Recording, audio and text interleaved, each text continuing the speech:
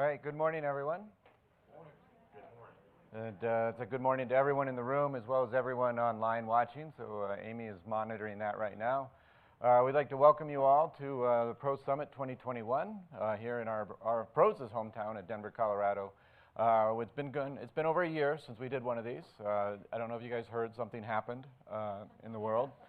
It's kind of made it difficult for us to travel and go conduct a summit.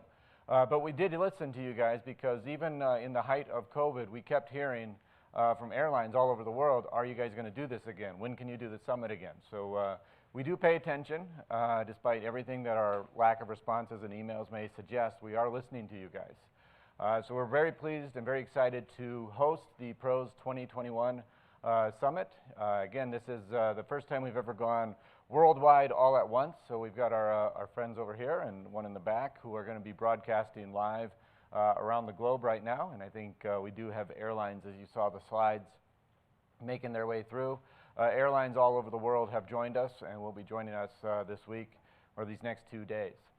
I just want to go over the objective real quick. So for those of you who have never been to one of these summits, this is what we're trying to do. It says here, we want to facilitate conversations. This is always about, and always has been when we first decided to do this about 6 years ago, it's always been about trying to get airlines to come together and share best practices. We know that airlines, especially in the United States, have the info shares that you guys go to, but those are focused on SMS, those are focused on quality. So we decided to do something very similar to that and focus it on the IOSA program.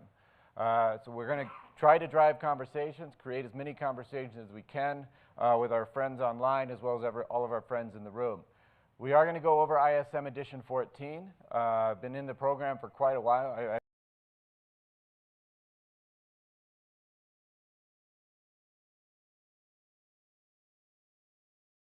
In that time period. So there's several, what I would consider significant changes that have occurred in ISM Edition 14. Some new questions that I'm sure you guys want to ask about. Judging by the surveys that came in, you've already decided you are going to ask about those. And then this last one down here, and I'm going to touch on this a little bit later, how to make IOSA more for your airline. So we all know what it is. It's an audit based on safety that a lot of you use to conduct your code share programs or maybe for commercial incentives. So certain customers will contract with you to carry their goods and services. So what we'd like to do is talk about what can we do to make it more. We're already committing the resources, so we'll come back to that point in just 1 minute. First, there's a sign-in sheet. It was electronic. Some of you should have talked to John or Charlie in the back there to let us know that you're here. I think we've got almost everyone in the room. Is that right, Charlie? Actually, yes, now we do. Welcome, Heather. Okay.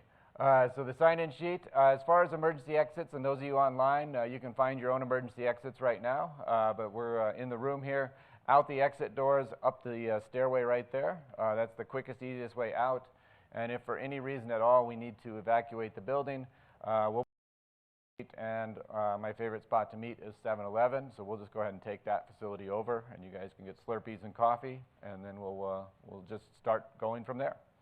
As far as the restrooms go, in the building, if you go behind the stairs, the women's is on the right, men's is on the left. If we break all at once, those will become inundated. So you can also go up the stairs to the right at the top of the stairs behind the wall that says Burgers and Crafts. There's the men's, women's, and there's a family restroom up there also. We will plan on taking breaks, as it says there, about every hour or so. So we'll have a couple breaks during the morning and a couple breaks in the afternoon. As we do have beverages in the back, so we have coffee, I don't know if tea's back there, but we do have coffee and water as well on the far right, and several different juices and sodas as well on the far right. Beverages, there's been a light breakfast this morning, and then lunch will come in, or actually lunch is going to be behind that wall over there. We'll break for lunch around noon. All right, last thing we have is electronic devices. So if you can please silence or at least put your cell phones on vibrate, that would be greatly appreciated. Same thing with your laptop audio. I know that you're going to be getting emails all day, because I'll be getting emails all day, but we just don't need to, everyone in the room necessarily doesn't need to know that you're getting those emails. And the last one is outlets. We know that outlets are going to be at a premium. There's no real way to wire a room for 50 or 40 people, so outlets are definitely going to be at a premium. There's a surge protector back over here right behind Tim. Tim, if you can raise your hand. There's Tim. It should have at least 6 or 7 open on it. Otherwise, during breaks, I believe there's some over by John. Is that right? So we can always try to plug in as many things as we can and maybe cycle them through as needed. So we'll try to help you guys out with managing that. All right. Keeping moving forward, we always like to put this slide up on anything that we do. But in the course of this conversation, anything that is shared with us, any proprietary information, we at Pros are going to go ahead and keep that confidential. And we would ask the same from you guys so that airlines feel comfortable sharing what their different experiences are. We've had very good success with that in the past, and we'd like to continue to have that success moving forward. This is the IOSA program, so these next two happen all the time. Different opinions. If you disagree with anything that I've said or anything that anybody else from Pros has said, please feel free to discuss it out loud with the group. That's how we're going to all learn from each other, and that's how we can uncover different ways to look at maybe questions or way the programs work. But let's also be respectful of those opinions as well. I will respect what you guys say, even if I disagree with it. We'll still be respectful of it because everyone looks at things just a little bit differently. The third one down there, ask questions. And I say this all the time, anytime I do any sort of training for the IOSA program or talk about the IOSA program, if you're not asking questions, you're just not paying attention.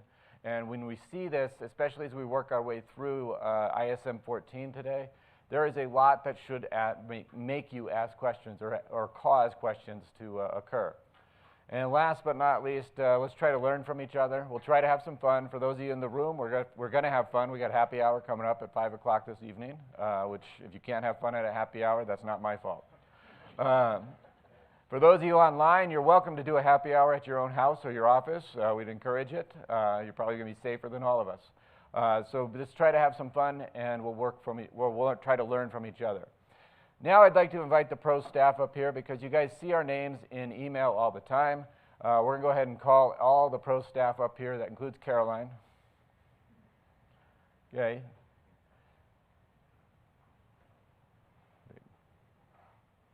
They couldn't walk up here any slower if they had to.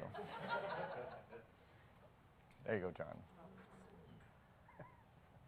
All right, so I'm just going to go ahead and introduce, this is the IOSA staff. So when you're working within the IOSA program and you're communicating with anybody within Argus, these are the 7 people. There's actually an 8th, but she won't be here today. She'll be here tomorrow. So there's about 8 different people that you'd be communicating with. So I'm just going to introduce them real quick, and do you have the mic? I do. Let them introduce themselves as well. So first up, right at top, we have Terry Webb, our Executive Vice President. Terry Webb, go ahead. Good morning. What did you want me to say? Just tell them. That's all you got to say. Okay. All right, next up we have Jim Kelly. He is the Director of Audit Programs. Let me back up to Terry Webb. So Terry oversees this circus, if you will. This is his responsibility, making us the monkeys, yes. Next up, you run into Jim Kelly. He's the Director of Audit Programs at Carrier. So when you're planning an audit, you're starting the audit planning process. This is the individual that's on the other end of the phone or the other end of the emails. So Jim, if you could say hello to everyone real quick. Good morning, good afternoon, good evening to everyone. And the mic is not working. All right, so Mike, he did say good morning and everything. We'll work on the mic. So Amy gets off the hook. Amy doesn't have to speak into the mic. This is Amy. Amy is the jack of all trades within IOSA. So you will find any time that I don't know what the answer is, Amy comes into play. So Amy is the resource for when we don't know who can solve it, Amy is the answer. So last week when I didn't know how to change the transmission on a 64 Buick, Amy figured it out for us. So she'll be working the audio, or she'll be working the live stream and working with those of you chatting on the live stream. So she'll be fielding your questions and then relaying them to me. So that is Amy. Next we have Caroline. Caroline, if you can wave. So Caroline is, she's the Audit Production Manager.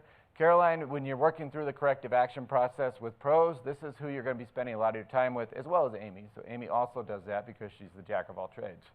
So Caroline is the primary person. So many of you have already worked with Caroline to a certain capacity, and many of you will work with her again moving forward. So welcome, Caroline. Then we have Charlie. Hey guys. We found Charlie as an intern, and he's supposed to split time with business aviation and air carrier.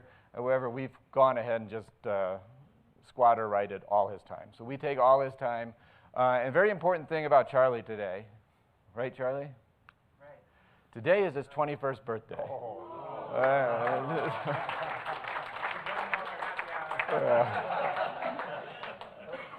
So you guys think back early in your careers, how many of the companies you started working for on your 21st birthday hosted a huge party just for you? So welcome, Charlie. He does a lot of really good things for us. He won't be here when a lot of his hard work for this presentation comes in, but he did contribute a lot to the presentation here. And now the man to my left, Mr. John Gravage. He is the one who, when you call up and say, hey, we need an RFP or we need to schedule an audit, this is the person that we turn to. So John then takes over from there. It says Director of International Sales, which basically means Director of Sales Planet Earth. So he oversees every component of the IOSA program on the sales front and does a great job for us in that way. So I know a lot of you know John from emails and phone calls and all the other ways that he introduced himself to you. So this is the... Oh. Good morning, everyone. Leave it up to sales. The sales will always figure out how to hit their voice out there. So we got John, Amy, Charlie, Caroline, Terry, and Jim. This is the IOSA team. And then tomorrow morning, a lady by the name of Jen Stone, who many of you have worked with as well, she'll actually be coming in for a meeting, so she'll be here as well. All right, so thank you guys. We'll let you go back to your hiding spots. Whoop. I would like to introduce Eric Gunther. I'm just going to say a couple of words. He didn't know I was going to do this, but Eric was teaching an IET last week. I was on vacation in Hawaii. I'm not sure what everyone else was doing, but Eric, basically put this together last minute along with the assistance of the rest of the staff. And so I just wanted to thank him for doing this in the first place, because it has been a very busy time, even though we're doing some on-sites and some remotes. It's been very challenging. So I just wanted to start it off by saying thank you, Eric, and the rest of the staff for getting this started. I'm sure it's going to be very successful. As Eric said, there's those objectives that he put up there. One of those that this group, when we've met before, have been able to do is actually make changes in the program. So, there's no doubt in my mind that through the discussions and talking about improvement of the program and how it can benefit the airlines, that we're going to be able to accomplish that, and we actually will communicate that to IATA. So thank you for coming, and those online, and look forward to a successful 2 days. Thanks, Eric. Okay. Do you want to give this to John? Terry, you give that to John. All right, so there you go. And Terry said last minute. It wasn't last minute. I didn't touch it this morning. All right, nothing's been adjusted this morning. But last night when I was reviewing slides, I think, and it's good that he mentioned that. For those of you who are looking at the presentation on your computers, you will notice that there have been adjustments. And that's because last night at 11 o'clock, I didn't feel like telling Amy we needed to redo the whole manual. So there's going to be changes. You'll see some differences in there.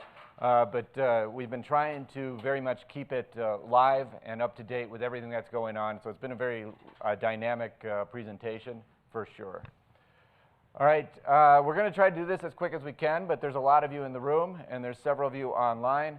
So let's go ahead and do a very brief introduction if we could. We'll start with those of you in the room, and all we're looking for is your name, your airline, your current position, and then as we get into happy hour or breakout meetings, if you want to touch base with somebody, you can certainly go ahead and do that.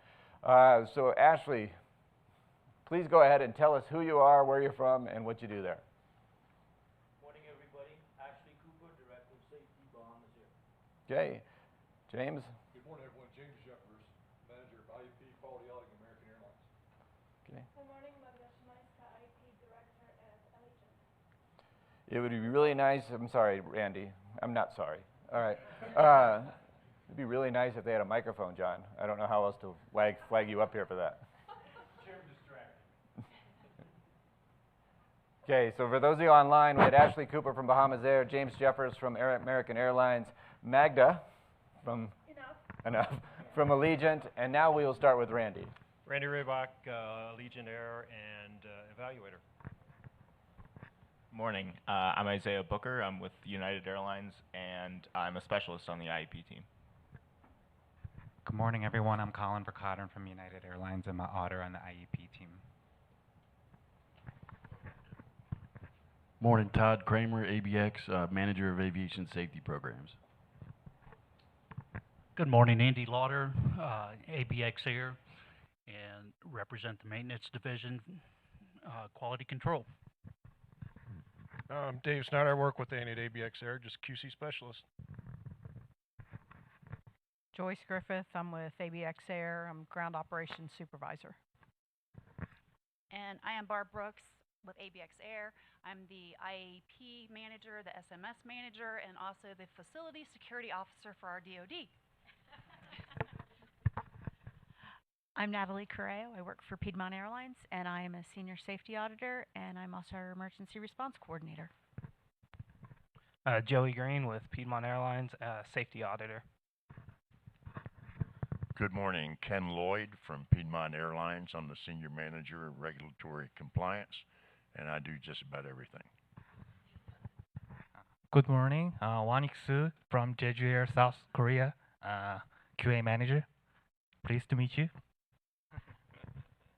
Good morning, Heather Halverson from Frontier, SMS Program Manager. Amanda Hendricks, Frontier, Auditor for IEP. Hi, I'm Ryan McNeely. I'm with Commute Air, and I'm our IEP Operations Auditor. Good morning, Valerie Driscoll with Commute Air. I'm the IEP Manager. I'm James Weber with Commute Air, and I'm IEP Maintenance Auditor. Good morning. My name is Chi Ryan. I go by Q, Manager of Regulatory Compliance and QA at Spirit Airlines.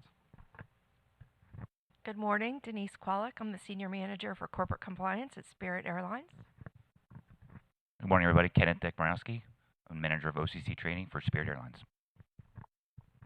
Joelle Corpella, Spirit Airlines and Security Compliance. Tim Crabb, Manager of System Safety for Envoy Airline. Good morning, Joy Premaraj with JetBlue Evaluator. Good morning, I'm John Carter with PSA Airlines Quality Assurance Manager. Good morning, Suzette Jordan with PSA Airlines. I'm currently the SMS Manager and the IEP Manager. Good morning, Robin Shear. I'm the Manager of Safety Assurance at Endeavor Air. Jerry Botain, Auditor, Endeavor Air. Morning, Shay Byam, IEP Auditor at Endeavor Air. All right, so thank you everyone in the room for attending. Amy's been asking everyone online where they're all from, and we got their names right now, but for those of you in the room, right now we have 34 people watching, and about 38 have been logging in and out. So for various reasons, I guess they're logging in and out. So Amy, can you, do you have the list of everyone yet?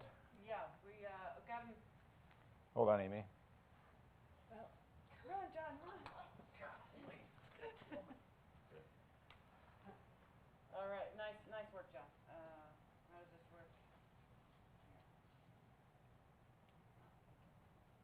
work? All right, thank you. All right, so those online, thank you for checking in with me. I have the names of individuals, but I did not want to have to go through the list and match those up with airlines. So we have represented online WestJet. We have Omni Air, Envoy, Pivot Airlines, another Omni Air, Kalitta. Let's see, we have Singapore Airlines. It is, the list is coming in. Everybody wants to be on the shout out list. All right, we have some more representatives from Spirit, UPS, some more Spirit. I've got lots of Spirits. All right, more UPS, Air Wisconsin, ANA, TAP Portugal, Air New Zealand, some more Omni Air, Republic Airways, On another Spirit wanted to be in on on the list. All right, that looks like everybody that's wanted to be on the shout out list. If some more come in, I'll make sure you guys are. Oh, and Jazz. Jazz just punched in too. All right, thanks you guys for letting us know you're on so we can make you feel like you're a part of the group and you're in the room. Okay. And so for those of you online, that chat box, feel free to submit questions at any point in time, and Amy will make sure that those questions get communicated. So we welcome all of you online as well, and we hope that next time you can either come to Denver or we can come to a facility or a city closer to you guys as well as we move forward with it. All right. The schedule, so we're going through our opening remarks. The next thing we're going to talk about is program updates. And then after the program updates, and there's been a lot of program updates, we're going to shift into ISM Edition 14, what we call training there. So we're going to go through ISM Edition 14. It's a big, healthy amount of changes that we've seen with ISM 14. After we get done with that this afternoon, we're going to shift into the happy hour, and then we'll come back tomorrow morning. And we might need to finish up a little bit of ISM Edition 14. And then we move into what we've been doing for several years now. We're going to talk about what the driver of findings are within the latest ISM. So that's what Charlie did. I don't know where Charlie went, but that's what he did. He went through and found out the top 20 findings for ISM Edition 13. And that way you guys can be a little bit better prepared. You can see where some of the trip points have been for your airlines or your colleagues at different airlines all over the world. Well, then we'll have lunch again, and then we're going to go, as it says, stories from the road. This is something we've never done before, but I thought it would be kind of interesting as well because there's a lot of, with the top findings, ISM Edition 13, that's clear. You guys know what those findings are. Stories from the road is I actually sent an email to all of our auditors and said, hey, you've been out there, you've been working with airlines, where are they getting conformities, but they're really having to work their tails off to get there? They're having to work hard to get it. And so the auditors actually were more than happy to share. Too many responses came in. We couldn't get them all in. But the auditors responded back and said, here's, and we started pulling out of all the responses the ones that were the highest frequency for the different auditors that we heard from. So the stories from the road is effectively, this is where airlines are struggling, but they're still maintaining conformance. And so it's the opportunities for improvement type area where you guys can maybe learn from what the auditors are seeing. The last module down there, the IOSA Roundtable, for those of you that remember from the past years, that's where that survey that was sent out, we've asked you guys for your feedback. We'll start addressing all of those questions, any other questions that come up. And then as you'll see in a couple slides here, we actually have another topic that we're going to talk about as well during that IOSA Roundtable. And then, of course, we close everything down. Should be done by 4 o'clock at the latest tomorrow afternoon. Okay. Terry alluded to this, and it holds true. We've done this every year with actually not every summit, because we collect all of the results and then we send them to IATA at once. But we will be taking notes. Miss Caroline back there will be taking great notes as far as different topics that come up that we need to feed back to IATA. And then we'll let IATA know. And as Terry said, we have been successful in using the collective voice of the industry to get IATA to change a few things. Nothing super major just yet, but definitely several different items we've been able to very effectively communicate to IATA and get things within the program to move in a direction that works better for you guys. So anything that comes up, problematic ISARPs, opportunities for improvement or constructive review and feedback, we'll go ahead and forward that on to IATA. We will de-identify it too. So all they know is that we'll be the bad guys, and you guys can just tell us whatever you want. We'll filter it. We'll clean it up, and then we'll send it to IATA. And we'll use maybe some comments from happy hour as well. Okay. Opening remarks. So, guys, and I think that I've got several items up there, several questions up here. And one of the things that I see most in our industry is the whole drive of the IOSA program. It's shifted. And if you look at what we're doing even today and tomorrow, it's very much about how do we avoid findings. And really, I often think, is that really where we should be as a program? Should we really be focused on not having findings? And I feel like that, is it beneficial? It's beneficial to a certain degree for your airline, but there's a lot of other things that we can do that are much more beneficial than simply avoiding a nonconformity. So I want to start asking this question. How can we really use this program to help your airline? And one of the things that I'd like to hear about from you guys when we get to the roundtable is how you use the program outside of just the commercial benefits. What benefits the IOSA program has resulted for your airline by simply participating in it. I would love for us to get away from a nonconformity or the number of nonconformities as the sole focus here and shift towards we're using the program to do X, or we've been able to accomplish Y because we're within this program. So I want to hear about your victories. We want to hear about how you guys have had these success stories within your airline where the IOSA program was an integral part in it. We also want to think about this, ways to increase the value of the IOSA to your airline. You're paying for it. Your airline is absolutely paying for it anytime you have an audit. So what are ways that we can actually get more for the same amount of money that you've already invested? And that's another question I would like to hear from you guys in the roundtable. So think about those questions, those two questions, and try to come up with some answers for me or some examples for me that we can share within the room as we try to build something bigger than an audit program that allows you to do code share audits. I mean, that's a really big thing, but there's a lot of other things that we can work through to try to enhance the way the IOSA program works. And how do you get this support is the last one down there. Because a lot of people within your, and I hear it all the time as I'm talking to you guys or talking to your colleagues, email exchanges, conducting trainings, we hear it all the time. People don't understand what the program is. They don't understand how it benefits their airline. So how are you using, what are you doing inside your airline to make it well known, to make it known how the actual program is more beneficial or even to the minimum of how it benefits your actual airline? These are kind of the 4 topics that we really want to come back to over and over throughout the course of the next 2 days is, as I said on the very opening slide, how do we make it more? And a lot of it is simply because you're paying for it, it's already out there, so let's use it and let's find very efficient ways to make it more. Okay, can everyone agree? Can we do that together? Okay, thank you. For the 2 people that nodded, I say thank you. All right. One of the other things that we're very proud of here at PROS is the mission statement that we recently, beginning of the year, I shouldn't say, so not very recently, we decided we needed a mission statement.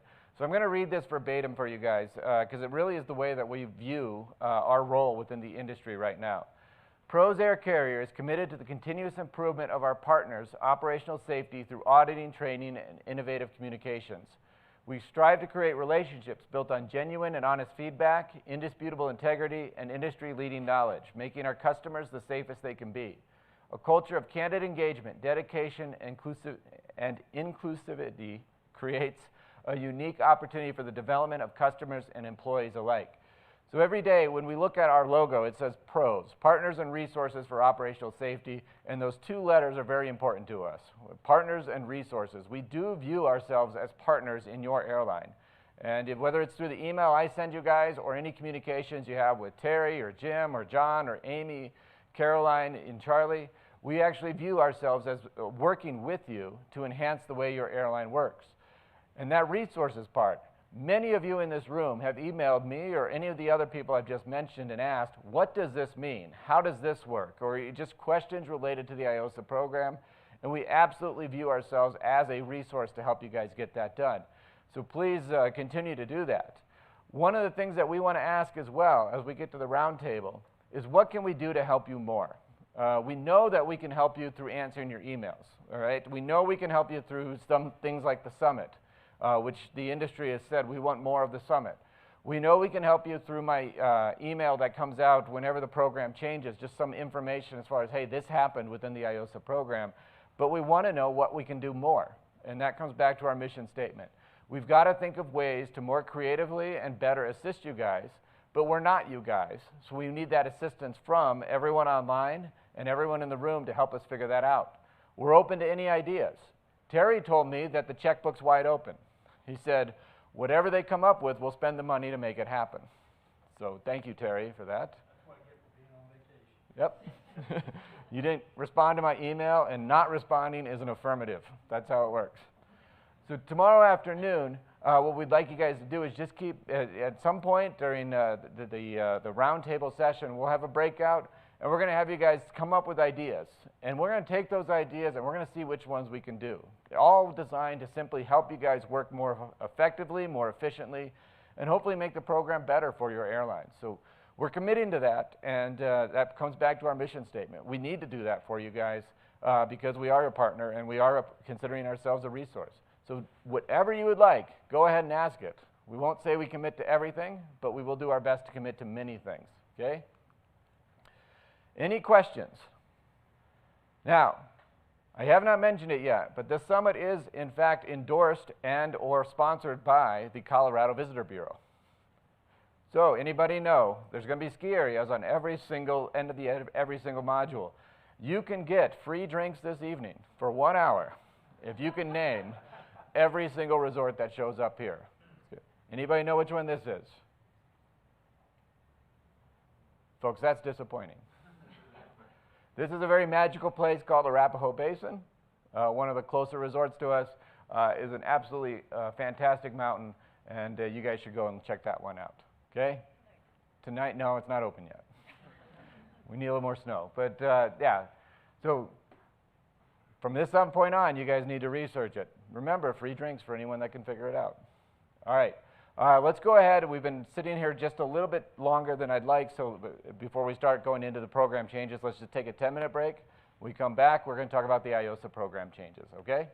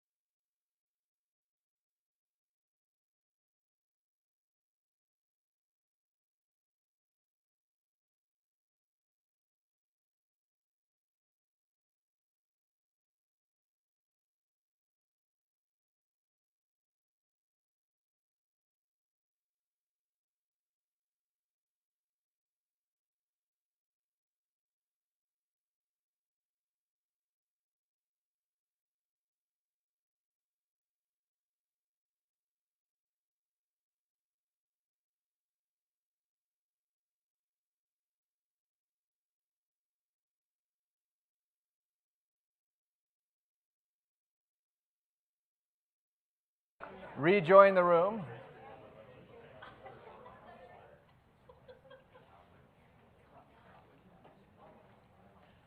Okay, I think the live stream is back up and running. Thank you. So again, Colorado Convention Visitor Bureau is sponsoring this particular event. So Red Rocks Amphitheater, if you guys are fans of live music, this is where you should go. As you can see there, there's nothing like watching a concert, looking out over the city of Denver between some 5 or 6 story red sandstone cliffs there. So it's an absolutely fabulous place to go. If you guys have some time after the event tomorrow, I would recommend just going out there and just visiting. It's an amazing, amazing facility with the beautiful views and everything. So, live music fans in the room, anybody? Just out of curiosity, anybody been to Red Rocks? No, but you didn't ask. I could have identified that. Oh, sorry. Could have gotten a point. Okay, well these guys have been to Red Rocks, right? Work there, yeah. They do a lot of shows, live stream a lot of shows for Leftover Salmon is what I heard, is that right? Yeah, so he's got tickets. Just FYI. All right, so IOSA program updates. What's changed in the program? So our objective with this particular module, discuss different changes to the IOSA program and their impact. And again, COVID-19 has done more to shake up the IOSA program than probably anything else in the history of the program. Even when, if those of you remember the whole enhanced IOSA, this is going to change the world. Well, it had nothing on what COVID did to the program. So we're going to go through and we're going to talk about the impact of COVID on IOSA and several different things about what it's done to the program and how we're working through that. Then there's this AO Alert 325 and a focus area, and how that is this new focus area concept that IOTA introduced about 7-8 months ago. It was right after the beginning of the year, right around January, February. And then there's this new thing that IOTA has done, which has really made it very exciting for certain people, and that's the Certificate of Insurance, or what they're calling the COI. So we're just going to talk about those topic areas, try to get you guys in the airlines ready for these things so that when they happen, they're not as big of a shock to you. All right, so the impact of COVID on the IOSA program, as you can see, we've got about 6 different topics we're going to cover as we work our way through here. I think most of you are familiar with many of these, but we're going to go into maybe as much detail as we feel is appropriate. If you guys want more detail, simply just let me know, and we will continue to talk about them as long as we need to. For those of you in the room, you might want to give us a heads up because John is falling asleep back there, and we need to make sure the microphone comes forward so those online can also hear it. All right, the card closure deadline. By simply being in the program, every airline in the IOSA program was given an extension on your corrective actions. So if you're familiar with the program, typically you had until 30 days before your registration date, your IOSA registration date, to submit all corrective actions. Because of IOSA and the impact it's had on staffing levels around the world, IATA went ahead and extended that. So they went from 30 days before your registration expiry date to 90 days after. And if you go through the IOSA registration, you will see there are many airlines who are currently in the corrective action process and are able to utilize this extra 90 days. This was, to get those extra 90 days, all you need to do is have an audit. You don't have to apply for it, you don't have to do anything. It's just automatically granted and provided to every single airline on the IOSA registry. So, whoa, there we go. So what does that look like? And we're just put it up here on a graph for you. Randomly chose 16 March 2022 as the IOSA registration date. Randomly enough to be, that's my son's birthday. And you've done your audit, your closing meeting on 14 January 22. So typically where you would be in this window right about here. You'd have to have all your corrective actions to IATA for acceptance. But now you've got this additional 90 days given for free by IATA, which means that you would now have until 20 June 2022. Does that make sense to everyone? So we've tried it. John Gravage, myself, Jim Kelly, we've had a lot of conversations with airlines all over the world where we're saying, you know, you've got extra time. You don't necessarily have to do the audit in the full 150 days before, because you can still get 150 days by simply going about 60 days before. And you'll still have the same amount of time to close your corrective actions. Now, why do we feel like that could be to your advantage? For those of you, and I know there's a couple of you in the room and online as well, who have done a remote audit. The remote audit is a 12-month registration period. And with that 12-month registration period, what the airline has to do is then re-audit itself to every single ISARP in that 12-month period, whereas you're used to having 24 months to do that, correct? So what we would say is use that extra 90 days to not make it so time compressed, to give your airline a little bit of time to take a few deep breaths and get through that whole assessment of the ISARPs again. So we've talked to airlines about that. Like, hey, let's use that 90 days to your advantage and give you some extra time to do your internal assessments of the ISARP. Some of the other things that we've seen is we've worked with airlines where they thought the country was going to open up, or they felt like the restrictions were going to be dropped as far as the COVID goes. So what we've done is said, well, let's not do the audit 120 days before your expiry date. Let's shift it to 60 days. That gives us an extra 2 months to see if the situation at your country or your location will change, and therefore we can then do a on-site audit, which is a much better deal for you as an airline because now you get full 24 months on the IOSA registry. John, can you think of any others, or Jim, any other reasons why we could use that 90 days, or where we've used that 90 days? None for John. Jim? Peace of mind. Okay. Natalie, yes? Does that 90 days extend your date on registry? No. So Natalie asked, for everyone online, Natalie asked if the 90 days extends the time on the registry. No, it does not impact it. So your registration date will remain the same if you go into the 90 days or not. Other questions on the 90 days, or any other thoughts on how you could use the 90 days to your advantage? Yes, and I'm sorry, you got to tell me your name again. Suzette from PSA, right? Correct. All right. So if you've already scheduled your audit, can you extend out like that audit? So we're scheduled for November. Could we, not having known that additional 90 days, could we take advantage of that, or would it still be advantageous? Part of our problem is we are one of the first to be audited under 14, so we're still working the bugs out. Does that make sense? Yes. It does make sense. So what I would say on that one is you could obviously extend it out. But Suzette, and I'm not just saying this because I'm saying, all right, I'm going to say it's very selfish, okay? The audit schedules for every AO are jam-packed right now. They are absolutely slam full because of all the remote audits only giving 12 months. So effectively we're doing almost every airline is going through the entire IOSA program within a 2-year cycle. Or less than 2-year cycle, which is very unusual. So if you were to change, if you've got a date scheduled, I would say stick with the date because we don't know when we'd be able to get you back into the calendar. And you could talk to John and Jim about that at a break to see what other options exist there. Our fault for not communicating that to you previously. So my apologies.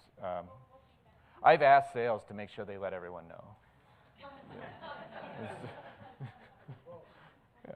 Okay, so any other questions on, so again, my apologies.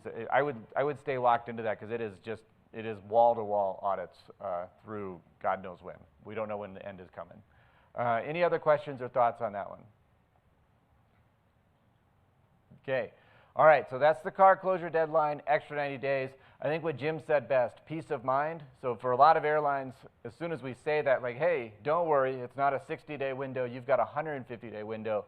There's a long exhale in the closing meeting because now they've got a lot more time to just progressively work through the nonconformities.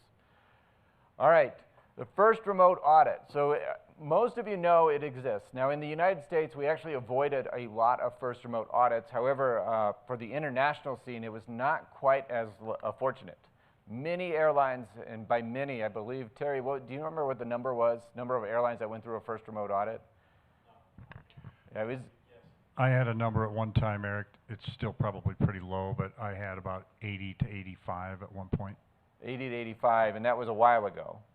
That was the end of 2020, yeah. At the end of 2020. So now we've been in 2021 where we've been doing remote audits as well. And that's not just pros doing 80 to 85. That's all the other AOs. So total. My guess is at this point we're probably pushing 150. So at least 150 airlines have gone through the remote audit. Most of them have been in Asia. We've seen a lot in Asia.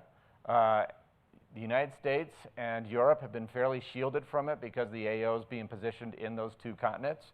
South America, there have been a lot of remote audits in South America, Africa as well. So those continents have been, and Australia, which basically shut down. So they've they've had a lot of remote audits there. They still exist. The first remote audit does exist. At this point, though, we feel fairly confident to say that if you haven't had a remote audit yet, you're probably not going to have one, because that meant that during the initial wave of COVID, audit organizations were able to get to your airline, and we were able to conduct the audit in the on-site fashion.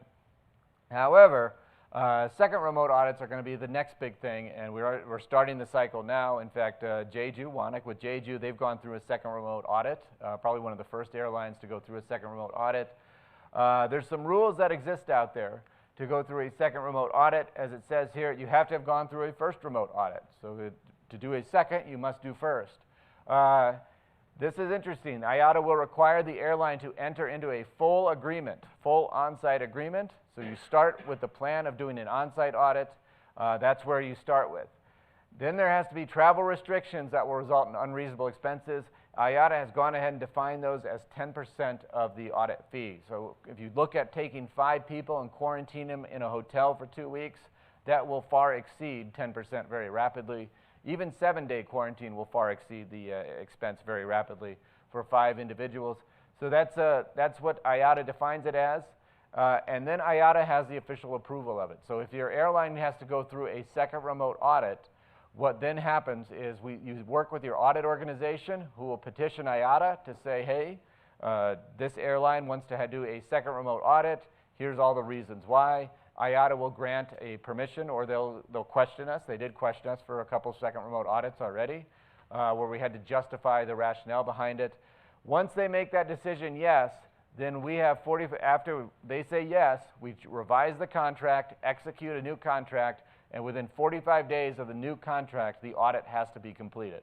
And by completed, conducted. The corrective action process, you get the extra 90 days and all the extra time that goes with it. But that's what the second remote audit looks like. So as you can see, we put this slide up here, this little chart here, just to give you a breakdown of how things change. And maybe if you're the full on-site, you're thinking this looks pretty good until you see the 12-month period right here. But remember the first audit, 10 auditor days, only 256 ISARPs. It's a very brief audit. But you only get 12 months on the IOSA registry, and of course the cost being exceptionally low when you look at it. The second remote audit, as you can see, we've almost doubled the number of auditor days because we almost doubled the number of ISARPs. And again, you only get 12 months on the registry, and the price points go up as well. All compared to the first audit, which gives you 30 man days for the audit. That's the full amount of ISARPs, and then you get the full 24 months. We continue to say and believe that the full on-site audit is the absolute best value for you guys, simply because it spreads the whole process out. It also, I think if you start running the numbers, ultimately you will spend a lot less money with the on-site audits as opposed to the 2 remote audits because of the cycle. With the second audit, if you did these 2 back to back, you're going to be at 52,000 anyway. Is that right? Yeah, you're going to be around 52, 53,000. And then 12 months later, you're going to dump that 58 back into it. So it adds up very quickly. However, we know during the initial surge of COVID, a lot of airlines and executives saw that smaller number, and it just made a lot of sense because of the financial strain that was already put on your airlines because of COVID and the results. If you go through a remote audit, one of the biggest questions we get all the time is, what does the timeline look like? So we've put the timeline as simple as we possibly can up here, and we work backwards from the opening meeting for all of these things. So 28 days before the opening meeting, there's what they call a stakeholder meeting, which is effectively where everyone from the airline who will participate and the audit team all come together and talk about this is how it works. This is the platform, this is the web platform that we're going to use. This is the methodology, the techniques, and contingency plans. It's a whole scripted list of events we have to talk about. Then right here, the testing period. According to the IOSA program, we have to now test anybody who is known to participate in the audit. We will go through an IT test with each individual. Amy has been just really excited about doing all of those because they only take a couple minutes, but we're just verifying that the internet connection they plan on using will in fact work. Right here is where it really shifts gears. At 14 days before the opening meeting, the airline has to have all the documents to us, which is not that different for the on-site. The difference is once those documents are delivered, the auditors are actually, in this 14-day period, They're reviewing every single document reference that you've provided. So they're reviewing your manuals against your completed checklist and verifying if they agree or disagree with the actual assessments that your auditors, your internal auditors, provided. Once we get to the opening meeting, then we still have 5 business days to conduct, 5 calendar days to conduct the actual audit itself, regardless if it's first, second, remote. Okay? 14 days preceding the opening meeting, what we're doing is we're doing all the documentation checks. That way, when we get to the actual interviews during that 5-day window, it's supposed to be 100% on implementation as much as we possibly can. However, there's still, as you guys have known, anybody who's gone through an IOSA audit, you can provide document references all day long, and the auditors are still going to ask questions because we're not understanding what that document reference addresses. So the interviews are only for those questions about documents and then on into the implementation area. The other big difference is, as opposed to on-site, which is about 8 hours of sitting there with an auditor and talking, we have shrunk it down to 4-hour windows because of the screen fatigue and everything that goes along with it. It is very challenging for the auditors to work in those 4-hour windows, to audit for 4 hours straight online. It's very difficult for the airlines to also do the same thing, be audited in that capacity. So we have shrunk the window, or we've shrunk the amount of time that we're actually auditing to just a 4-hour window. So we may do multiple 4-hour windows with individuals, but just on different days. All right. Thoughts on remote audits. So I'm going to go ahead and tell us ours. The first one is, because of Org 346, it requires a full assessment of the ISARPs in that 12-month registration. In the room or online, has anyone gone through a remote audit? Bahamas Air, Jeju, JetBlue went through one. Online, Amy, has anybody said they went through a remote audit?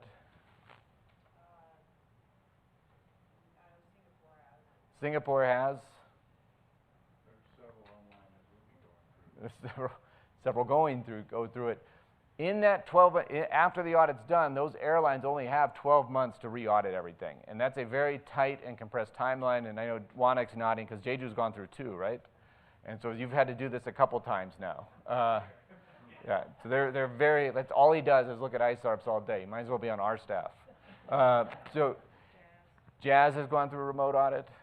Okay, so we've got airlines outside this room as well who have gone through these. That 346 makes it very time compressed. Again, we believe that you need to try to do everything you can to do an on-site audit. And Jim has gotten very creative with how he gets audit teams on site, deputizing people off the street, it feels like, just to become auditors. But he'll work with your airline, and John will as well, to try to get these folks on site. It's a much better situation for everyone. Our personal, or I should say, it says pros, but I'm representing pros for right now. This remote audit process, it is not something IATA really ever wanted to do. Nobody really wanted COVID to happen and all the remote audit processes that came into it. But I would be shocked if we 100% get rid of it.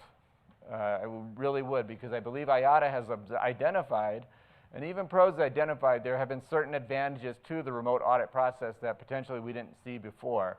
And it comes back to that the full document review. The document review happening before the on-site audit happens.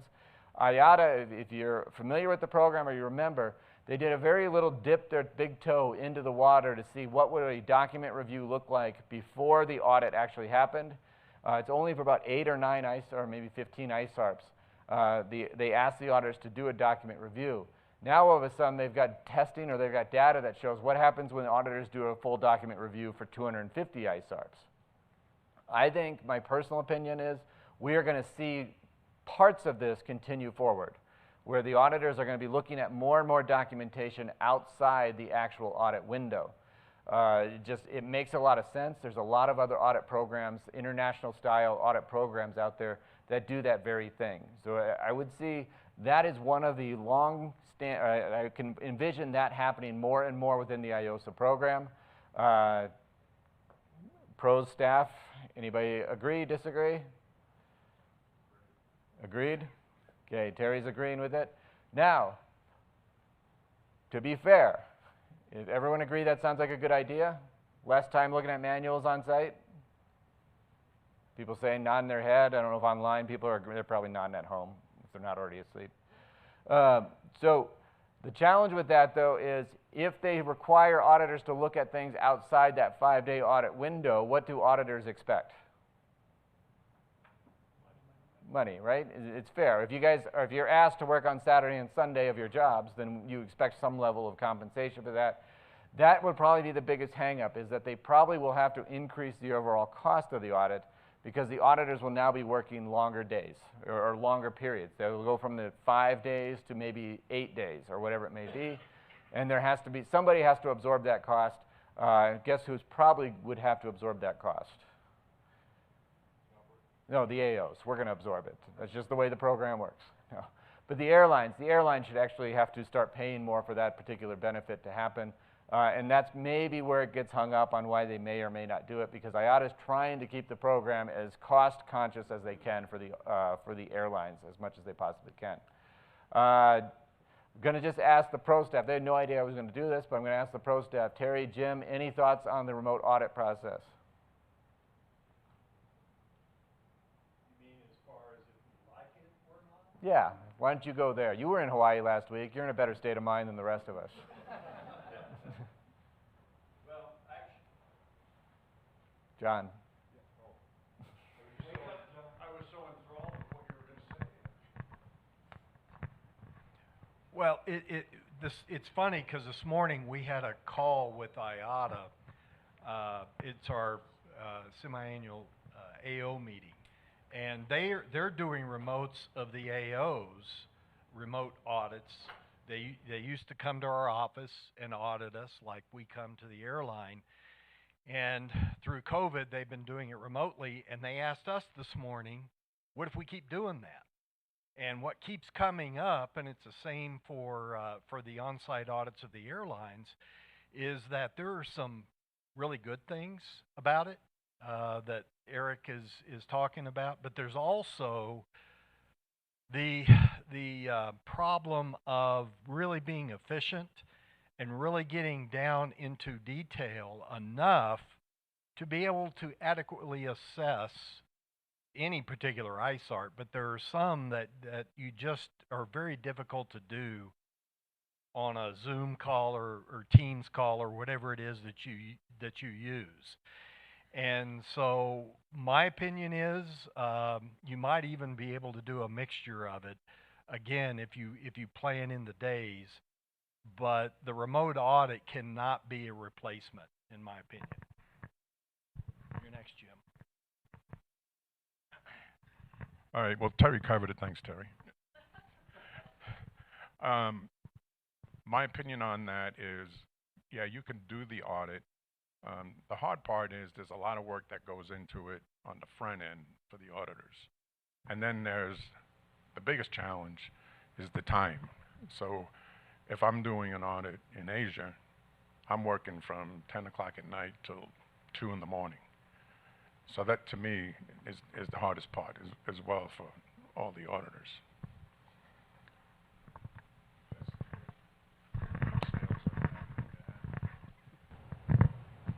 Go ahead, back to you, Eric.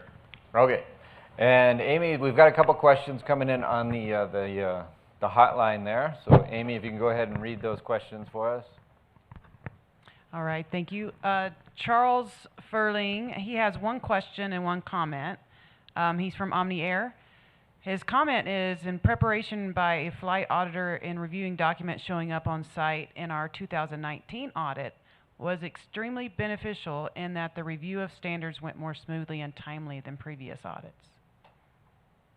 So I think he's saying that reviewing the documentation outside of the audit window is actually a beneficial aspect. His question is, the FAA has been able to support remote monitoring of simulator check rides and conduct video reviews of some flight compartment activities during line operations. How can we get IOTA on board and utilize remote observation to complete the mandatory observations? Okay, I think Charlie's question is absolutely valid, and Caroline, I would ask you to take note of that. Sorry, I'm good? All right. So it's a great question, and especially I think the example he used was the simulator event, correct? And that, to me, that seems like one of those that we could potentially do remotely. Even when we're on site, oftentimes we're shipping an auditor away from the on-site audit for a day. 6-hour flight, round-trip flight back and forth to go watch a simulator observation. It can become very expensive for the airlines. It's a big time drain for the auditors as well. We lose an auditor for a full day. So Charlie, I think it's a fantastic point. How do we get IATA on board with it? Well, I think we can focus on maybe potentially the cost savings, the cost-benefit analysis of the actual simulator observation. Being very transparent and honest with you guys, we see very few findings or even concerns coming out of the simulator observations. It's mostly it's a nice to see type of event. We have to see it for sure, but we just don't see a whole lot of changes to the final assessments of ISARs based on the simulator observation. So that, to me, strikes as a very strong potential for doing that remotely. It could also be done outside the scope of the audit very quickly, very easily, so it could certainly be communicated. So Caroline's taken note of that, and we'll communicate that to IATA. I know, Terry, you've worked in the simulator observation, so I've never sat in a simulator observation for this purpose of observing it. I've only flown them. Thank you, Todd. So I've only flown them, but Terry, you've sat in them. What are you might want to come up here for the microphone, though.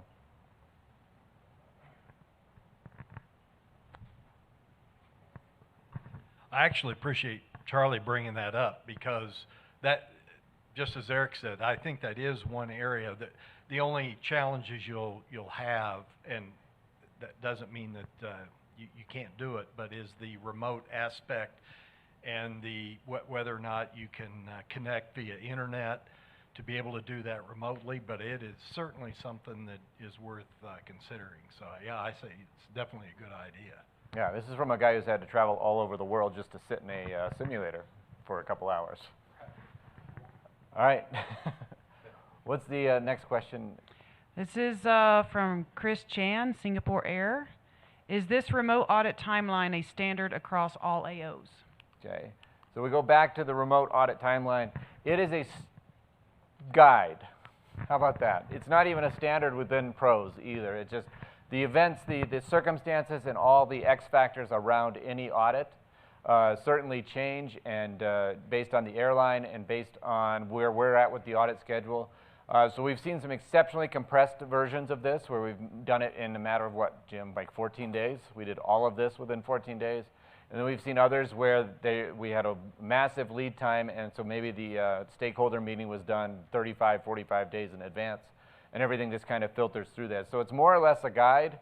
The individual AOs are trying to the IOSA program says we have to do it according to these guidelines, but again, the circumstances with each and every event are going to dictate different scenarios playing out. But we're going to start here and then adjust given the airline and the situation. Okay? Any other remote questions coming in? All right. One thing I will say on this, and if you guys think of more questions on it, I think one of the biggest things that we've noticed, and Terry alluded to it with his comments as well, the remote audit is just not even close to as robust as the on-site audit. It is a vastly different audit, and I think anybody who's done a remote audit would validate that as well. And I saw you nodding, which you'll learn not to. Is it Colin? Colin, right? You've done a remote audit, correct? No? Okay. Who's done a remote audit? Colin has not. Ashley has, but not a remote IOSA, just a remote internal evaluation audit. Anybody done those? Yeah, you guys have done that. It's a much different experience. Would you guys agree with that? Okay. And the value add, as far as the ability for an auditor to ask the different questions and dig, as Terry said, dig deeper or get the details, it's very different. When Charlie was running the numbers, when we look at the ISM Edition 13 findings, he showed me the numbers between the on-site and the remote. We pulled the remote out of the stats because it skewed everything so dramatically. Because the auditors really struggled to find and kind of work with the airlines to identify different opportunities for improvement. But the way the questions are structured in general right now, they're very high-level questions. They're not really what we would consider high drivers of findings anyway. They're more benign questions. They're not benign. They're very important. But we end up looking at a lot of programs and systems as opposed to processes and procedures. So the difference between the value to your organization for a remote audit versus an on-site audit is pretty dramatic as well, just in the amount of detail and the feedback the auditors can give to you, the airline. Okay, before we move on, any questions from the feed or any questions from the room? All right. So let's talk about extenuating circumstances. We bring this up because almost every airline in the room, whether it was on-site or remote, got extenuating circumstances in some capacity with the remote or with the COVID because of COVID. Effective, as it says right there, on May 1st of 2021, extenuating circumstances no longer apply to any airline, regardless of the situation that exists inside your country or inside your airline. There are no more extenuating circumstances up until that point. So up until August 1st of 2020, if an airline just said, we need help, then IATA was giving them extra time. Now on August 1st, 2020, they shifted it to, if your airline is not flying, we will give you additional time on the registry. And then on May 1st, they said, no, everyone has to go through the audit within the prescribed time window that happens. Kind of a sign, if you will, that IATA is getting back to, trying to get things back to more normalized approaches as it remains. Now, one thing I want to make clear, though, IPM 756, it does allow for extenuating circumstances after the audit has been done. And when we see those, it's usually for acts of God, such as hurricanes or typhoons or earthquakes, things like that, where something has impacted the airline and they had to basically shut down for an extended period of time to deal with the different natural disasters that may occur at their airline. Okay, moving on, regulatory exemptions. Again, something IATA has done to shift things back towards more normal. AO Alert 328 is where this actually was discussed, but initially when COVID came out, IATA gave this, there it is, CAR for conformity through active implementation. And what they said is if your regulator is not requiring you to do it right now, then you can still be in conformity with this particular ISARP as long as we have like a plan of action that'll show how you'll be in conformity. If you guys think back, recency, like for pilots especially, training requirements for pilots and flight crews and dispatchers, all of these things basically stopped about 1.5 years ago. And then the airlines started restarting them as regulators started allowing things to be loosened up and restart them. At that point in time, when everything stopped, IATA basically said, if your regulator is giving you an extension or an exemption, the program will as well. That's changed. With AO Alert 328, which also was issued in conjunction with Operator Alert 20, only these 4 ISARPs are now allowed for these exemptions. So they've drastically cut it down from basically every ISARP to effectively these 4 ISARPs. And you can see right here, medical certificate currency, recency of experience, route qualification, and pilot proficiency check. These are the 4 ISARPs where your airline, I want to get out of the way, Valerie. I don't need to be in that picture. Okay. Whoop. Okay. Got it? Okay. So these 4 ISARPs, these are then available for that, what we call, or what the program, where did that go? There should be a sign there. Oh, I skipped ahead. I'm sorry. Okay. I got too happy there. So these 4 ISARPs are now eligible for CAR for conformity active implementation, which several airlines, and by several, probably 50% of the airlines we were doing audits for in the past year or so, were using some level of this within their airline. The ISARP, if we have to use it for any of those 4 ISARPs I just mentioned, is going to be assessed as a conformity. There is a CAR raised against it, though. So you actually have a conformity, and then a CAR is issued. So it doesn't show up on maybe your final report as a CAR when you go through the actual statistics. But then what happens is to Caroline or Amy, you're going to provide evidence of the exemption. So you'll have to provide us the actual language that the regulator has submitted or instated. And then you have to be able to show us plans showing how conformity will be achieved. So how you're actually going to conform with this ISARP moving forward. And then evidence that the plan is working as well. So you're working with these 3 things.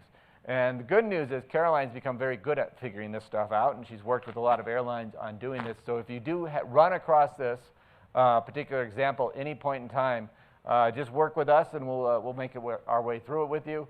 Just like the other AOs will as well. We've all had a lot of experience doing this, especially back in March to December of 2020.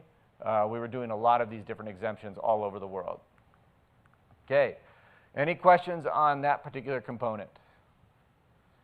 All right, very popular subject, SAR F23. Anybody know what that is? Okay, Suzette knows. Ken knows. Sorry, Ken. Just submitted yours, James? All right. SARF 23 is the questionnaire that IATA is requiring airlines to submit every 60 days until further notice. That is the language in the manual right now, until further notice. It's very popular as it has to deal with different impact points for COVID on your airline and what's happening within your airline at that moment in time. Additional submissions, though. This is one thing that, as I was looking through, and because there's a lot of questions that come up about SARF 23, there are actually 3 different points that your airline is supposed to submit these, and I'm not sure that every airline knows them, so I wanted to draw your attention to them. There's the 60 days, correct? That's when it has to be submitted, every 60 days. 14 days prior to your renewal audit as well. I actually didn't know that existed. Did anybody in the room know that that existed? I did. You didn't? All right, Jim, did you know it existed? And by recently, like a minute and a half ago? All right. Okay. So technically, that is something, and that is a catch point where airlines, like, guys, 14 days before your audit, you've already completed it once. It shouldn't take too long to fill it out, but go ahead and submit that in. Just don't give IATA a reason to say anything. And that's kind of one of the drivers of there. And then the other time is if there's significant change compared to the most recent submission. Now, yeah, James, go ahead. So I'm just going to make a comment that by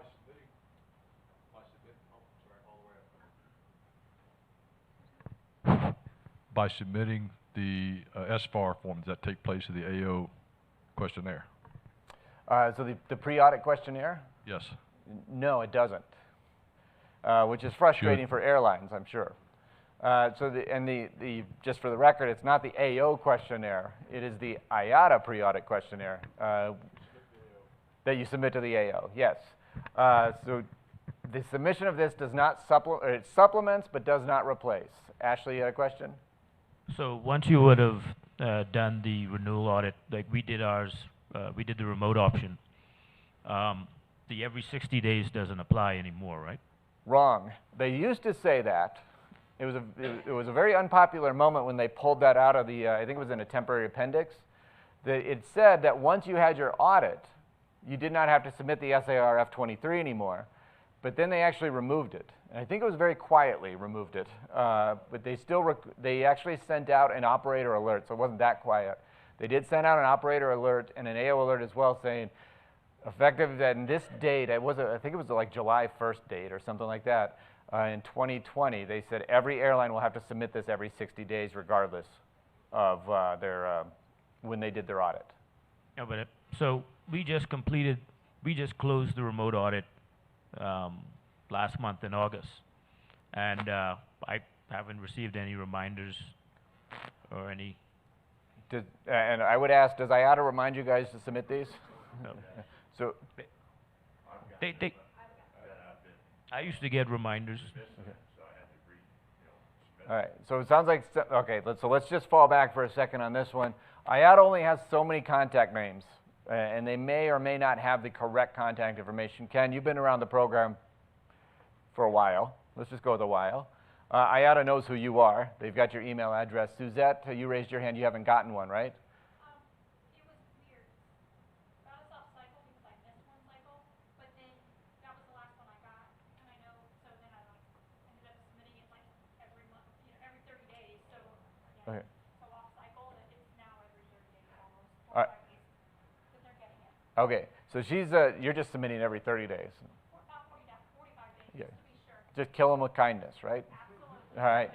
So, and actually that's probably a good, what I would recommend, and we actually have it on the next slide here, is put in a reminder. This, again, don't give IATA a single reason to mess with your registration. And this is a silly reason not to have them mess with your registration.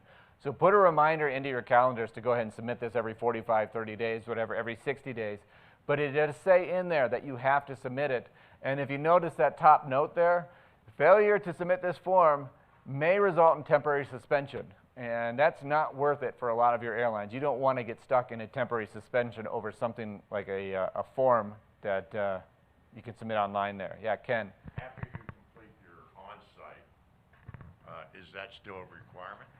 Yes, the question was after you complete your on-site, and it's super unpopular, but absolutely, after you complete your on-site audit, You had that on the first slide. yeah, you still have to do it. So it's back in, Notice, there it is right there. yeah, IPM Edition 12, Temporary Appendix, Revision 2, Section 6.9. Randy.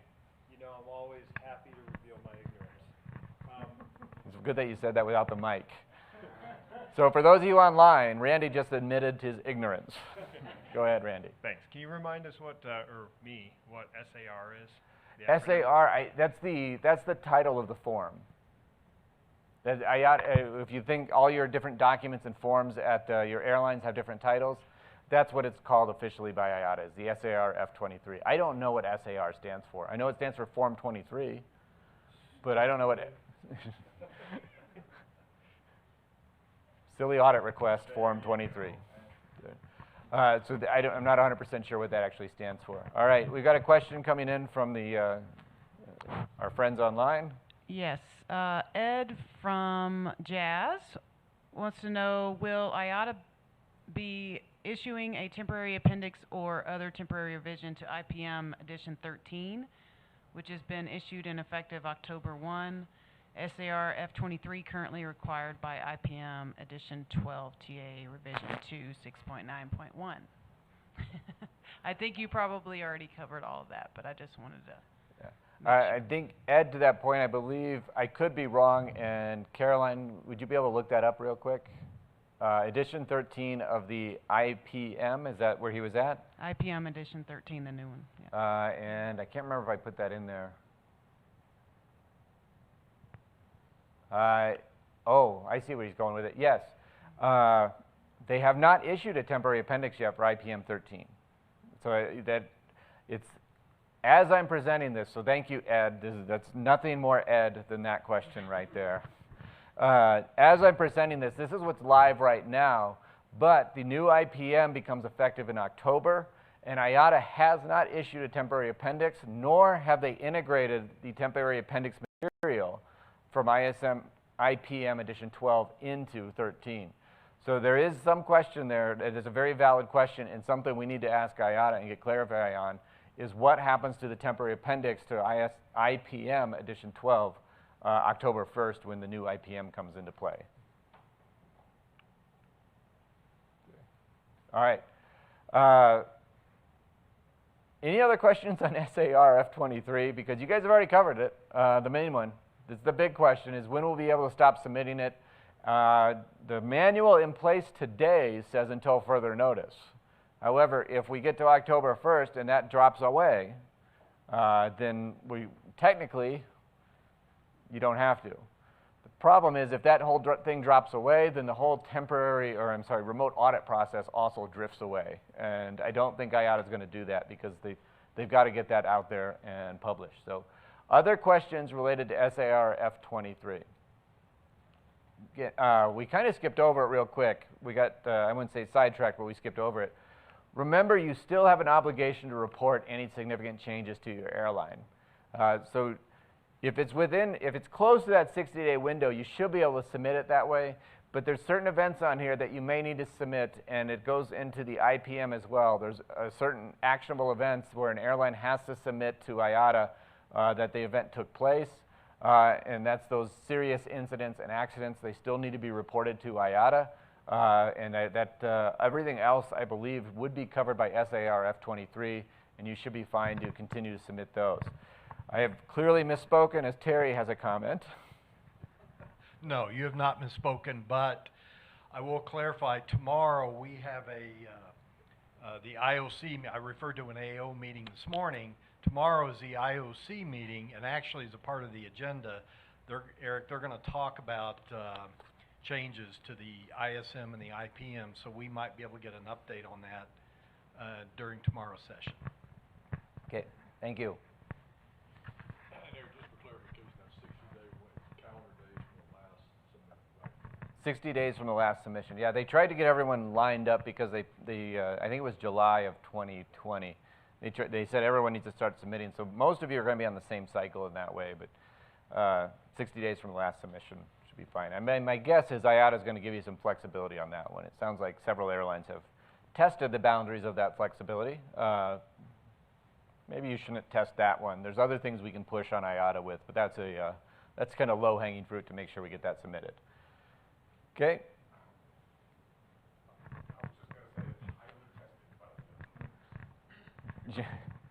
When we go in to request those, I've noticed some of them are really outdated. Yeah, so, and that is something that you guys should know. Every audit organization that's auditing your airlines gets a copy of the most recent copy, and that could be a moment where IATA realizes when the last time you submitted it was. I don't know what kind of QC checks they have in place otherwise, but as Jim has pointed out, all of a sudden we're requesting it, and IATA knows right away if you guys have submitted it within the past 60 days or not. But remember, you're supposed to submit every 14 days before the registration renewal audit anyway. And that way the audit organization gets a copy of it. We have touched a nerve. We will continue going. Well, first of all, Ed said that was a test and you passed as usual. But, Chris wanted a clarification. He's afraid he may have missed something from Singapore. He wants to know, does it mean that they have to submit both the SEF and the SAR 23 if there's a significant change in ops, such as inclusion of a new fleet? All right, so she's asking, repeat that one more time, please, Amy. Does it mean that we have to submit both the SEF and the SAR 23 if there's a significant change in ops, such as an inclusion of a new fleet? As I recall, and Chris has tested me more than Ed did, if I recall, in the temporary appendix it says for certain changes the submission of the SAR F23 is accepted. Does that sound familiar to anyone else in the room or anyone online? I believe that it does say that. If it's inclusion of a new fleet type, I think that the safest play there is to go ahead and submit it to IATA both, just to submit to IATA for both of them. And that way, again, it takes IATA's ability to say you didn't submit certain information to us. And IATA's going to do what they're going to do one way or the other. But I would definitely submit both of them until such time as we can verify that. And I'm looking at Caroline because she's got all the resources at hand. Yeah, well, you have the note up there about the significant change. Uh-huh.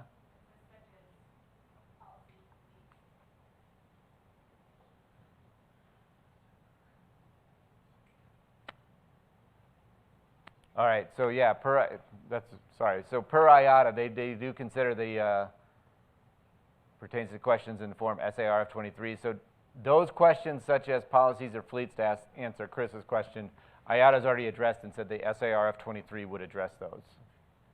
Okay, so I guess I remember seeing it somewhere and it was right here. All right, any other thoughts on SAR F23? Okay, I know it's popular and I know you guys love it, but it's going to stick around for a while. I will say this too, guys. When we look at ORG 354 and the effectiveness criteria for ORG 354, SAR F23 is probably one of the best ways to continuously monitor your co-chair partners or the impact points, because it is something that is constantly being updated much more frequently. So this is another avenue to address this, and it is available to the airlines. To Jim's point, there's a lot of it very outdated, and IATA's not. It's on. IATA's not doing a very good job of monitoring that and keeping airlines on task to that. Because right. We're finding, we're having to checking them 10, 15 times, and it's way past the 60-day date before they're submitted.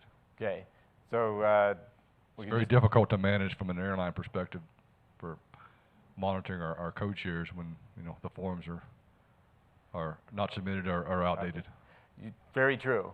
So, very true. So there's, and try not to tattletale on your airline friends, right? Maybe seek them out and say, hey, we need you to submit this so that we can continue to monitor it. Jim, did you have a comment? To what you said about 354, that's not the only method. Great, yes, to that point, and we'll talk about the different methods to monitor, but Org 354, the effectiveness criteria, this is not the only method, but it could be an avenue that's available. For some reason, honestly, guys, and Jim told me to say this, we don't think that form's going anywhere for a while. That form may exist in perpetuity, actually, because if you look at it, it allows IOTA to understand what's happening at the airlines on a more frequent basis than once every 24 months. This may be one of those hangover items from COVID that just kind of keeps going because IOTA likes the fact that they get this information, and then it allows them to kind of start doing data collection and data analysis. And the other reason I'm going to say this, and God love IOTA, I do, they're not very good at stopping things. Our auditors are still doing surveys that were started 2.5 years ago. And they've got all the data they could ever need, but this seems like one of those things where IOTA is probably just going to kind of keep going and going with it, and they'll just leave it in place, and it may never go away. Okay? It's got, smells that way, looks that way, probably will eventually be that way. Okay? Any questions on this, though? Is it the real pick-me-up? Got a couple more. Oh, reports that remain static. Offline, I'm going to tell you what I thought you were going to ask my thoughts on. And it wasn't SAR F23. What's my thoughts on reports that remain static, the SAR F23 that remain static? Then that's just what happens. And eventually that could be what ends up happening is the airlines just have to go in and validate everything on this item is still good and just sign and ticket and move on. And hopefully that's where it gets. And I think it's pretty close to that right now, isn't it? I mean, you review it real quick, make sure everything's still accurate, sign off, and off it goes. Yeah, but then what it does do is IOTA's then be able to go back and say, you know, James, you guys add a new fleet type. You didn't tell us it, but you kept submitting this, and they can, you know, make you feel shame. Okay. I have 2 questions. Haley from Spirit wants to know, does the AO get a copy of the history of your SAR F23 submissions or just the most recent submission prior to your on-site IOSA? Just the most recent submission, correct, Jim? There's others available. We just get the most recent. Like, we're not delving. We're going to audit to what's most recent anyway. Okay? And then Charlie from Omni. Is anyone else reporting problems accessing the extranet? Our ability to release the IAR and complete the SAR F23 has been impacted over 4 weeks' time. We have reached out and still no fix. I don't know. Our extranet works fantastic. We don't know what you guys are complaining about. Yeah, the issue is that the extranet, in order to access the reports, it's a very small list of people. So you have to actually ask IOTA to add people to that list. They're not good at responding. And they're not very good at responding, exactly. But to IOTA's defense, they lost 30% of people, just like the airlines or more did during COVID. So they're behind staff also. So responses are very, very, you know, they take quite a while, if at all. No, reach out several times. Yes, and I think to defend IOTA and stand up for our colleagues up at IOTA on that one, they did lose 30%, and I jokingly said our extranet's working fine, but the response times that we're getting from IOTA are also correspondingly delayed as well. You know, we have to repeatedly ask for some things to happen, so it sounds like United's had the same problem. I think what we can do is we'll take a note and just say that airlines are experiencing, and I'm sure our colleagues at IOTA would love to hear that they're experiencing those things, because then they can turn around and go to their managers and say, we're impacting the customer base or the airline base, and therefore maybe they can use it to try to get a couple more resources here and there. So Caroline, are you taking note on that one? Okay, just real quick, how many of you have had challenges getting IOTA to respond ever? Okay. Pretty, yeah. For those of you that haven't, there's 2 types of people, those that have and those that will. So that you will eventually get to that point. All right. Anything else on SAR F23? Okay, very good. I will say, when I was putting that slide together, I thought this might drive some conversation. I didn't think it would drive that much conversation. So shows what I know. Focus areas. Have you guys heard about focus areas? This is a new thing that IOTA has introduced. They've introduced it, and it is pretty loose as far as how they're going to define it. But it came out in the Temporary Appendix Revision 01, Section 4.3 of the IOSA Program Manual. And effectively, what they've done is they have incorporated this in, so it has been fully incorporated into 13. But they can trigger a focus area based on feedback they're getting for all operators, such as the current focus area that exists right now, multiple operators, or an individual airline. So they've created this process, if you will, to actually focus, be more focused with the way the on-site or remote audit is conducted. This is what's interesting about it. They have not said what the possible triggers will be. In fact, if you go through the IPM, there's nothing that says what may trigger a focus area. As we look at it, the only guidance that exists is it must be defined based on objective evidence. So the airline, there's going to be evidence that exists out there that says IATA wants to take a look at this. Once they do that, on specific policies and criteria that exist in the industry, and then they're going to limit the scope. So they're going to tell us which ISARPs to actually focus in on, and what they're going to do is they're going to let the audit organization know this is what the ISARPs are, this is what we want you to look at while you're at this particular airline, and they have to let the audit organizations know 7 days in advance. So we don't get a whole lot of warning as far as, hey, we need to go to X airline and look at this quality assurance program or whatever it may be. And they are temporary in nature, so they said that they're not going to continue on in perpetuity. There currently is one, and it came out in AO Alert 325 and Operator Alert 19, and it's related to the Boeing 737 MAX. So any operator of the 737 MAX right now when they have their audit, will go through a focus area assessment. That focused area assessment, as I said, is based on different criteria.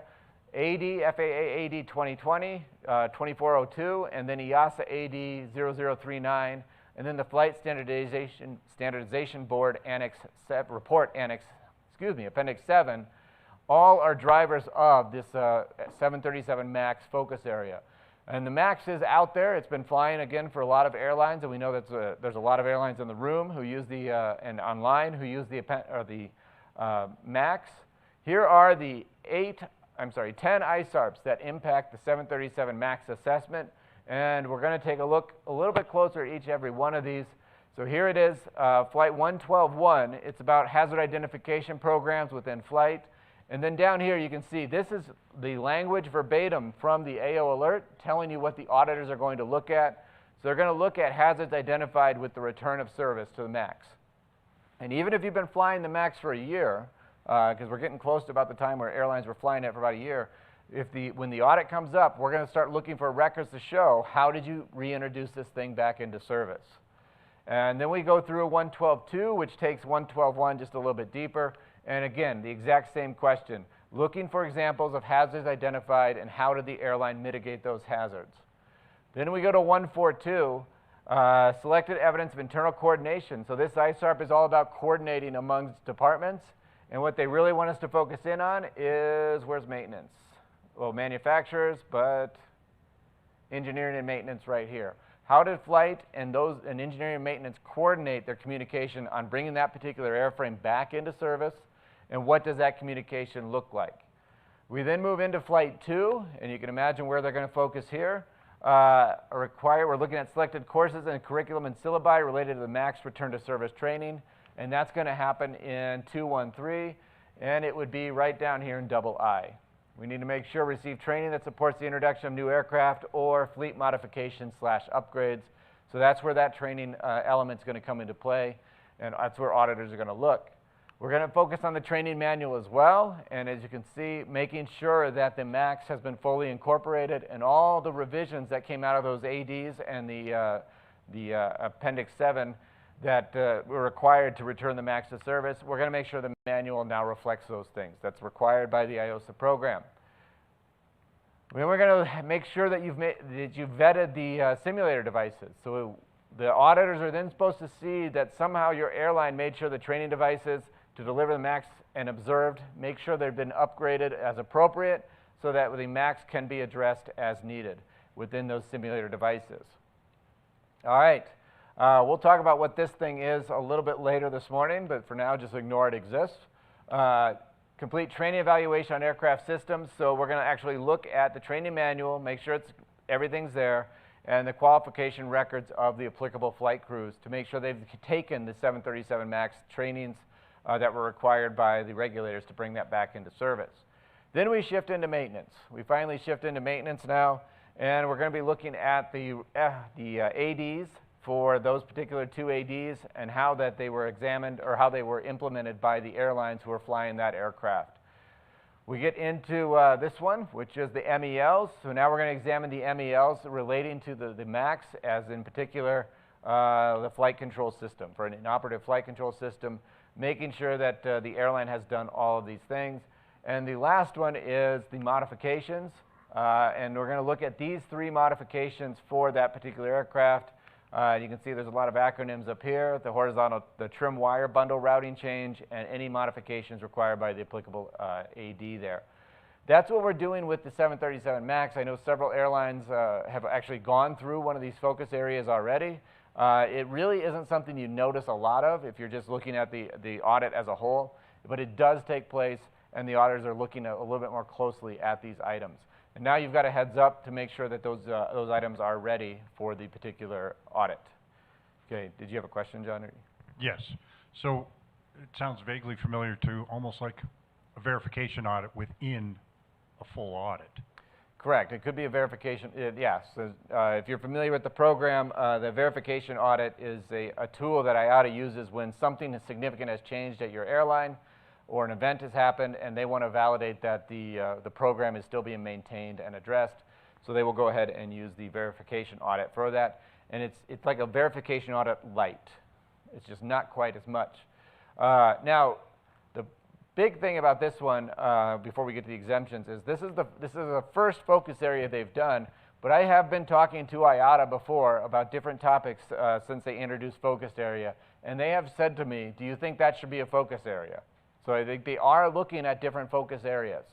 That was for one particular airline that I was talking to them about, and they just said, well, should we do a focus area on them? And that's your call. It's up to you.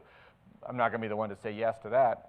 But they are looking at different ways that they can integrate this in, and I believe we will see more and more of these. Once they get comfortable with the MAX and they can kind of back that one off, I wouldn't be surprised if we start seeing more and more focus areas on more maybe regional levels or even airline-specific levels. And it could be related to if the airline continues to have certain findings, they may institute a focus area for that airline moving forward.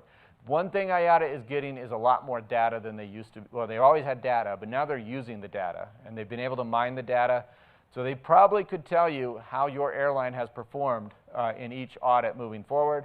And therefore, they may start initiating very, very regional or very operator-specific focus areas moving forward. Yes. And it is Colin? Isaiah. Okay. Is that a formalized?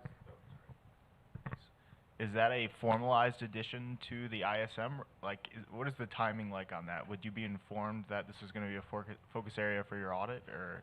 So Jim's still in the room, but I believe the lead auditor, if we know we have a focus area, we do have to communicate it to the airline. Okay.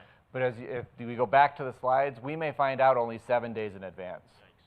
So with the MAX, we could tell you, United, you got an audit coming up. You've got the MAXes. Get ready for this. And any airline with the MAX, we could go ahead and tell you that. But to your point, I believe, is if it was just for United, we would probably hopefully we'd find out more than 7 days. But IATA said up to, no less than 7 days, which would be a yikes moment, I'm sure. Is there like data they'd be looking at the moment to make that determination? I'm confused how only 7 days prior they would be making a decision on that. I feel like the data they'd have access to would be much earlier than 7 days. What I think why they would go to 7 days, most of the data they could, but there could be an event where your airline ends up in the news for the wrong reasons, and it doesn't have to be an accident. But you look at like what happened to Pakistan International with the pilot licenses. If that came out, then my guess is IATA would say, hey, pros, we want you to look at this. Make sure that this is in place. So they want to give it as close to real time as they could. For the most of them, though, like if you're looking at past performance, they would know well in advance that this is an area that we want to focus in on. But also, if an emergency AD came out for like the Airbus A320s, they may instantly, we need a focus area, here's the ISARPs, and that just gives airlines 7 days, because there'd be airlines who would be coming up very rapidly as well. So I think that's why they have it in there. I wouldn't worry too much about it, okay? It's just be ready if that were to come up. If that did happen, that's what we would look for. But it does seem like IATA's introduced this. I think they introduced it specifically for the MAX, but it's any new shiny toy. They're going to want to use it more and more, and they'll figure out when to use it and how to use it as we progress into it. But right now, I think they're just kind of letting the MAX be the beta test for if it works or not, which it appears to be working. We haven't seen or heard of anything significant coming out of it. Okay, there are exceptions to the MAX, as you can see here. If you have not returned the MAX to service, it's in process, then the focus area will not apply because the aircraft will not apply. Or if the operator is not planning on returning the MAX. So we actually just did an audit recently where an airline where they still have a MAX, they've taken zero action to get it integrated into service. So the MAX was out of scope. The focus area, therefore, did not apply. Okay? Any other questions on the MAX, on the MAX or on focus areas? We clean on the, okay? All right. So the last topic we'll talk about right now is certificate of insurance. And I know there is one person in the room right now who absolutely loves this topic. And that's our sales guy, John Gravage. All right. AO Alert. What was it? AO Alert 329 contained this very benign language right here. Effective immediately, IOSA audit agreements will only be processed if they submit to IATA in conjunction with the AOC op specs and insurance certificate. Doesn't sound like much. The problem is when you go into the actual contract and you get into paragraphs 112 through 116, there's some very specific language that has to be on the certificate of insurance. IATA has since issued another an operator alert because it was causing a lot of problems. But in this, the insurance, this is paragraph 113, in yellow highlight here, they have to name the IATA, its directors, officers, employees, the audit organizations, its directors, officers, employees, IOSA auditors, independent contractors, and subcontractors as additional insured, which is not something most certificates of insurance had. Correct, John? Correct. Okay. And then expressly, except for the limits of liability, shall operate in the same manner as they were a separate policy of insurance covering each additional insured. So a lot of airlines, John had asked, we need your certificate of insurance. They provide their certificate of insurance. We send it to IATA on your behalf. IATA kicks it back and says we're not signing the contract. Now, just to add to that, so we're clear, this has been in the contracts since I've been with pros. And in there it states that IATA has always had the option to request it. They notified the AOs through an AO alert back in June of this year that they would be requesting the COIs. And, we'd never really looked at this before, so we were just simply requesting the COIs, and that's when we found that there were very few operators out there who had incorporated this into their insurance requirements. So then it became a lot of legal banter back and forth, and many, many challenges that delay the issuance of the contract agreement. So this is not going to change. They are now basically enforcing their right to request this before they will issue a contract agreement. So find the COI, and it's basically what I did until they came out with the AO or the operator alert. I simply took the language from the contract and sent it in an email and said, this is what you need to give to your insurance providers, verbatim. And, then we went through the legal back and forth. The contracts have changed in the last year, as you can imagine. No less than 4 times we've had 4 different revisions to contracts that had very seldom ever changed. They're templated. IATA puts them through a corporate risk analysis. They're not designed for each individual operator. These are templated. So now the other issue, aside from this that we're going into, is when we send you a copy of a draft to review for an electronic signature, it's generally going to be sent to your legal department, and your legal department are now coming back with questions. Well, we don't like this verbiage, and we don't like this verbiage, and we want this. IOTA is happy to entertain all those questions, but in the end, they're going to say no. They're going to come back with, and exactly, that's what I do, is chuckle. They're going to come back and say, we've put these contracts through a specific process, they're templated, they cannot be customized for the 412 different operators out there that are on the IOSA registry. So when we're sending you, or any of the AOs are sending you and offering you a draft for your legal team to review, it's to make sure that your addresses are correct, that your signatories are correct, their titles are correct, the dates are correct, and all of those things. It's really not for your legal department to go through, and now we're going to start the bantering back and forth between IOTA and the airline legal divisions. We don't like that term, and we want it removed. They're not going to bend. They haven't yet. So just something that you need to be aware of when you're entering into your contract agreements with your AO. Be prepared with a new certificate of insurance that has the verbiage in there from sections 112 through 116. And when you're provided a draft for a review, that's exactly what it is, just to make sure that the information that you've provided us is correct. And when the electronic agreement is issued for signing, we're good to go. Any questions on the COI? Okay. Perfect. Thank you, Eric. Yeah, and I think one thing John left off is he's been on multiple conversations with both legal departments, the airline and IATA, and when he says they don't bend, they're very polite about it, but they just say, okay, whenever you're ready to sign, let us know, and we'll sign the contract. Until such time, that's it. They won't sign the contract, which means your legal department could hold you guys off the registry for a while if they want to get in a battle with IATA. But it is IATA's sandbox. We all want to play in that sandbox, and therefore they get to make the call. And you've watched it happen more than once, I believe, where the legal department for IATA just said, nope, no changes. Tell us when you're ready. And then they just sit down, and that's it. Okay? Now, what we want to make sure is that this is not just a pros problem. We talked to the other audit organizations. They are struggling through this as well. So what we're doing is trying to commit to you airlines that are in the room or online. Go ahead and address this now. Take care of this now. Know it's coming. If you've had a recent audit and you didn't have to do this, you got lucky. But a lot of airlines right now are preparing for their next audit, and we're going through this particular exercise with them. So we'd ask every airline to just go ahead and start the process of getting your certificate of insurance, your certificate of insurance updated so that when the next audit comes around, it's not a big deal. You can send it off and move it forward. Let your legal departments know that this is coming, and that your insurance providers know this is coming, and that there has been zero flex from IATA on this one. Okay, and I alluded to it. Late last month, on August 26th, IATA realized how many problems this was causing, and they issued Operator Alert 21 to help address that. So again, get ready for it. It's not going anywhere. It's not going to change. I think Terry said on the AO call this morning they were going to reissue another Operator Alert on the COI.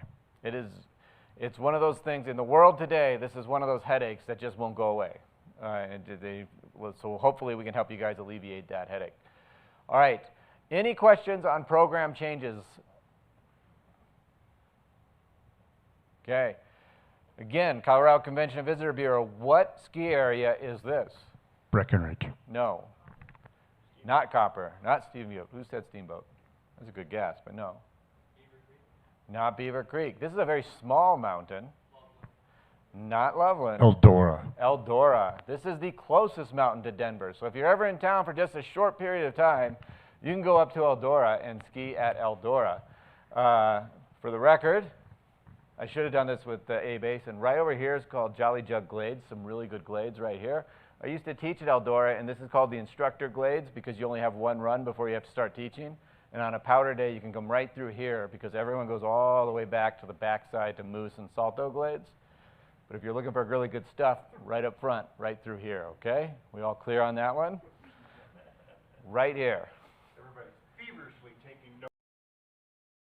I saw that. Okay. We have questions online, Amy?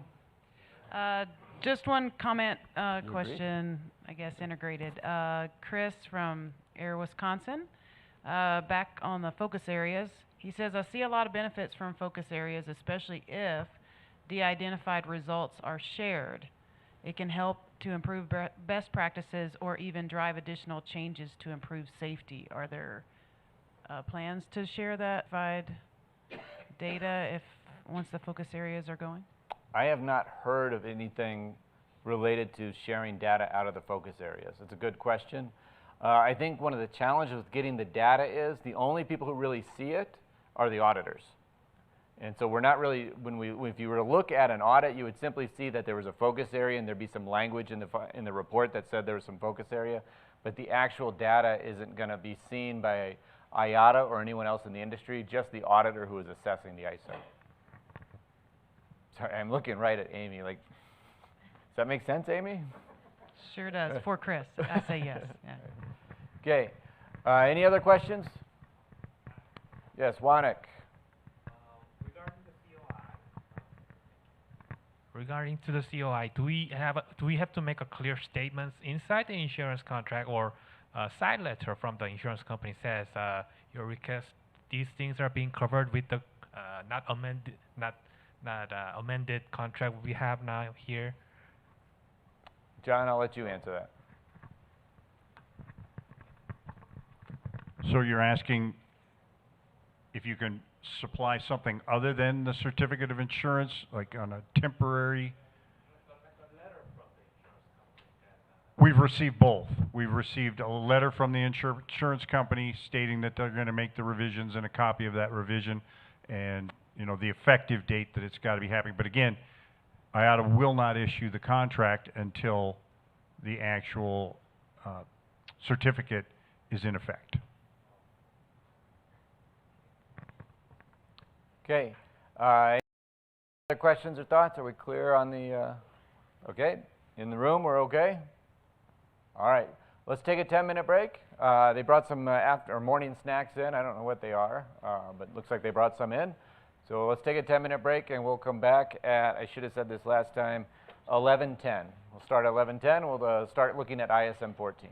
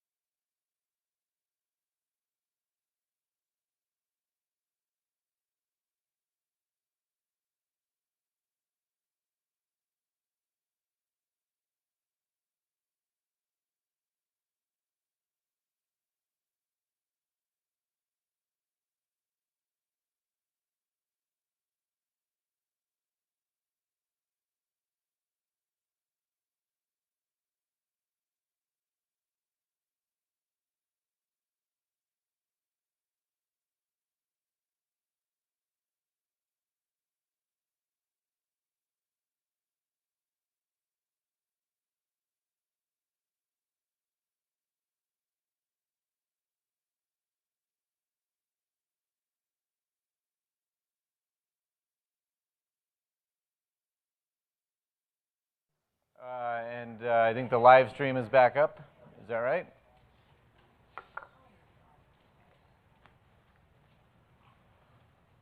Okay, so we're getting everyone put back together here. Let's see, we got another picture up here again. Anybody know where this is at? If you knew where this is at, that's exceptionally impressive. If anyone wants to say in the mountains, that is technically accurate. It's very technically accurate. If you came to Denver and you said, I want to go on a hike, this is the hike I would recommend you go on. It's Chief Mountain. It's just west of Denver, maybe about 45 minutes west of Denver, up on the west of Evergreen even. It's about a 2-mile round trip, but you get right up on top of this mountaintop here. It's not above tree line, but there are no trees on the top of it, so you can actually look out east and see over the city and the eastern plains, and look west and see the Continental Divide and Mount Evans. So it's a very pretty hike that you can go on. And as you can see here, it is a very popular sunset hike. Being only 1 mile up, 1 mile down, you can have simply a lamp or a headlight on your head, and you can make that trek very easily. And when I was up there, I actually took that picture, but when I was up there was a ton of people up there watching the sunset from the top of a mountain, which is a very unique and fun experience. So Chief Mountain, maybe 2 hours round trip on a hike if you're taking a very slow pace, but just 2 miles, so pretty easy. Okay? So again, if you're ever in Denver and you want to go in the mountains, let me know, and I'll give you hints and guides and things like that. Courtesy of the Colorado Convention and Visitors Bureau, who, if I say it enough, we will eventually see a check show up. Okay. All right, so we got a very long process here. So review the changes to the IOSA Standards Manual with the release of ISM Edition 14. There's a lot of changes that happen in this particular ISM. We're going to start talking through some of those changes up until lunchtime. So Amy, don't let me run and talk too long. And then after lunch, we'll keep talking about these changes. So real quick, the statistical breakdown. They eliminated 10 ISARPs. So they did make some changes there. 7 standards and 7 recommended practices. Now, the math doesn't add up, but you'll start seeing why the math doesn't add up very soon. They did add 20 different ISARPs, 11 recommended practices, and 9 standards. I know why the math didn't add up. Because I was trying to update this to revision 1 of the ISM Edition 14, and I don't think I fully updated that particular thing. So that's on me. I forgot to do the math on that one. 7 plus 7 equals what, guys? 14. I bet Ed from Jazz didn't get that right. Okay. He's still counting. It counts differently in Canada. All right. ISARPs relocated. So there was actually 7 ISARPs relocated. 6 came out of security and went into ground handling alone. So security has gotten very small. It is now cheers and boos on that one. That was a, yeah. So, you know, as a ground cargo security auditor, it made no difference to me. It's all the same. You can just blue, red, green, it's all the same.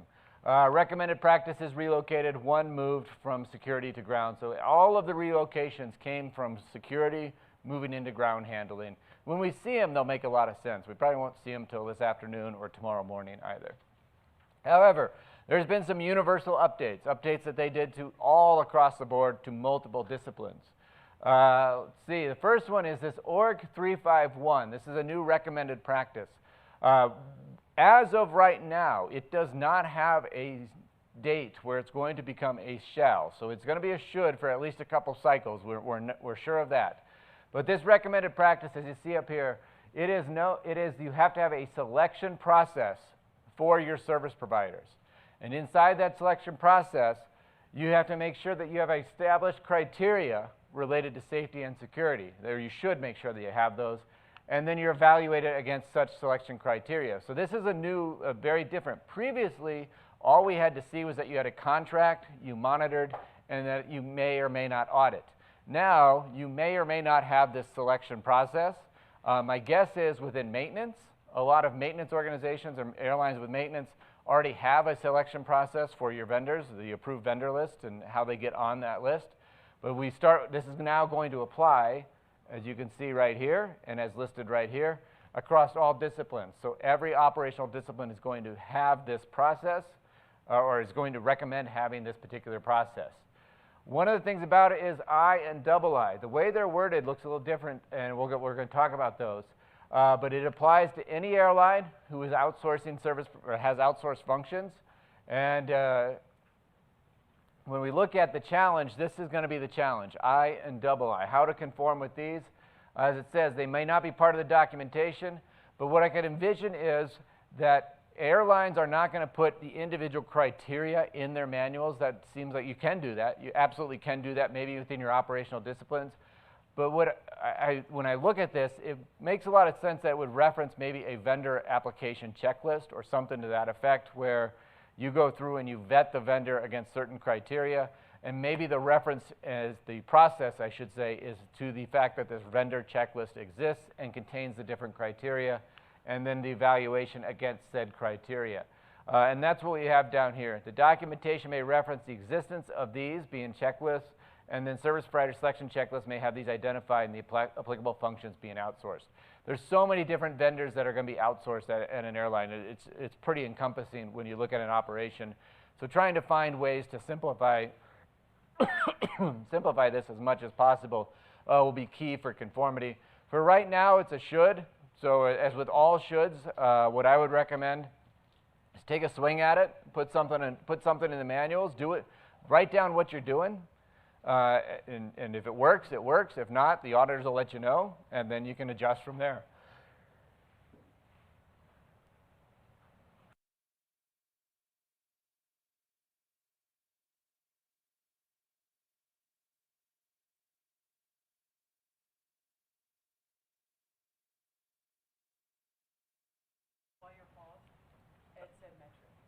Metric.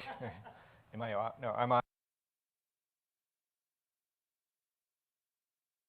All right, Suzette. Just for clarification purposes,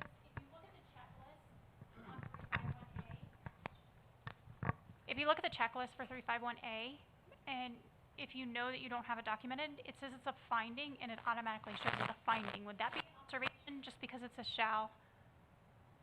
Or, I'm sorry, a should? It would, yeah, so that's, inside the checklist, that'd be a typo by IATA. Okay, I just want to make sure yeah. because, yeah, we kind of got. Nope, as long as that says should in there, then you're 100% right, and we can pass that along to IATA. Caroline, you got that? Okay. Thanks. And we love passing along typos to IATA. So anytime you find them, we're more than happy to share those. Okay. Any questions on 351? As it states there, it's going to apply to everyone. Take a swing at it, see what you have. I mean, at this point in time, if you're okay with observations, just write down what you're actually doing and see if it works. And that way you don't have to maybe reinvent the wheel or go deeper into a process than you need to. Again, we like to see airlines be very efficient with their manuals and their processes. Somewhere this is existing, and so just make sure you write down what it was and see how it works. Okay? Was there any other questions, Amy, or just Ed doing metrics? The metric system. All right. Next thing, and this is a big change, we see this all over Flight 2 and Cabin 2, and it's these conformance applicability tables. So almost every single ISARP in Flight 2 and Cabin 2 was adjusted for various reasons, and they've added these things down here. So we're going to talk about how these things work to make it so that you understand exactly how they work. This particular example that we're going to use for just a few minutes is from Flight 2228. So as we look at this example, and we've got the nice color coding going on here, the first thing that you're going to see in blue is the sub-specification. So we looked at Flight 2228. There's sub-item I and sub-item double I. And this is just simply telling us which line to apply it to, I or double I. The next box that you come across is specific to aircraft type. And it does say it is specific to aircraft type. So depending on the number of aircraft you have or the different type of fleets you have, you would have to make sure that that training, whatever it is in Flight 128, takes place by aircraft type. The next part you go to is if it's part of the initial, transition, or conversion training. So yes or no. And that's the only options they'll put here, yes or no, yes or no. So this type of training is going to be applicable to initial, transition, and conversion. And then they're putting over here the recurrent frequency. So as you can see, every 12 months for sub-item I, every 36 months for double I.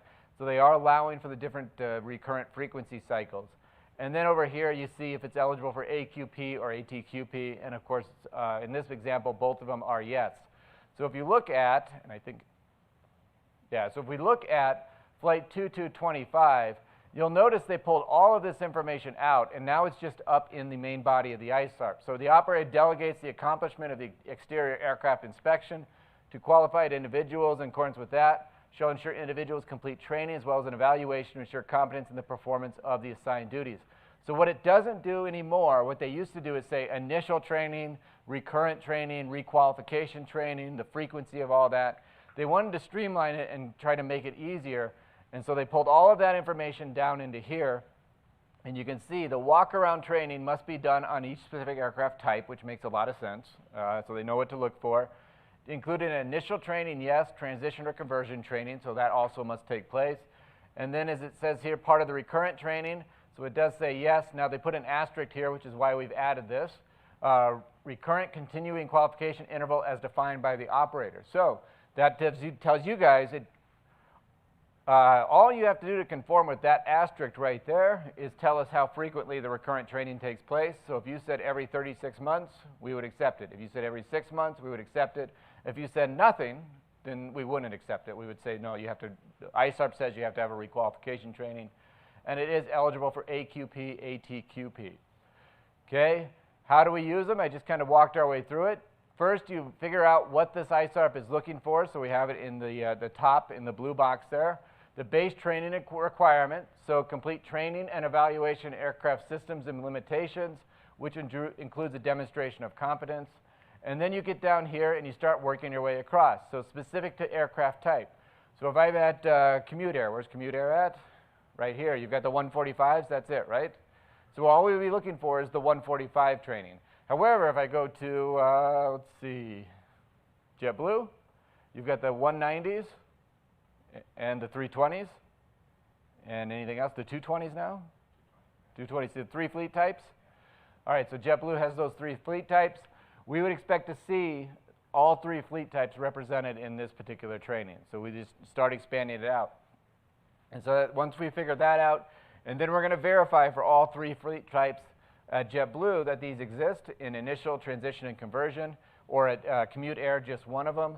And then recurrent training every 36 months for all the different trainings that exist out there, and then AQP, ATQP. So they've done it to try to make it more simplified, because if you remember, and some of you may remember what these ISARPs used to look like, this sentence right here was accompanied by like 4 lines of like, and it needs to do this, and then do this, and then do this, and at this frequency. So hopefully this is going to help everyone kind of understand and be more prepared for what is coming as far as the expectations of the ISARP. Any questions on conformance applicability tables? Cabin 2 and Flight 2, sorry. Cabin 2 and Flight 2 are the only areas where they've used them. Would not surprise me to see these rolled out maybe into ground as well, and maybe cargo, simply because there's training ISARPs there that makes sense. I don't know about dispatch. Dispatch being most of that stuff's going to be in dispatch 4, so they might not make it into dispatch. I'm sorry, I meant to say maintenance. They might not make it into maintenance because of the way the maintenance is set up with maintenance 4 overseeing training. Dispatch is another possibility once they validate the effectiveness of this. Any questions, or are we good to move on? Amy, we good? Okay. All right, so let's talk about org updates. Nothing to see in org. Nothing to talk about.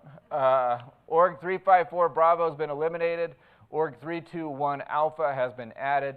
And then they did eliminate several recommended practices. This actually grew with revision 1 because as you can see, section 3.7 has been shortened quite a bit with revision 1. And then they've added several recommended practices. None of them worth talking about. All right. 315, we just want to look at our friends that have left us out of the ISM. So 315, a non-punitive safety reporting system, that is no longer something we ask. It comes to light all sorts of places when we're talking about SMS and we're talking about your reporting systems, but that is one area that has been eliminated. 354 Bravo has been eliminated, replaced with just 354. So that it becomes a standard, but this one is now gone.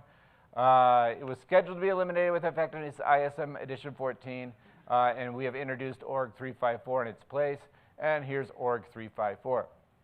Okay. Now, if you look at Org 354, we're going to work our way through it. It requires auditing against ICAO standards and recommended practices. For any commercial agreement that's in place, those commercial agreements can be listed right here. It says it includes the following, so it may be other types of commercial agreements. The gist of this ISARP, or the baseline of this ISARP, is if your airline is transporting passengers on any other airline, this ISARP applies. Okay? If you're all cargo, it doesn't apply, so David, just relax. Okay? All right. ISARP specifies when the audit is to take place. So the audit is conducted against the ICAO standards, and then it says an initial audit is conducted prior to commencement. That's a big change. It's a huge swing for a lot of airlines. Prior to commencement of the agreement. And for most of you, you've already been in these agreements for many, many years, and therefore that could be challenging. So any new agreement, this ISARP would apply to. And then a subsequent audit is conducted during every 24 months following commencement. It sounds a lot like something we know about. What does this sound like, guys? This is the IOSA program. Effectively, what they're saying is, and they actually put it in the note, if the airline you have a capacity purchase agreement or anything else participates in the IOSA program, that satisfies the intent of this particular ISARP. However, and one of you asked the questions in the survey, which we'll talk about in here, is what do you do otherwise? So before we move off of 354, let's talk about what you can do otherwise. It's only to passenger aircraft operators, and then it has to be engaged, and this is only for those carrying passengers. Here's where the second note comes into play. Is it shall be applicable to the operator if it has transported its passengers on another operator under any of the specified agreements prior to the most recent period, but not before 01 September 2020. So we actually have to retroactively apply this ISARP. So any airline that has transported its passengers on another airline going back almost over a year ago now, this ISARP would apply. Understood? So something to think about there. The third note, IOSA registration is an acceptable way to show this. And that's what a lot of airlines are using anyway, is IOSA registration. Because when they're on the IOSA registry, they can validate I, II, and III. They've been audited to the ICAO SARPs, which is what the IOSA program is based on. And then II, if you engage with that at any point in time, once you have the reports, then we'll work with you. And then III, which I forget what it was. What was it? Anyone remember? Subsequent audit, so every 24 months. So effectively, the IOSA program is going to allow that to happen. Now, here's where we start getting into the challenge with this particular one. III, where'd it go? Sorry.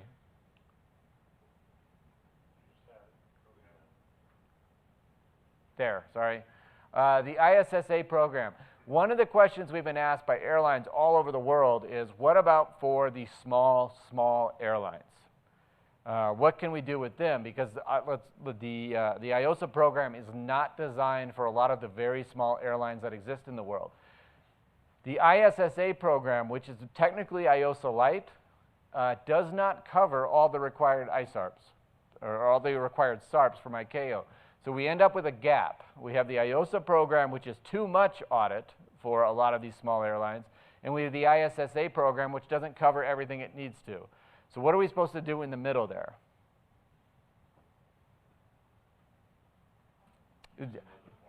You guys can look at me all you want. It's not my problem. This is online, you guys as well. This is something that the airlines actually have to figure out, what do we do now? So Ken, you said use another form of audit. And that's effectively what has to happen. The requirement is very straightforward. It has to be an audit of the applicable ICAO SARPs.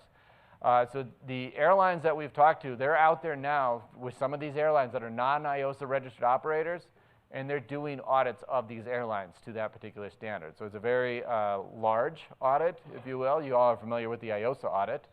So they're doing these audits to these smaller airlines. What do you think that feels like for those smaller airlines? Pardon me? Bludgeoning, is that what you said? Overwhelming? Torture? Yeah, for a larger airline, the IOSA program is not necessarily fun. I mean, it's not roses and rainbows and unicorns flying around. It's a little bit more challenging than that. And now if you go to an airline who's flying a bunch of Caravans or Barons or something like that, it becomes a huge burden on those particular airlines. We don't have the actual solution yet. We've explored a lot of different solutions that exist out there.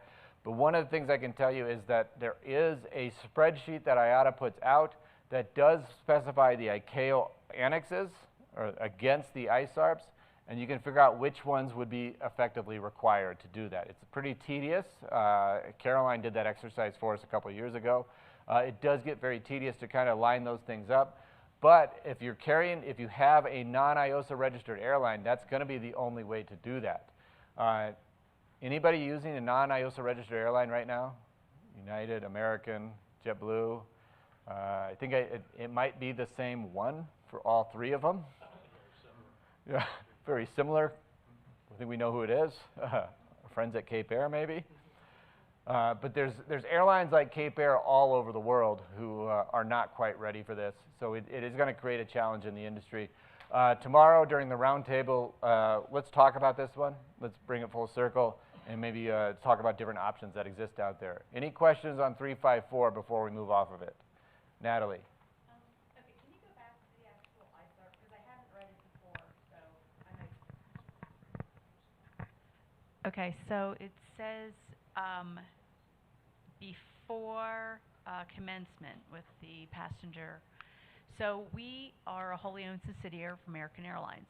So when American Airlines gets a new code share partner, they kind of tell us.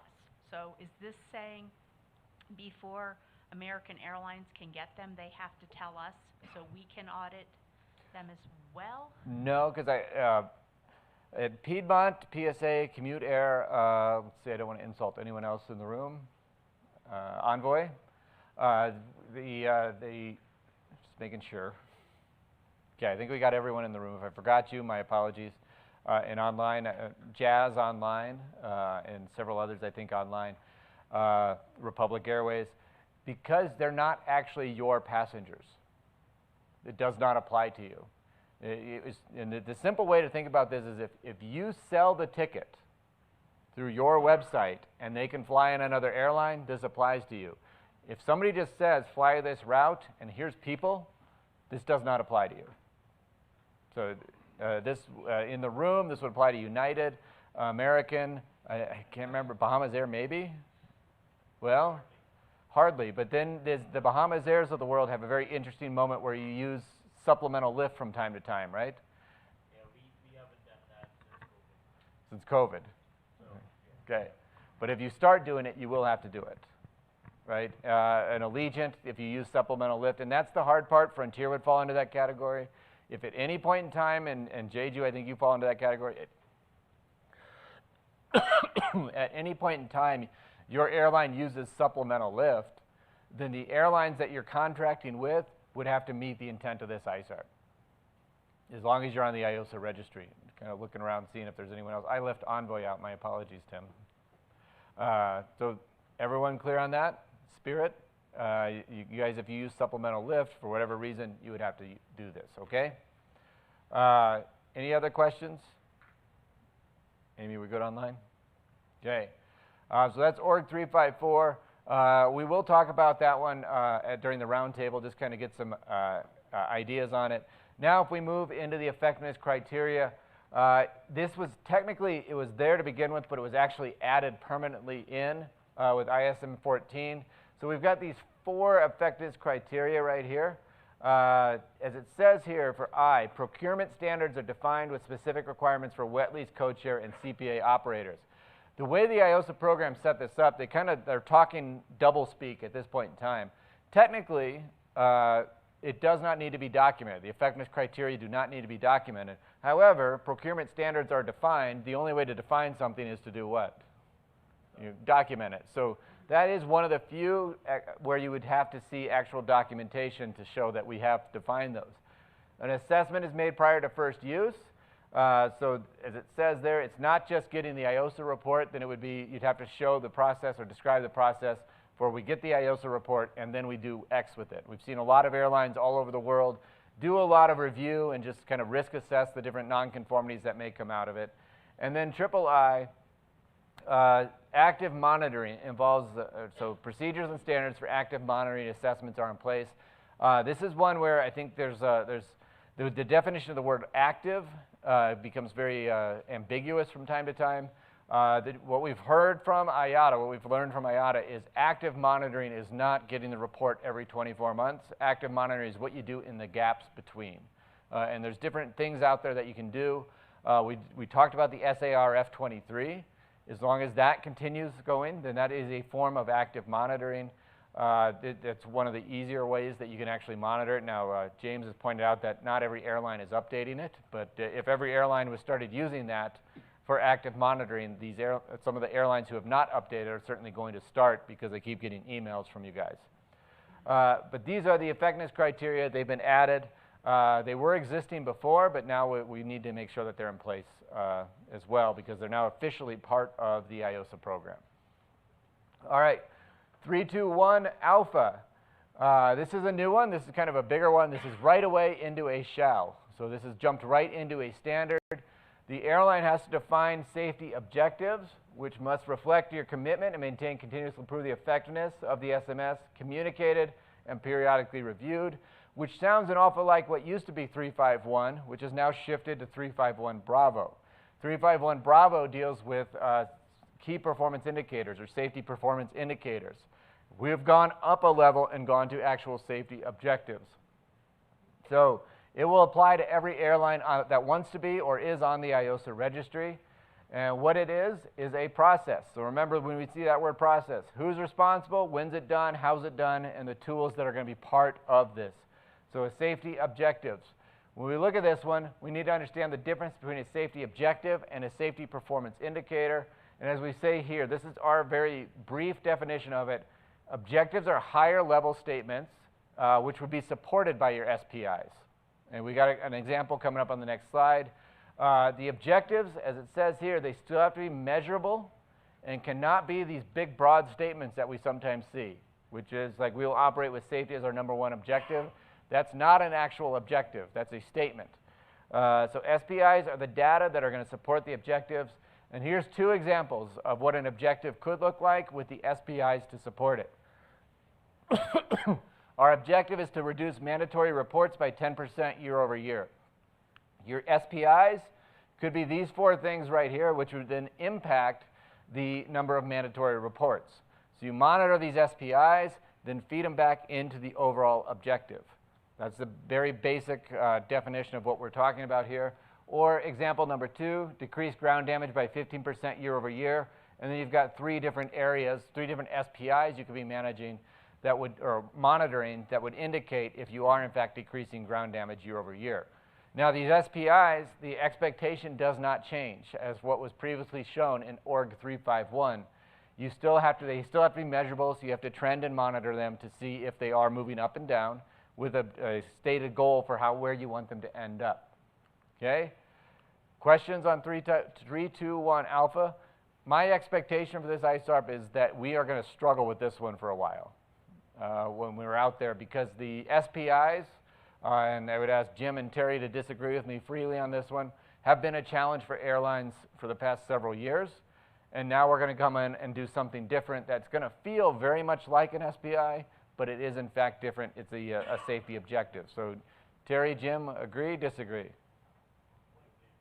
Completely agree from Terry? Jim agrees? Okay. So that's one of the challenges that we're going to see with this one. It'll be very interesting for a while there to see how this all shakes out.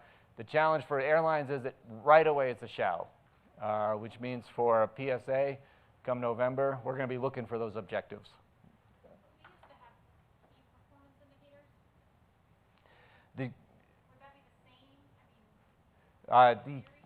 In theory, the key performance indicators would probably be SPIs, safety performance indicators. That's kind of a synonymous term.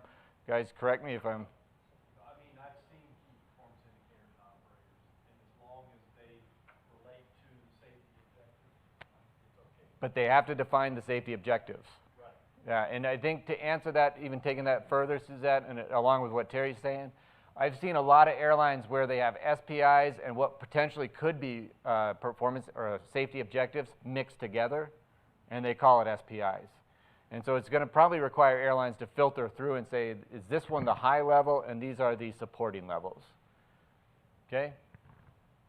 All right, we do have a question coming in from the website or from the live stream. Any questions in the room while we get the mic up here? Okay, so we will have one with Spirit in a second. Go ahead. Charles from Omni, it's more of a statement. He says, IOTA has changed the definition of safety objective from that contained in the IRM through the guidance that says objectives must be measurable. This is a significant difference to the ICAO concepts of objectives, indicators, and targets. Yes, Charlie, I think you sent me an email on that if I remember right, and I did not have a very good answer. I still do not have a very good answer to that. So, yeah, and IOTA does mix words from time to time, and Charlie has pointed that out. So, John, it was Denise.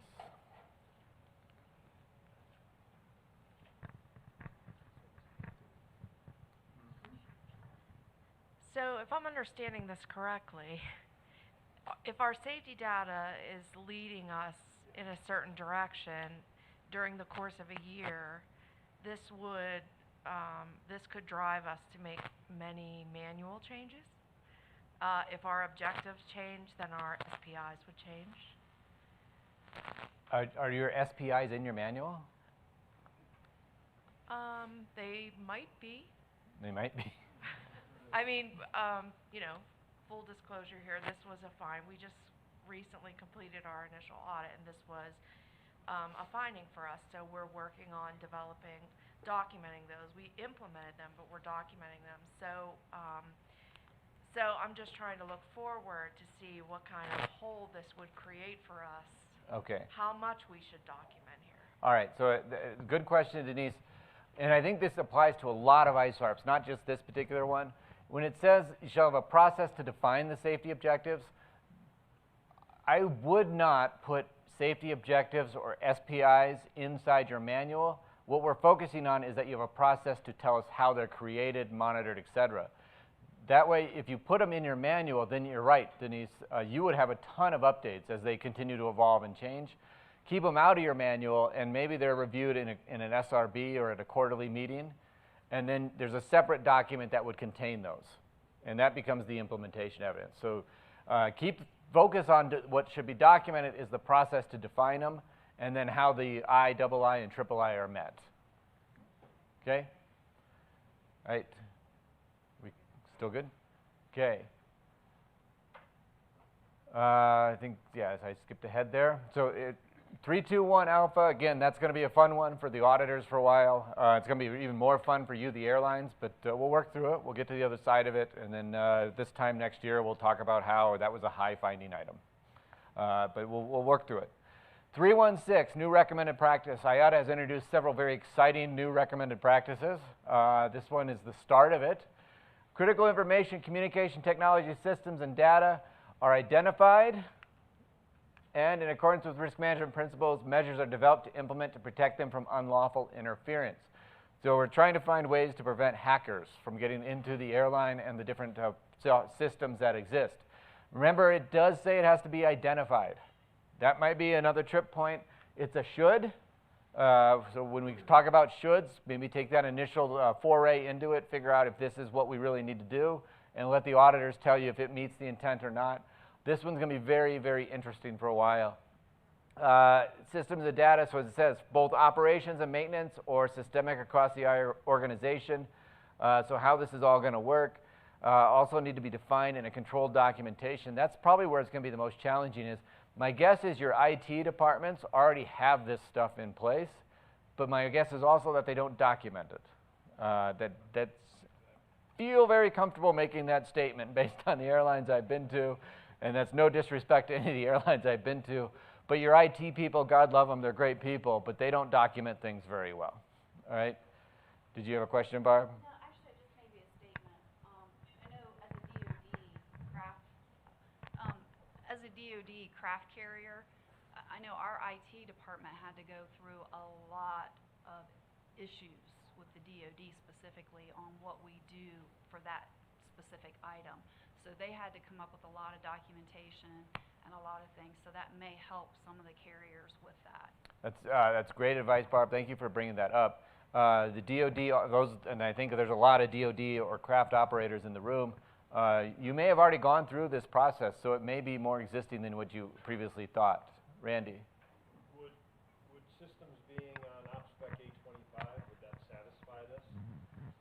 I haven't memorized op specs yet. OpSpec A025 is the authorized electronic record keeping. I think it would start down the process, but then if you look at it, communication technology systems and data used in operations and maintenance, I can think of a lot of.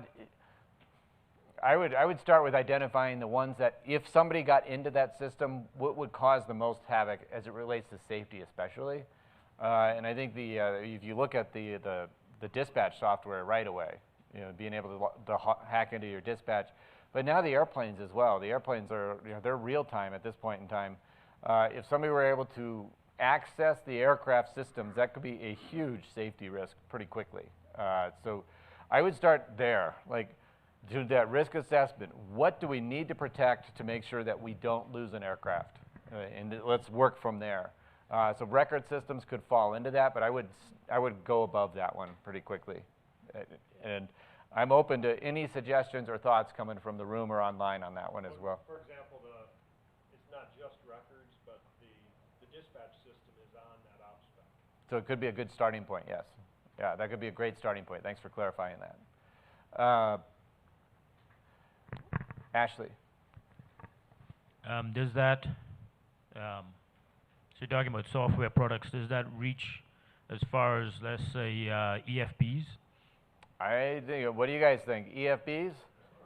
Yeah, because that, you start hacking into someone's EFB, they lose the ability to have the correct, they're just, it's a big thing, Those are also on the you're gonna make sure I know 825, aren't you? I owe you. I'll buy you a beer. All right. So actually, yes, EFBs, I would put that in there.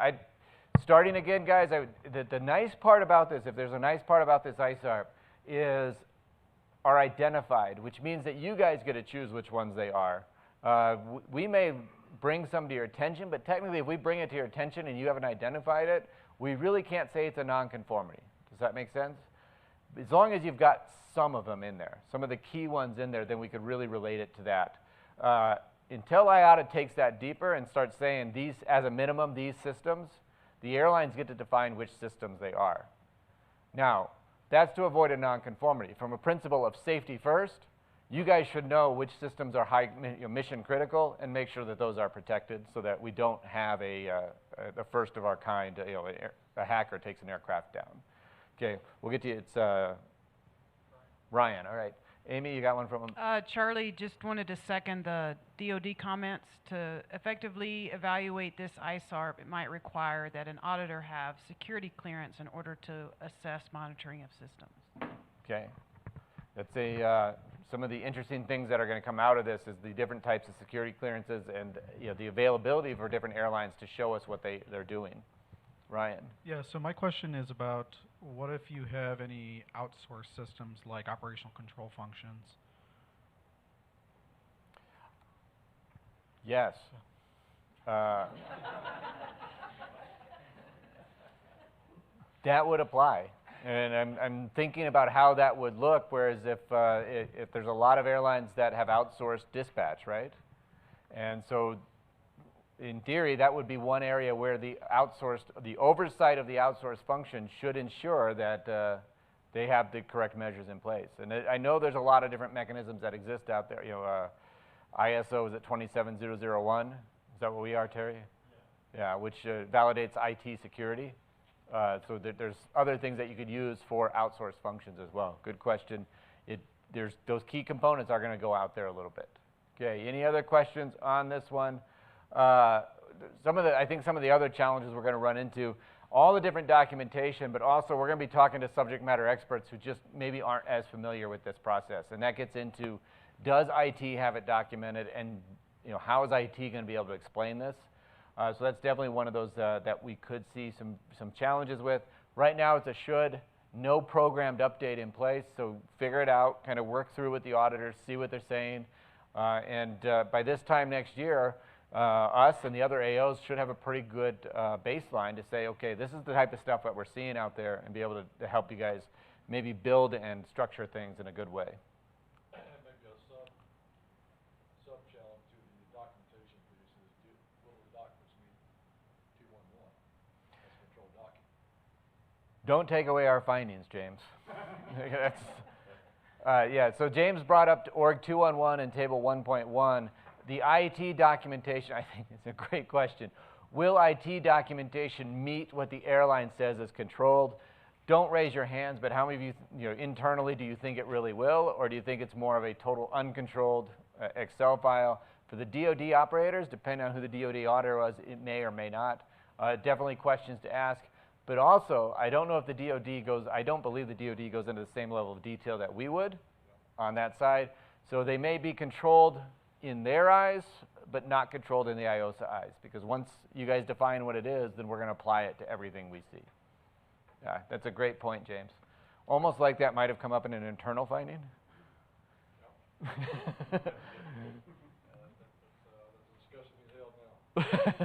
Ongoing discussion. All right, 317. So we've had fun with 316. Now we move into 317. The incident data exchange. This used to reside in ground handling and security only. They have moved this from ground handling into org. And now the incident data exchange, flight operations, cabin operations, ground handling, engineering, maintenance. So this is the exchange that IATA maintains. It has replaced ground 111.6, but security 433 still remains. They left security alone, and they still have their own ISARP for it. One of the things about this one, and IATA loves their ISARPs, is an agreement between IATA is actually part of the implementation evidence. We have to be able to see the agreement that exists, and then we will get into your actual process for how you update this.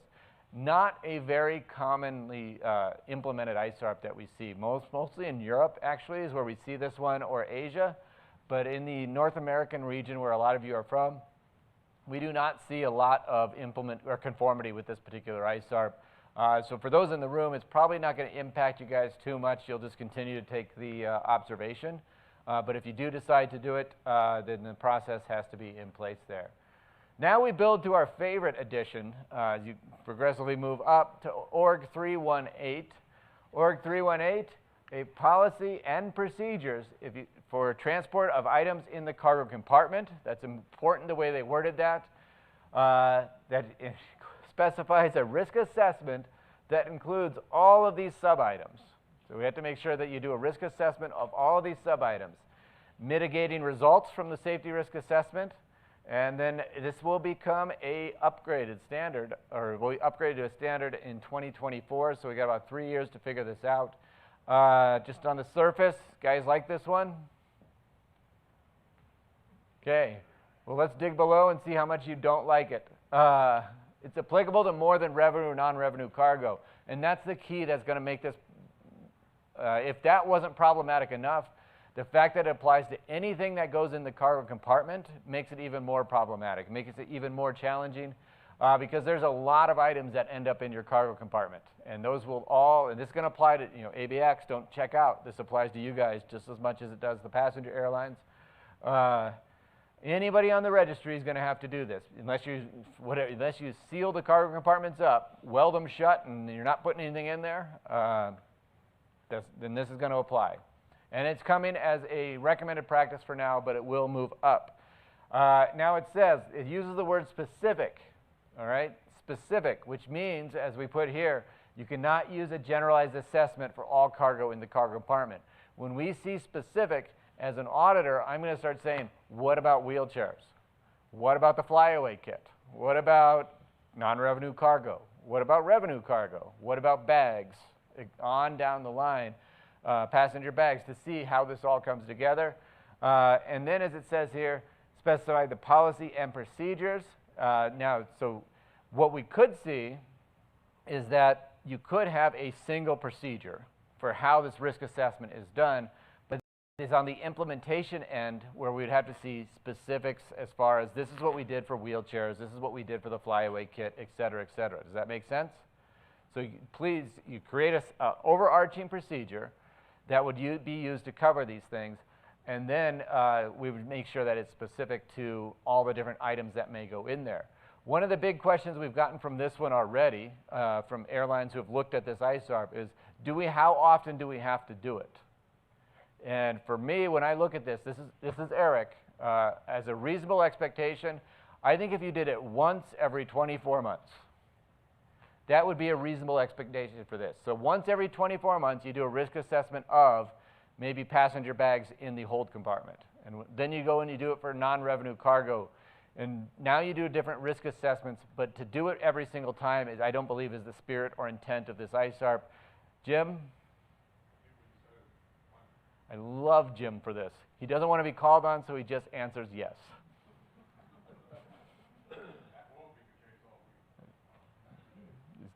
Okay, Amy. Oh, it's 12 o'clock? 11:57. All right, so we'll finish with Org 318, and then we will break for lunch. Okay, as it says here, the note must obtain an acceptable level of risk mitigations are required. A lot of your risk assessments probably aren't going to require mitigations, would be my guess. You're carrying all this stuff anyway. You have been for a while. And there may come a time where maybe oversized or outsized cargoes kind of shows up and says, hey, we shouldn't be carrying this for these different reasons. I think as we come back to it, when you review it, your SMS and the hazard reports and the safety reports that have come in could be fed into this to decide if it's still working the way you expect it to. Okay, different items that could be transported in here. And I've kind of covered a lot of these as well, but also that special cargo, human remains, oversized perishable goods, things of that nature. If it goes into your aircraft, then we need to make sure that it somehow is collected. I would be very cautious of staying too broad with that. Here's cargo, here's bags. That seems too broad. Because of the word specific, we should see something more specific in there. And an auditor is going to very quickly pick that apart, because if you said bags, we're going to be like, what about wheelchair batteries, things of that nature, which obviously are dangerous, accepted dangerous goods that all of you are taking on your airlines from time to time. Any questions on Org 318? Looks like we got one coming in online. All right, Chris from Singapore, he wants to know, how will Org 318 apply to ops like passenger aircraft cabin carrying cargo? Okay. Passenger aircraft. Carrying cargo in the passenger hold, I think is what he's asking. Okay. Yeah, I think the general, if we go back to the words in the cargo compartment, Jim? I think he knows what he's asking. Basically, with COVID, Yeah. my previous carrier, we're in the process of trying to be certified to carry like masks or medical supplies in the passenger compartment. Yeah. Yeah, and that's exactly right. But we're trying to. The definition becomes when does it become a cargo compartment? Right. So, and that's where I'm struggling with, because if there's still, a lot of airlines are still carrying cargo in the passenger compartment on those special flights. Is it a cargo compartment at that point in time, or do they mean the cargo hold? Terry's shaking his head no. Jim's refusing to answer. Go ahead, Isaiah. If you don't hit it for this one, it's a trigger for SMS, and you'd have to do generally the same thing in that ISARP anyway, so I think you're likely going to need to do it, whether it's for this one or the SMS one. For the, which SMS one are you thinking of? I don't know the specific ISARP, but I know it's a trigger for SMS, and to have a effective SMS system, I would think you would need to show, or at least have the implementation ready for something like this anyways. Yeah, I know where you're going, and yes, Isaiah, I know where you're going, and I'm trying to think how to articulate where you're going with that one. Couldn't you include that into your SRA as your SRA? Yeah, there we go. Ken's helped us out. Yeah, what did I say, SRM? SRM. Wrong one, sorry. All right. Same process. Okay. Also, I would look at the IRM for the definition of cargo. You know what? I hope that we get to the world where we're not transporting cargo in passenger seats anymore, sooner than later. But in theory, and you got till 2024, so maybe just ride that one out and let it go away. But it does say policy and procedures, so I think specific safety risk assessment, if part of that procedure was, can it be transported in the cabin? And then you kind of cover that anyway. So you can take away, Terry's saying, no, it doesn't apply. I'm saying, I don't know, it's kind of close. Jim's refusing to answer. Which ground ISARP? all right, just for the record, there's 920 ISARPs. There's only 110 ground. Yeah. Cargo in the compartment. In the passenger cabin. Yeah, so they added those, right? So there, is that the one you're referring to? Just say yes. Yes. All right. Isaiah says that's the one. But somewhere in there, it feels like you would ferret this out. You would figure out where, if it is accept. Who asked this question? Who's at blame here? Chris? Chris? Her and I are going to have a conversation next time I see her. But that one, it is a very valid question. It should be part of an SRA somewhere if you're carrying cargo in the passenger compartment. And I think inclusive of this particular risk assessment, to me, the easiest fix is just include that in the process. Just include some verification. This cargo can or cannot be transported. And now we've kind of covered that from all the different components so that any auditor that shows up, it doesn't matter what their assessment of cargo compartment is. You've already just headed it off.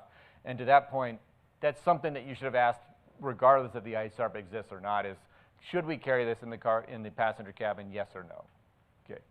Is Chris scolding me right now? She just said, oh no. Okay. All right. Any other questions on Org 318?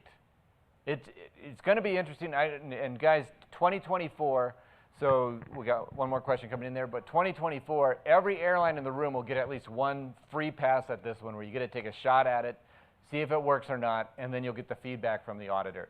Now, I will say that if you're in the first 7 to 8 months of this one, we're not going to have a whole lot of information to give you because we'll be learning how to audit this one just like everyone else in the world is going to be learning how to conform to it.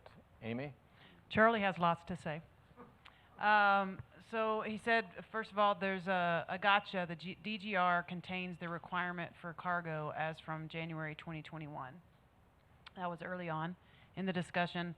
And then in regards to the passenger baggage, sort of disagree. Passenger baggage is not an item but a mode, a rule set of transporting certain items. The hairspray is the item. The mitigations are the rules applicable to baggage.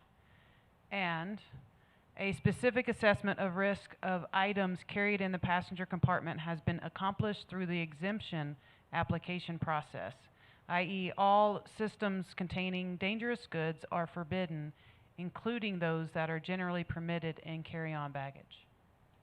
Okay. It's a lot.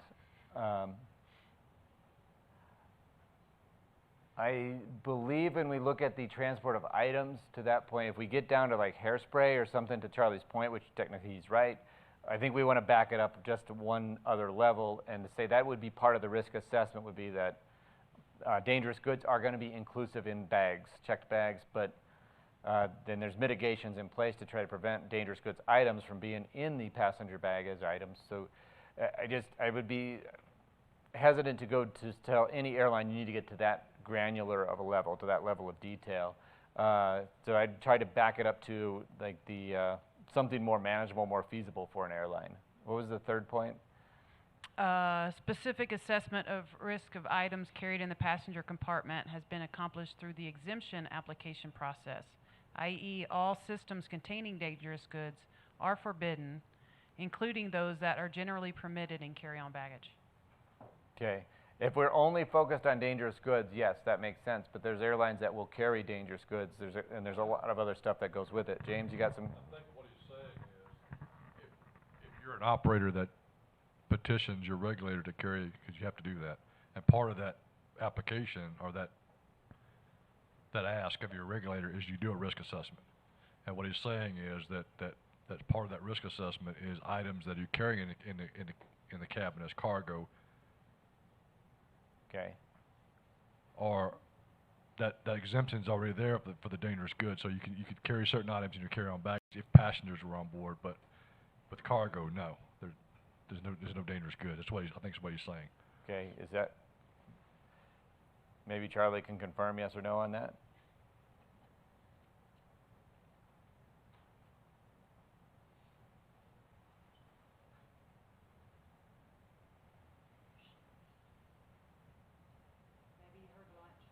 Right. Yeah, example that would be like a laptop battery. You know, you can carry a lithium battery. You can carry it in the passenger cabin, but if you're just carrying all cargo and no passengers, then lithium batteries would not be allowed. Okay. As part of that exemption from your regulator. Exemption from the regulator, which that would still need to be part of it. You would have to start documenting all those things, which. So the issue I have with this ISARP is, and I think it's somebody said it a minute ago, is for carriers that already have processes in place for carrying items in cargo have been legacy.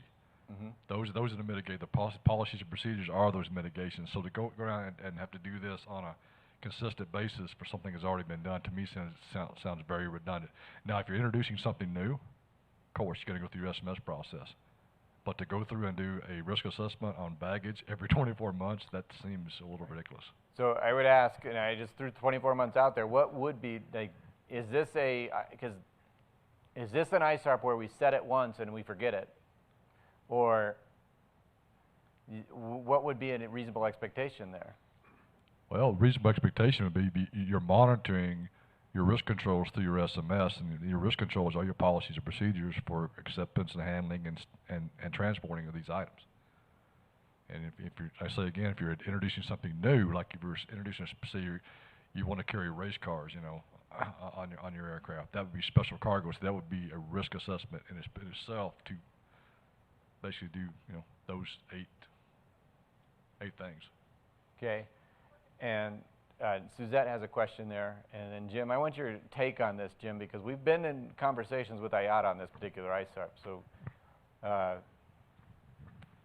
was going to blame you for being on the ground task force, but it's org. But couldn't your IEP program feed into this, though? Because aren't you auditing the cargo area, those who have cargo ground? Wouldn't you, I mean, if you had a finding, couldn't that finding be fed into the SRA process? I mean, just a question in how you would monitor it, and you wouldn't have to necessarily go in and say, okay, passenger bags, we got to do this every 24 months. But if your IEP program is feeding into your SMS system, couldn't that be part of this process? I think, Suzette, to that point, there is literally nothing that we've looked at up until this point in time. So we'll be looking at it and saying for the first time, okay, how are airlines going to do this? And that's going to be one of the more challenging parts for auditors, is the first time we come to PSA, that's going to be the first look that an auditor could potentially have at this one and be like, okay, what are you guys doing? And then we're going to have to look at it and try to work our way through it. If you look at this from an airline perspective, I would rather be in the first group than the last group, because the auditors don't have a clue what we're looking for right now. But we will have a clue when we get 6, 7, 8 months into this, and then all of a sudden when we show up at your airline, we're going, no, this is why it doesn't work, is because we need to see this type of stuff. So you're actually in a good position. Stay in November. You're in a good position. Yeah.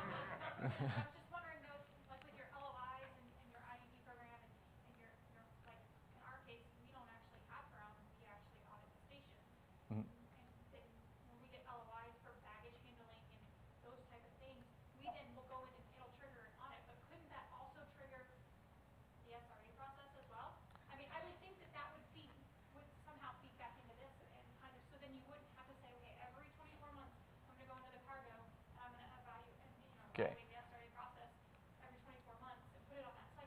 All right, I think I know where you're going with it now, Suzette. So I would say, yeah, I'm going to say yes with a caveat, okay? I feel like there needs to almost be a baseline set. There has to be a base, and the ISARP is going to require that baseline to be set, even though airlines have been doing it forever. There still needs to be a baseline set. But then to that point, I think you could, annually or whatever, just review it and see if there's enough things coming through the SRA, through the hazard identification, to even justify a change or not. And chances are probably not, especially most of the stuff, like you said, you've been carrying it forever in a day. So if there was a way, if that was the continuously monitoring it, during our annual SMS review, we'll just kind of take a look. And if items and cargo becomes a big deal, then we can initiate a new SRA and figure out the mitigating actions. Is that where you're going with it? I think so. Yeah. Okay. Part of where I was going with it, I was just saying the IEP should be feeding in with SMS. Ought to be, yes. In a perfect world. Okay. Not siloed. In a perfect world, part of the whole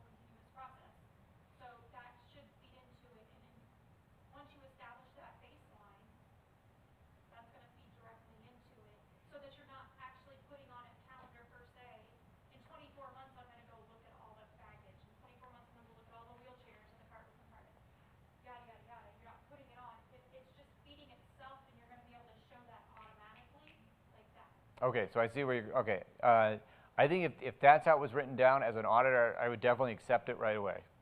Because it makes, and I don't know if anybody online could even hear what she said there, but it makes sense to me that you set the baseline, these are all the mitigation actions, and then as different events take place, and then you come back to what James said, the policies and procedures are all embedded into the manuals, and so any event, whether it be a finding or a risk, a hazard that comes through, would then adjust the different policies and procedures to fix that, and that becomes continuous monitoring. Is that, am I paraphrasing it now?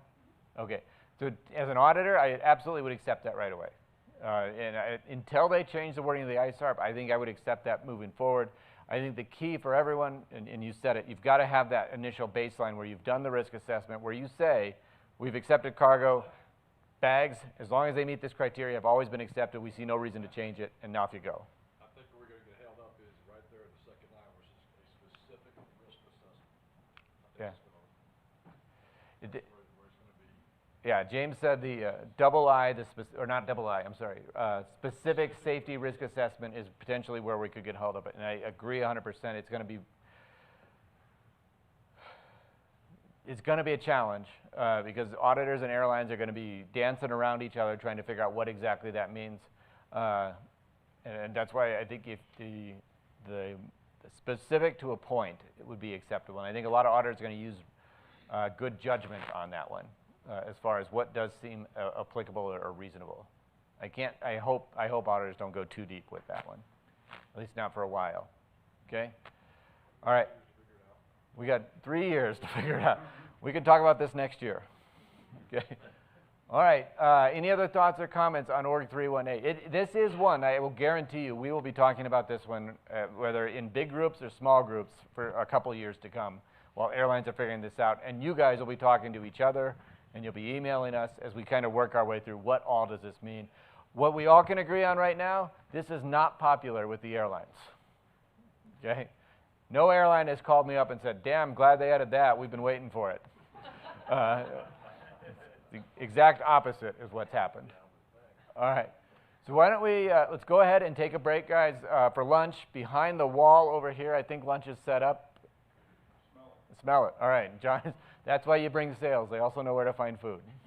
So lunch is set up behind there. For those of you online, what time is it, Amy? It is 12:14. 12:14. We'll return back about 10 minutes past the hour. So 10 minutes past the hour, wherever you guys are at in the world, is when we'll come back and join that. So 12:14 our time, so about 1:14, 1:15, be ready to go. Okay? Does everybody track down the Wi-Fi?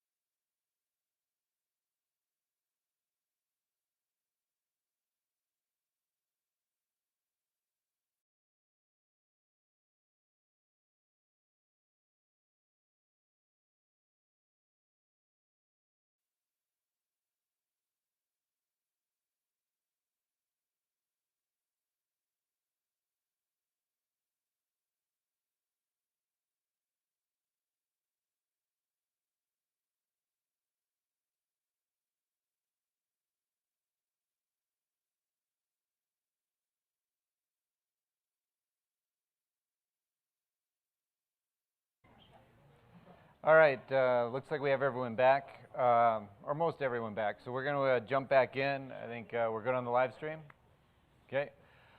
All right, just real quick, it was a really good idea to have a thing in a basement with a nice dark room with really cool temperatures and then overfeed you guys.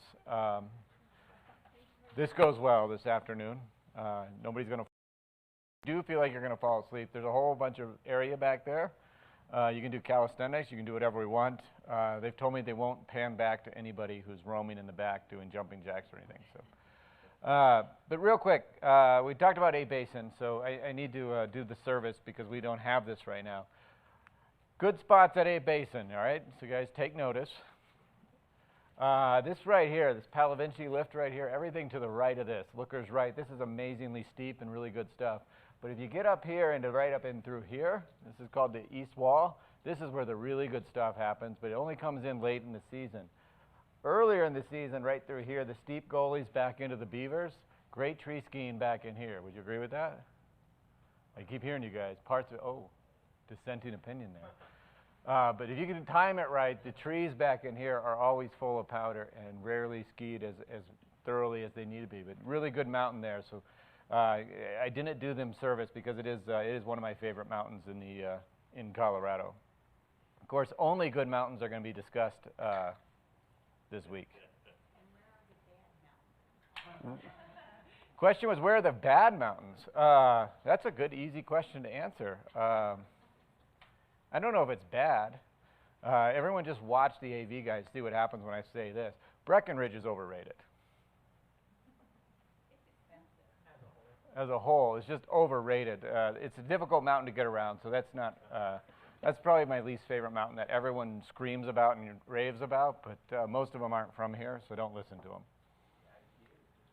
The IPA. Oh, now we're not talking about. Hold on, Ashley. We're talking about. There's a difference between skiing and beer, yes, especially when it comes to Breckenridge. Not to say you can't find good things on Breckenridge. It's just it takes a lot more effort to find it. All right, so we'll jump back in now. We've covered skiing. We've covered the part that's going to keep this, our advertisement for Colorado's Visitor Bureau open. Any questions? No. We're done with 318. Are we done with 318? Okay, very good. We can move off of 318. Let's talk about, let's see, 322. That's where we left off. So slide about 37. There may have been a couple slides deleted from mine to yours. So look for the org 322 effectiveness added. So this is a new effectiveness ISARP that's about, what was it, almost 2 years ago, a little over 2 years ago. IATA added 3 effectiveness ISARPs within org. This was not one of them. They have since dropped the one related to the Flight Data Analysis Program, and now it's related to management of change. So this is a new effectiveness ISARP with ISM Edition 14. And if you look at this particular question, it's related to how an airline manages change within internal change or external changes and how it impacts the operation. So as with all effectiveness ISARP, it's got its desired outcome right here. The safety risks associated with aircraft operations that may arise or are affected by external internal changes are managed and controlled to ensure they remain at an acceptable level. We move into the suitability criteria, which is really the first part that an auditor is going to start asking questions to after they determine if the ISARP is documented and implemented. They move in here. So as it says here, to determine if this is suitable at your organization, we're going to start looking at the number and types of analyzed changes, which could be very interesting for a lot of different airlines out there because some airlines do this very extensively. They're doing it all the time. Other airlines do it very infrequently, but they're doing it for maybe more major changes that happen within their organization. But we're going to be, as auditors, we're going to be looking at which events that you guys are doing this exercise for, and does it make sense given the size and complexity of your airline. Recording changes, how you guys record the changes, probably going to be fairly straightforward. Most of you are putting that in a SRA or in a some sort of template form that you guys are using when you do come across these change exercises. Levels of awareness within the organization. All right, levels of awareness within the organization. That's one that I've never really considered or thought about up until they've added it to suitability criteria. But it does make sense that we would ask about like how aware are people they need to do this, And that could also come back into the number and types that are occurring. If we start seeing a big discrepancy between when they're supposed to happen and when they're not, we could probably come back and say people aren't aware of these different events. And then, of course, the last one is the different sources that are causing the changes. Again, as unpopular as this sounds, with suitability criteria, we actually aren't able to make decisions based on facts like we are with every other ISARP that exists when we're talking about documented and implemented. This is auditor judgment. So this is an auditor having a conversation with your airline. Do we feel that what you're doing with management of change is in fact suitable given the size and scope of your airline?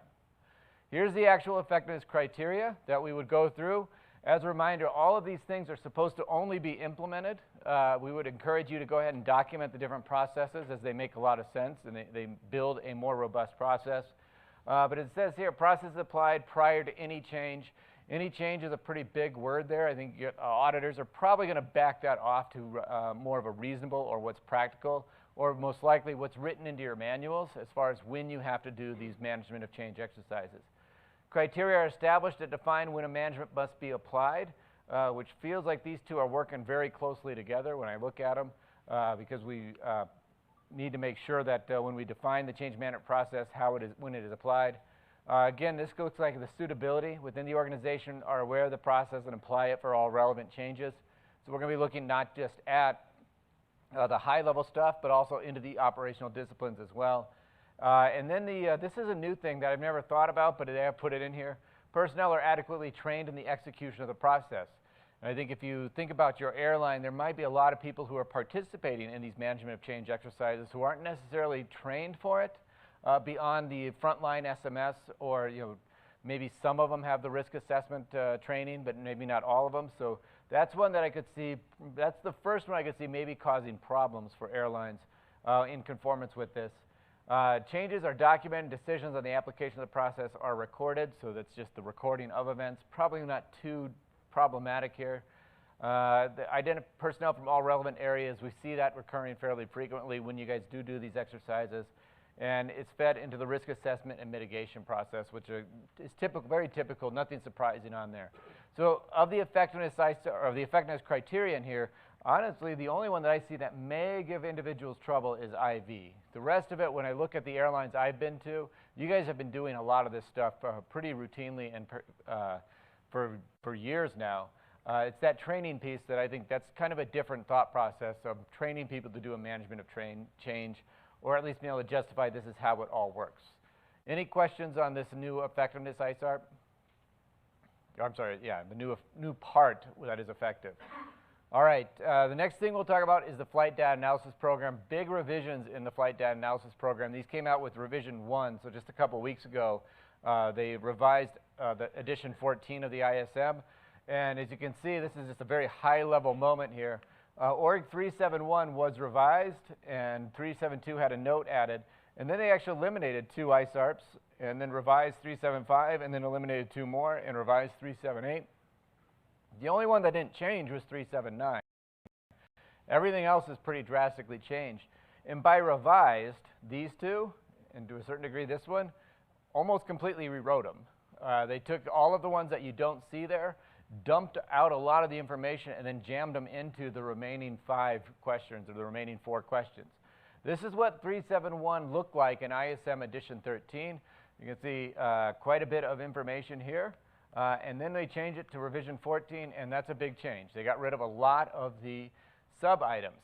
And when they got rid of them, what they did was they pulled them and put them in the remaining 3 questions that come behind it. So they got rid of all those things. Now, one of the other things they did here, so we got rid of the sub-items, is they added this note right here. Effectively, what they've done with Org 371 is they've made it just like Org 1110 as a master repeat. So in order to conform with this ISARP, these 3 questions, 375, 378, and 379, must also be in conformity. Otherwise, if there's any nonconformities there, Org 371, if we go back to it, will also be a nonconformity. And as an added bonus to you guys, Org 371 has what symbol at the back of it? It has the SMS symbol, which means as an added bonus, Org 1110 will also become a nonconformity. Isn't that fun? I repeated. It's, so it, you know, lots of findings there for no, for nothing different there. Okay. As it states down here, the same note was added to Org 372. The difference between 371 and 372 is 371 is going to be a shell, and it's related to heavier aircraft or bigger aircraft. 372 goes all the way down to the smallest aircraft that can be on the IOSA registry, and that's going to remain a should for the time being. Okay. Oops, sorry. There's a third change there, and as you can see, it was adjusted. This used to say September 1st of 2021. And they've pushed that out one more year, probably because of COVID and the challenges that came along with it. All right, this is the revised 375. If you look at it, when I was trying to make the slides and trying to incorporate revision 1, the changes to 375 are so huge that there is no real correlation between the previous version and this version. They took a whole bunch of stuff and created 375. Now this gets focused on processes for these 5 items. So the documentation for these 5 items is what it's going to focus in on. And as you can see, this also is programmed to become a standard as well in about a year's time. So this one, the interpretation and analysis of data, the flight crew liaisons, how you talk to the crews, collection that comprises data represents all aircraft in the fleet, dissemination of de-identified information, and training and qualification as appropriate for people assigned within the functions. If you recall, this one actually used to be its own ISARP about training and the qualification of people within it. So major change to 375. 376 and 377 are gone. We no longer see those. And we move to 378 and standards for the management and protection of program data information. And you can see, again, taking different parts of those old ISARPs that are now gone and plugging them in and putting them into this format right here. Just like with our other friend, it's going to become a standard very soon. How are we going to download the data? How do we de-identify and keep it confidential? How are we going to present it? And policy for data retention, retrieval, and archiving.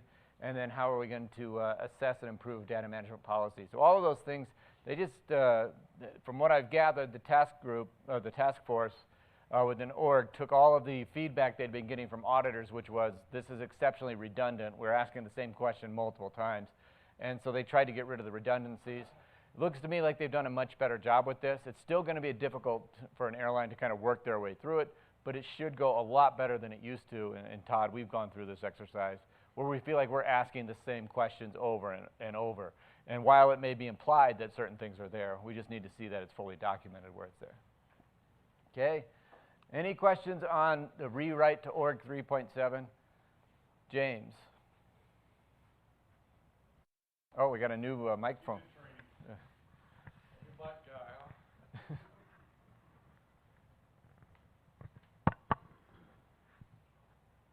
So a lot of these sub-provisions, like in our case in American, this is all embedded in our FOCO program, and FOCO is an agreement between the operator and your collective bargaining, your pilot unit. A lot of this stuff is included in the MOU between the company and the labor group. Is that acceptable as documentation? All right, so just to clarify so everyone heard, is it acceptable that we would go to the labor agreement or the MOU related to the flight data analysis program? Terry just ran out of the room. He's closing the doors because he's about to get loud. Honestly, we probably couldn't use it too much because if you look at the different standards, this one, ignore that one, but processes. And most likely in the agreement, it's not going to have the processes. They're going to be policy statements. So when we go through this, and we've ran into that problem before with airlines, is it's so specific to processes, procedures. And even if we go to 378, I think it was, 375 is the processes, should have standards for the management. And that one is a little bit different, standards. But we get down here, processes, policies and procedures, methods for maintaining. Methods is the same as kind of a process. Policies and procedures and methods. So even though it doesn't say it up here, when we come through here, it would imply something deeper than potentially the MOU. Not saying your MOU couldn't address it. I would just be very surprised if it was embedded in MOU to that detail. So a combination of both? Well, there used to be one that one of the previous ones that required documentation that said it was acceptable to the, all the parties. And there we would use the MOU because it showed that it showed an agreement between the pilots and management as far as the fact that we could do this.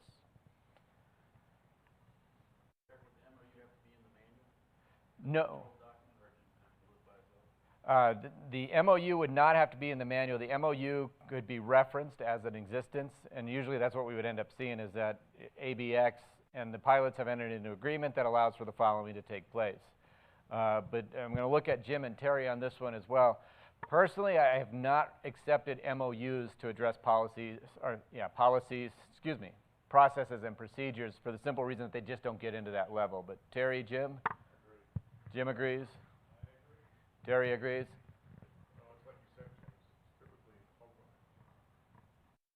Yeah. So you may reference the fact, if it comes down to an agreement, I would never put an agreement in the manual unless for some reason your POI or your regulator requires it, simply because they change, and then it's just one more thing to change. Okay? All right, any other questions on Org 371?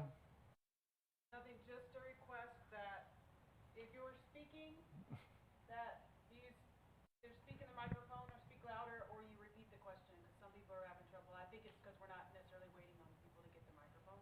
Okay. So if you're speaking or asking a question, just wait those extra 3 seconds for somebody to bring that microphone, because the online people are having trouble hearing some people sometimes. And then speak directly into, Yes. Can you hear it? I mean, I could. Yeah, I think when they speak in here. Okay. So thank you. Yes, so if you have a question, just raise your hand and I'll get there for you. We literally just got done talking about saying questions into the microphone. The first thing John does. Not talk into the microphone. Right. Demonstrating raising your hand. All right, so to those online, we'll try to do that a little bit better. And those of you in the room, we'll try to stall just a little bit before we get to your question.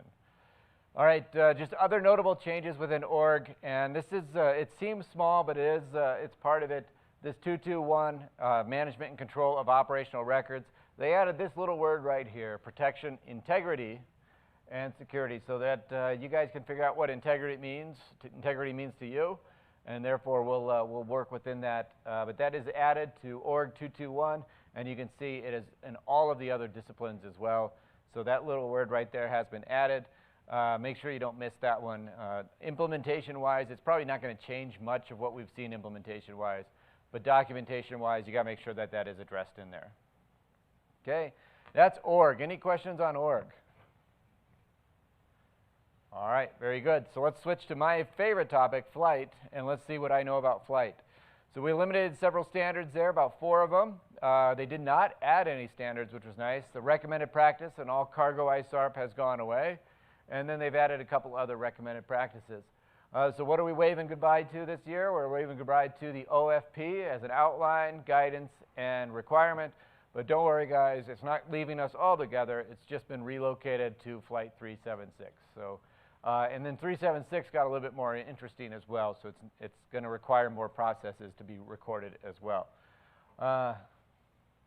Okay, Flight 2218. This is another one where they effectively have eliminated it, but they relocated to Flight 242.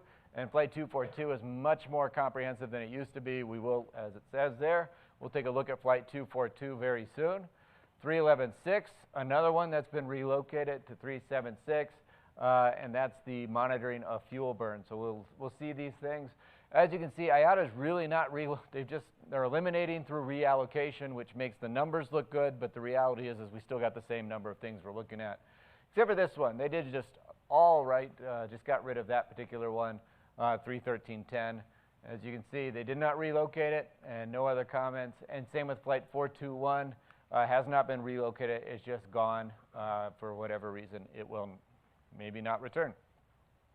New recommended practice that comes in, Flight 31168 Bravo. This is the policies and procedures for conducting an approach, and if the PIC is, unless the PIC is satisfied with runway conditions and things of that nature. Flight 31168 Bravo comes right after Alpha, obviously, and they're very tightly wound ISARPs. They're very close together as far as what they're asking. So in all honesty, if you have a nonconformity with 31168 alpha, probably going to end up with one with 31168 Bravo. Now, it is a procedure, so as with everything, it is going to have to require a little bit more documentation to take place there. And right now, and you can see there's alpha, there's Bravo. Both of them are effective, will be standards very soon, so within a year they will be upgraded into standards. And if you're looking at them, I don't think there's anything terribly complicated about them. It's just kind of an assessment of the runway conditions or the airport facilities before landing and what that's supposed to look like. If we get deeper into it, the policy procedures will be more difficult and will require conform with the ISARP. So the procedures, that's the hardest part. When we get into Flight 3, especially 68 questions into Flight 3 like that, 311, guys, we usually end up seeing a lot more policy statements, but this is a procedure, and so make sure that you do document what that is supposed to look like for the crews. Next recommended practice, or new recommended practice, Flight 315.5.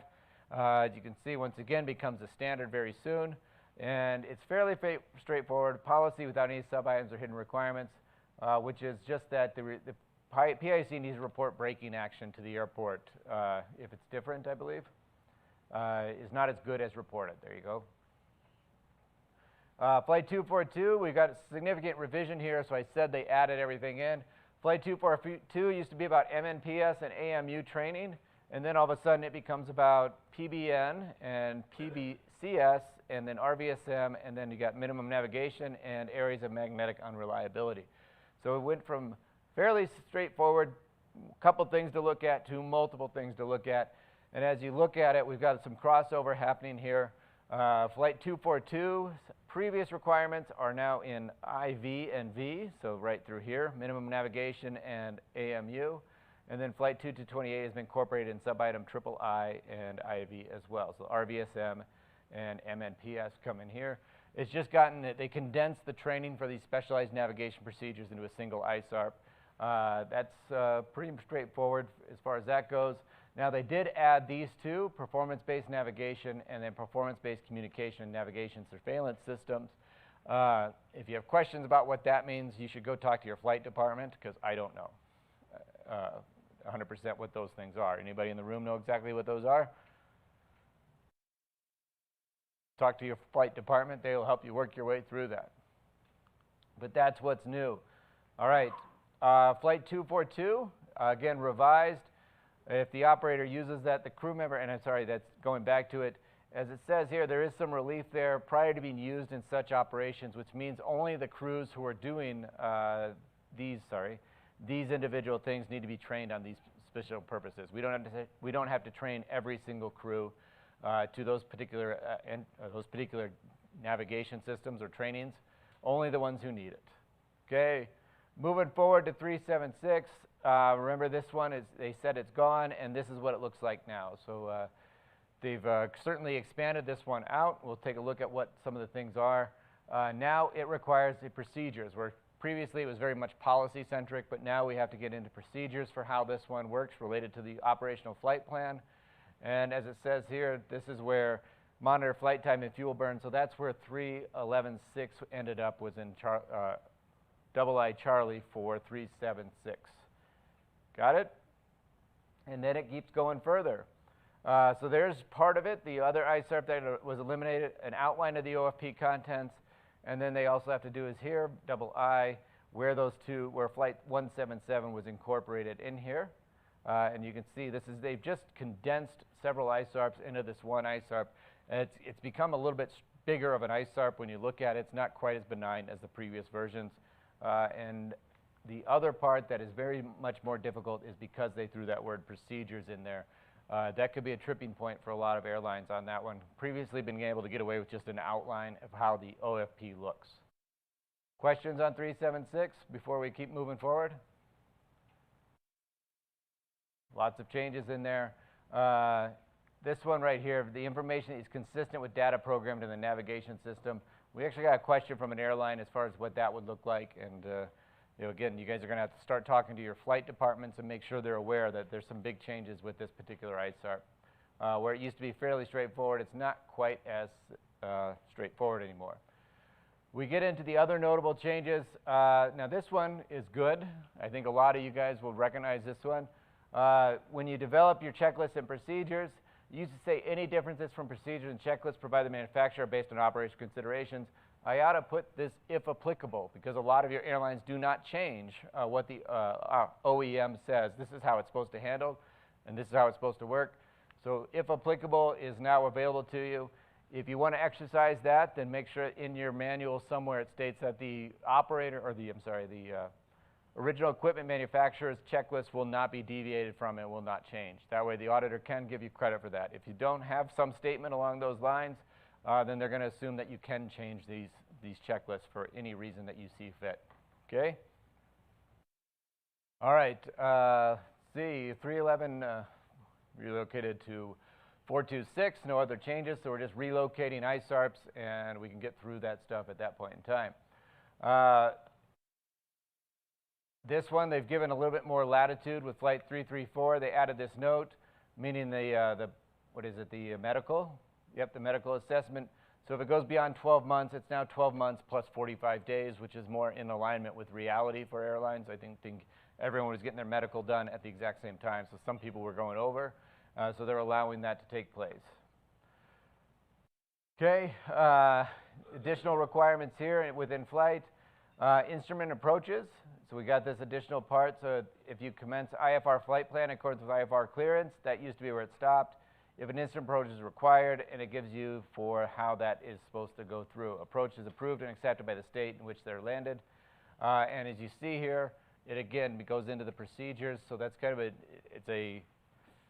it's a change. It's almost a whole nother question now because of the expansion that they've done on these particular ISARPs.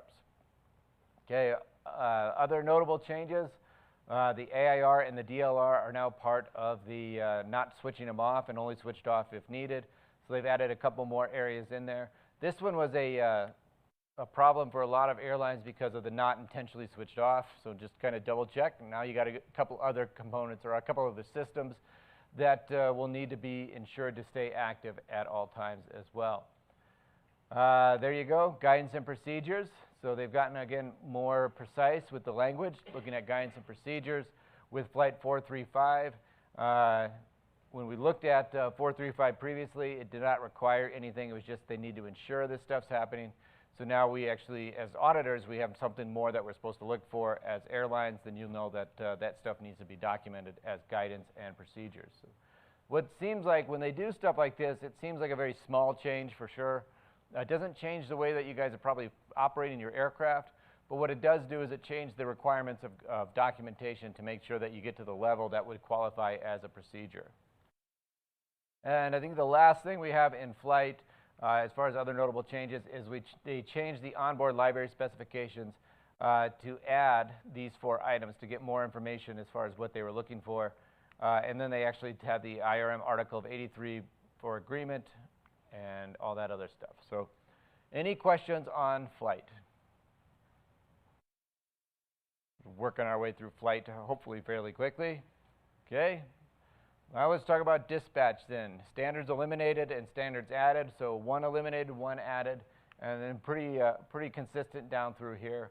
So we move on to Flight 155. This was eliminated, personnel being assigned operation control duties.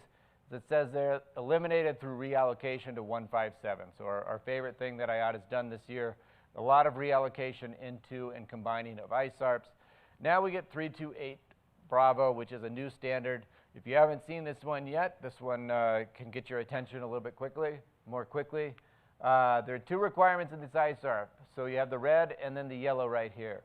The operator shall ensure a flight is not commenced or continued as planned unless it has been ascertained by every reasonable means possible that the airspace of intended route, to include the departure, airport, or arrival, can be safely used for planned operation. So that's the making sure that when you fly there.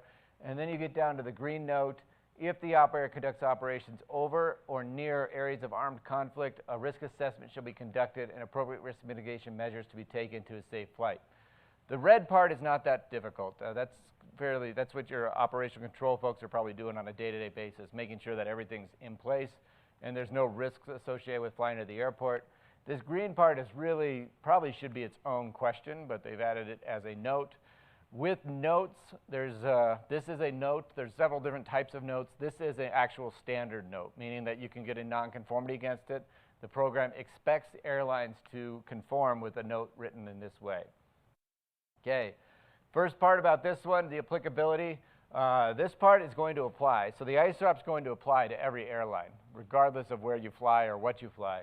This note, however, could apply to your airline, could not apply to your airline. It's kind of variant as far as how that looks.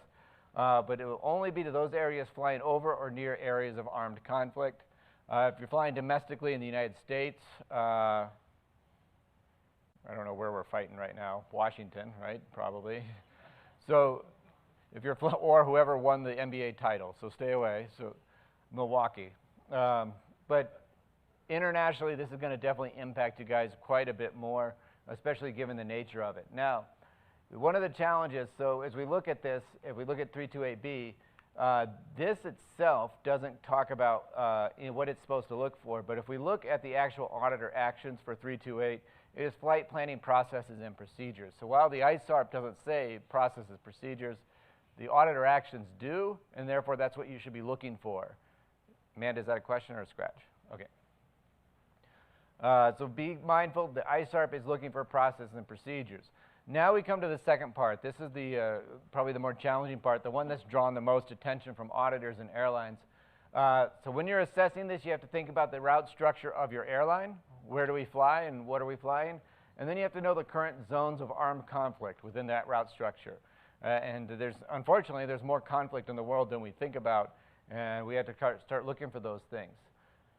If the operator conducts, then the documentation for here, as it states, for an international operator, I would almost say you have to have this. Just because you're not flying over a current armed conflict space, there's a high probability an international operator will fly over it at some point in time. Like Malaysian Airlines over, was it the Ukraine several years ago? They were flying over an area of armed conflict, or wherever else you may operate.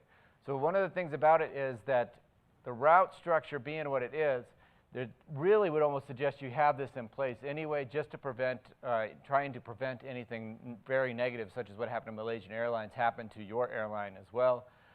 So even if you're not flying over a current armed conflict, it might be good to have the process in place, just given the nature of the world and the instability that we have out there. So we have to figure out the implementation. If it is happening, then we're going to look around and say, okay, where are you flying? Different areas of armed conflict. Here is a good source. If you're wondering what is defined as armed conflict, IOSA.europa.eu, domains, air operators, CZIBs. This actual website publishes known conflict zones, and you can actually go and see where IOSA has defined conflict zones, which is what the auditors will probably be doing as well. So that should give you some level of when or where do we start applying this and under what conditions. Okay? Any questions on 328 Bravo? Anybody think you're flying over conflict zones right now?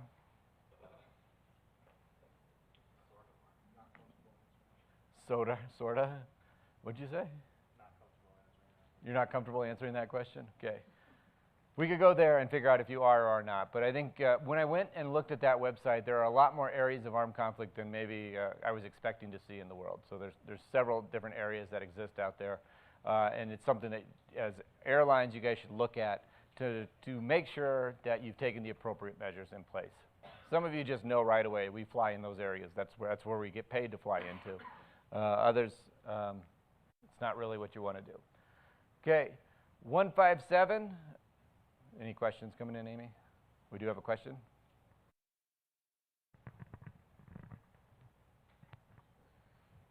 All right. Ed from Jazz wants to know if should ISARP dispatch 328 Bravo also include reference to flight 435? Presently, there doesn't seem to be a dispatch ISARP that correlates to flight 435. I don't know what flight 435 says off the top of my head. Caroline, what does flight 435 say? Or is Ed going to copy and paste that and help us all out?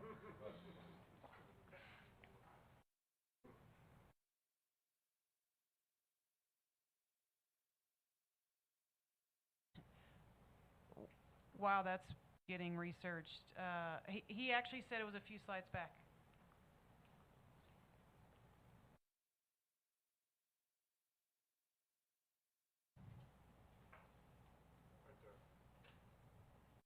Oh, there you go.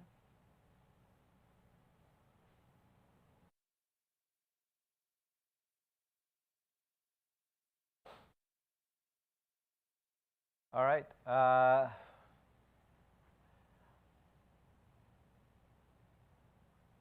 Interesting. Yes and no.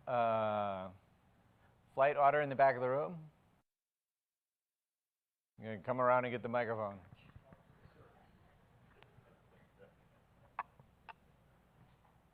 It's a good question that Ed has asked. Does Flight 435, is it going to be part of the assessment of Dispatch 328 and the armed conflict zone? Should it include part of or a reference to 435, which is the depressurization?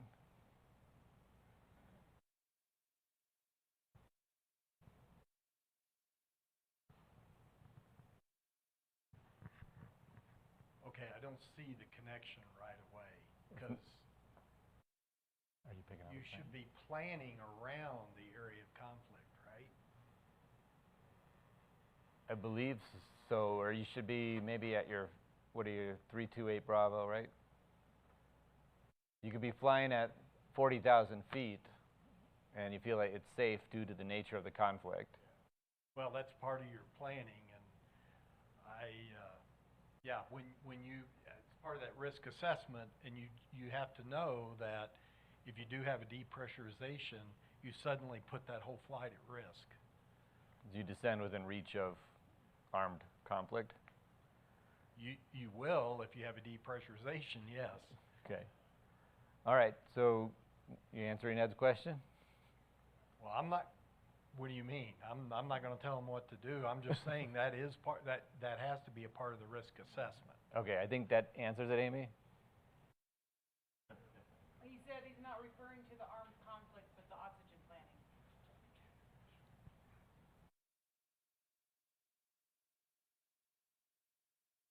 Is this a metric system thing? Charlie says the link in his mind is that overflight of a conflict zone might be restricted to altitudes above FL 100. Okay, so 10,000 feet.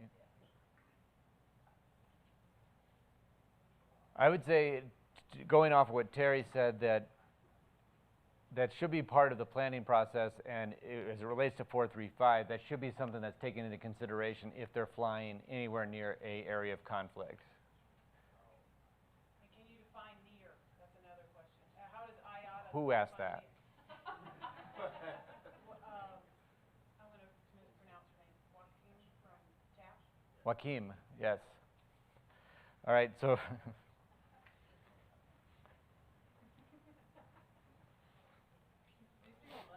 yeah, they do. I probably earned that from Joaquim. Near, that's, how would I define near, Terry?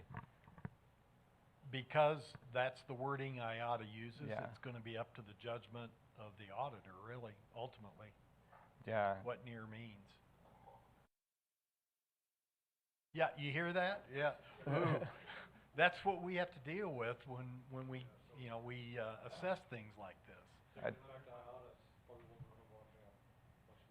What's near? You got that, Caroline? We need to know what near means as it relates to this. I'd say if you can see it out the window, how about that? So, at 40,000 feet, you got a couple hundred miles each side of you. If it's in that.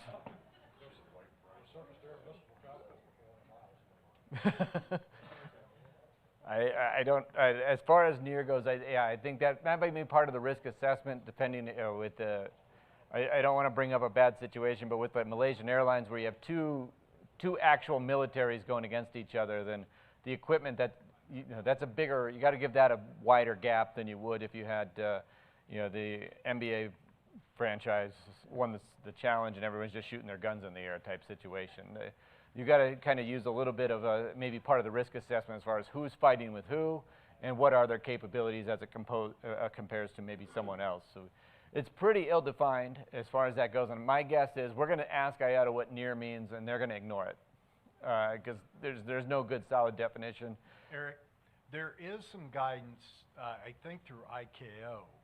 After that incident happened, I believe there's some guidance in the, either through maybe IOSA and the FAA, I'm not sure, but they did publish something about avoiding areas like that. So there could be some guidance in terms of miles, and what the routing should be. And that's what I would expect operators to do that fly in those regions. Okay. So Joaquin, I don't know if we certainly haven't answered your question, but we've danced around it enough. I think it's just going to have to be part of the risk assessment. There could be some guidance out there from ICAO. You come back to the website that we put up there and where it went. There it is. The website that was put up there. I can't remember for sure if they've got anything in there that would talk about where it would be considered near that area. But clearly, like, Syria's got a lot of challenges going on there right now, and there's a lot of capabilities in Syria as far as military goes.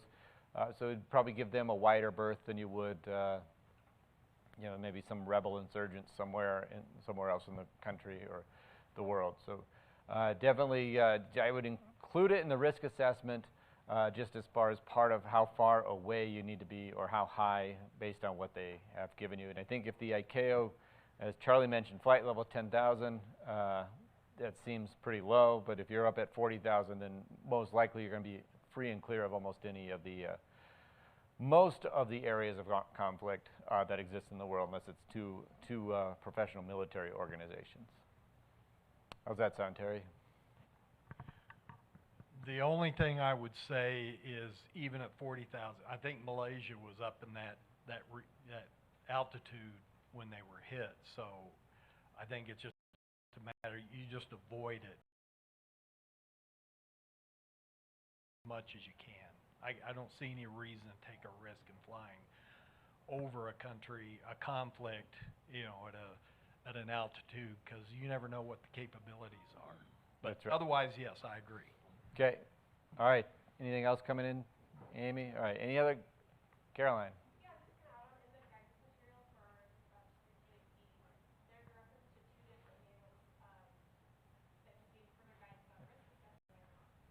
All right, so the feedback from Caroline is if you go to the guidance material for 328 Bravo, there's actually two different documents that exist. Are they both ICAO or?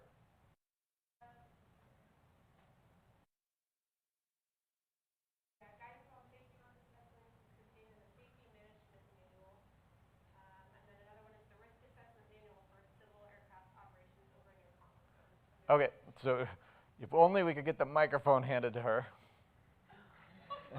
There we go.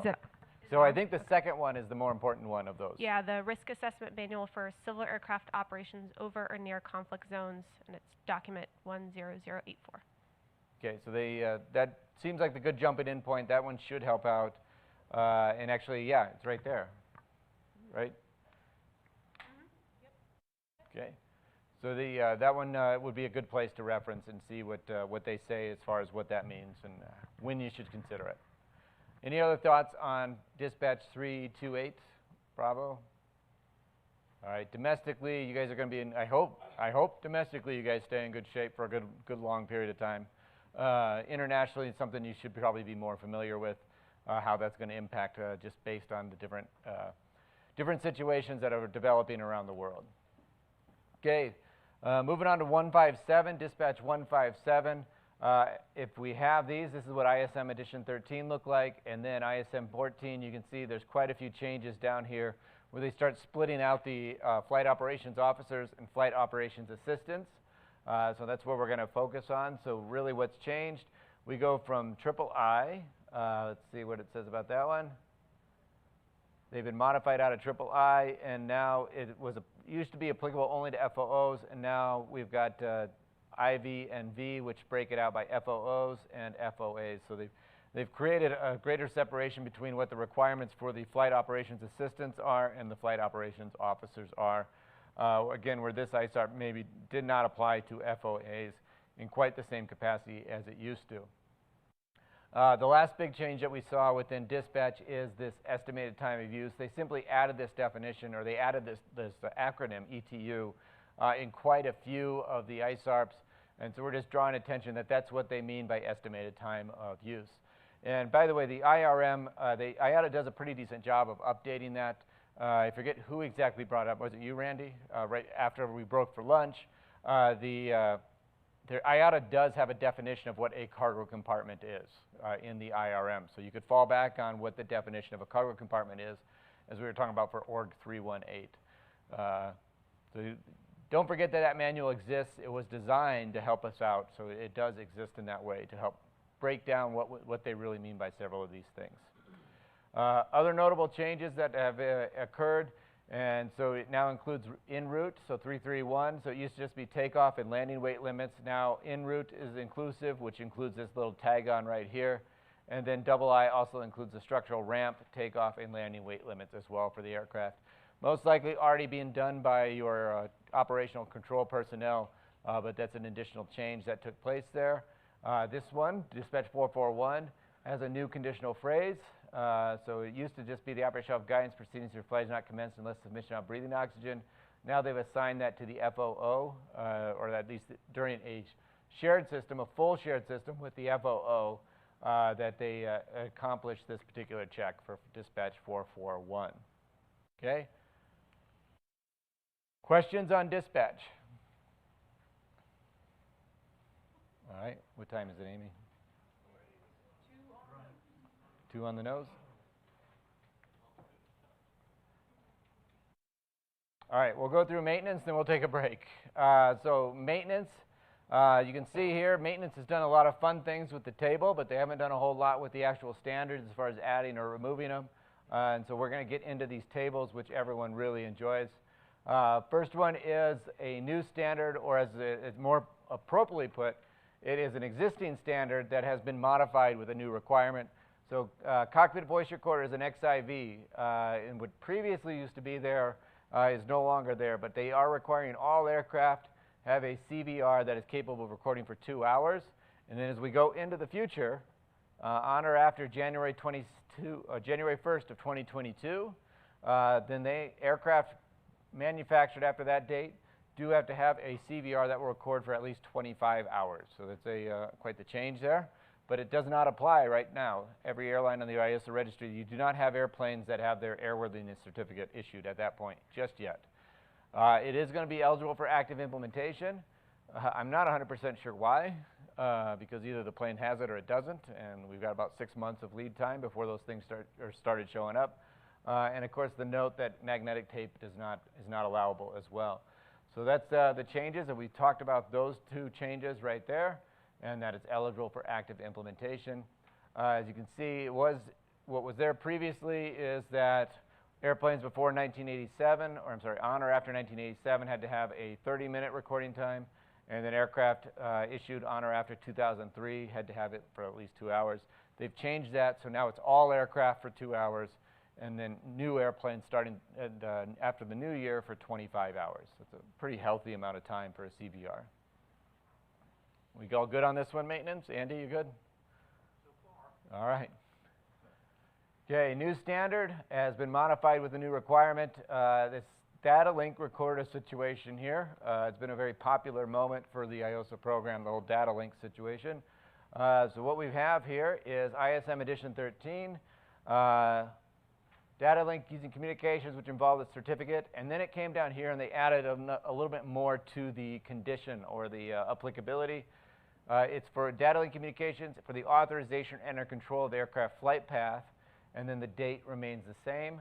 And as you can see, the other changes is the DLR records the applicable data link, and it does allow for active implementation as well. So aircraft with the built after 1 January 2016 or certified after that date have to have that recording capability to meet the intent of this particular standard, and that is effective right now on that particular one. All right, this was a autonomous distress position transmission system. So those things, and you can see here, 1 January 2023, So again, that's even further out into the future, but airplanes that manufactured after that date are going to have that. So 1 January 2023 and they have to be over 27,000 kilograms. So our big airplanes and the brand new airplanes still that haven't even been started yet will have to have this autonomous distress position system. And then we go in, and this is everything that the system has to be able to do. So you want to make sure if you have new airplanes on order or coming down the path that if they meet the criteria that we just saw, then they will have to have this autonomous distress system right through here. Okay?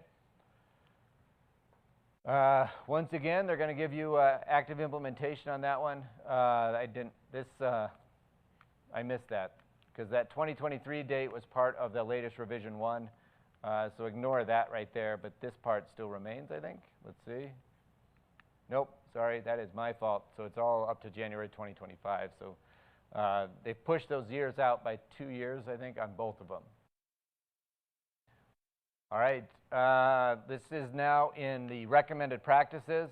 So the cockpit voice recorder for, as it says there, an alternate power source that powers at least one CVR.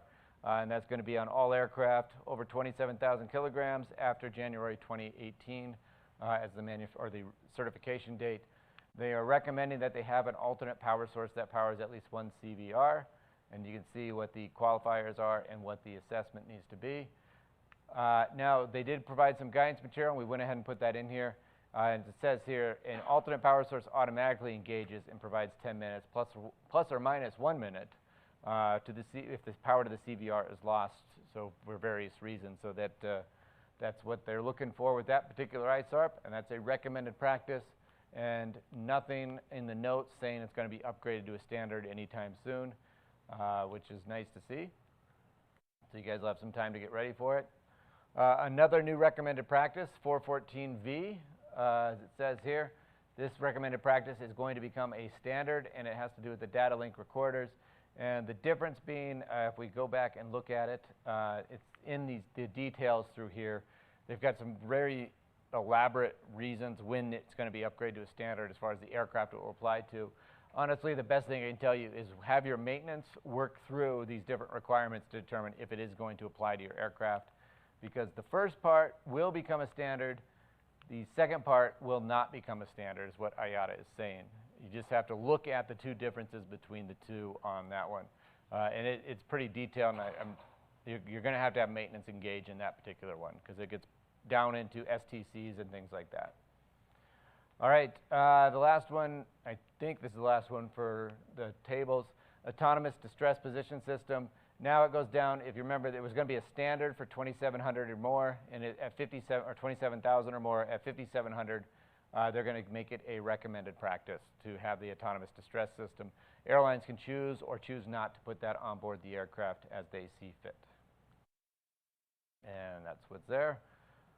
Let's see, that was the condition and the active implementation. Okay, any questions on those tables? By the way, we're going to talk more about those tables during Stories from the Road because the auditors have seen a lot of challenges with that particular table. So any questions on those new ISARPs for the table? Or changes to those ISARPs for the tables? All right. Other notable changes. So ISMV has been added that we have to go through. So the operator shall ensure the MELs include as applicable aircraft systems equipment required for operations in conformity with specialized authorizations in accordance with 121. Just a new link back to Flight 121 and all the different approvals or authorizations that will take place for the aircraft, and that you have to have the appropriate MELs in place. As we've put here, it's probably fully implemented. Chances are, I don't know why it wouldn't be fully implemented, so it may be more of a documentation type update than anything else. Okay, maintenance 291. So this is a maintenance program that provides for the CVR and the FDR. And as it says here, what they've done is they've actually broke these into two different sub-items, one for the FDR and one for the CVR, and you can see the different requirements there. There used to be just one sub-item, and you could get away with having one process. You still may have one process, but you got to make sure it's clear that what the separation is between the two. Next, moving on to maintenance 292. This has been actually a very big problem for a lot of airlines around the world, maintenance 292. This has to do with the data link communications and the data link recorder, and as it says here, the periodic evaluation of the recording system and assessment of DLR performance. Multiple airlines that have these DLRs have struggled through this particular one all over the globe because of two things. This sub-item I right here. In accordance with the manufacturer's requirements or as is required by the authority, those are two things. Right now, the manufacturers don't have any guidance, and neither do the authorities. So the airlines kind of had to come up with their own thing. They've actually added this note right down here, so you can see many airlines have taken that approach.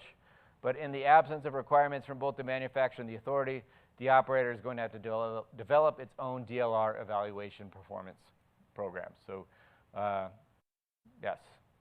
Many airlines have taken that path as far as it doesn't apply because of this, and IATA, on numerous conversations with them, have said, no, it will apply, and they actually added this note to make sure that everyone knew it's going to apply.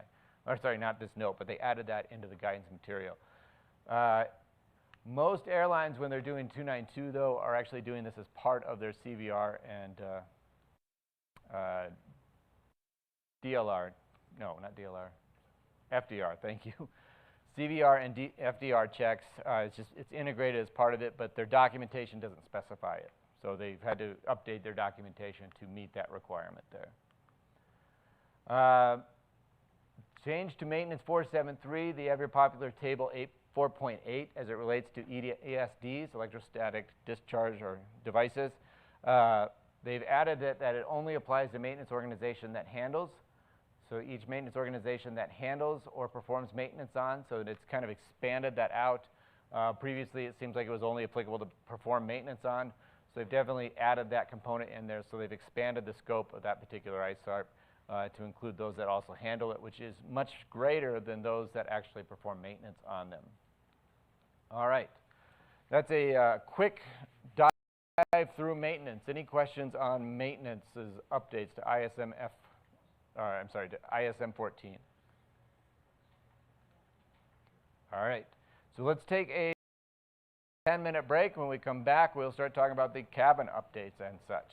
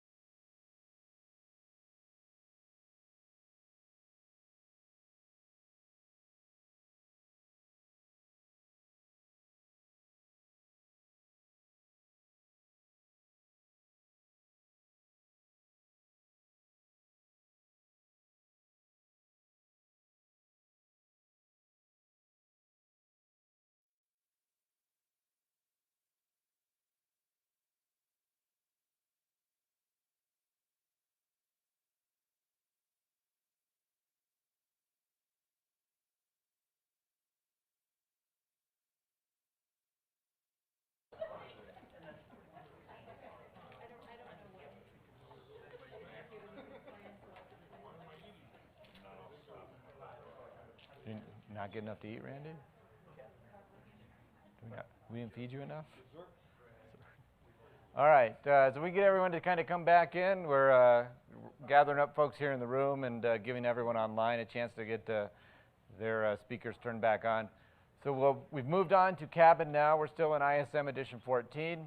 Cabin, why do we love cabin? We love cabin for that reason right there. They kept everything fairly stayed. They just stayed the course inside cabin, with the exception of this one recommended practice, which we kind of talked about previously. So when we look at this, it's just a few revisions here and there within the cabin discipline. As you can see, cabin 2212 training ISARP was revised, and where it was revised, as we see right here, policies and procedures associated with the flight deck, that was added required training for initial recurrent. And of course, just like with almost all cabin 2 ISARPs, that conformance applicability table has been added to this one. So as you can see, policy and procedures associated with flight deck access, not specific to the aircraft type. It has to be included in initial and requal training every 36 months, and it could be conformed through an AQP program. So that's the change to cabin 2212. We move on to cabin 341.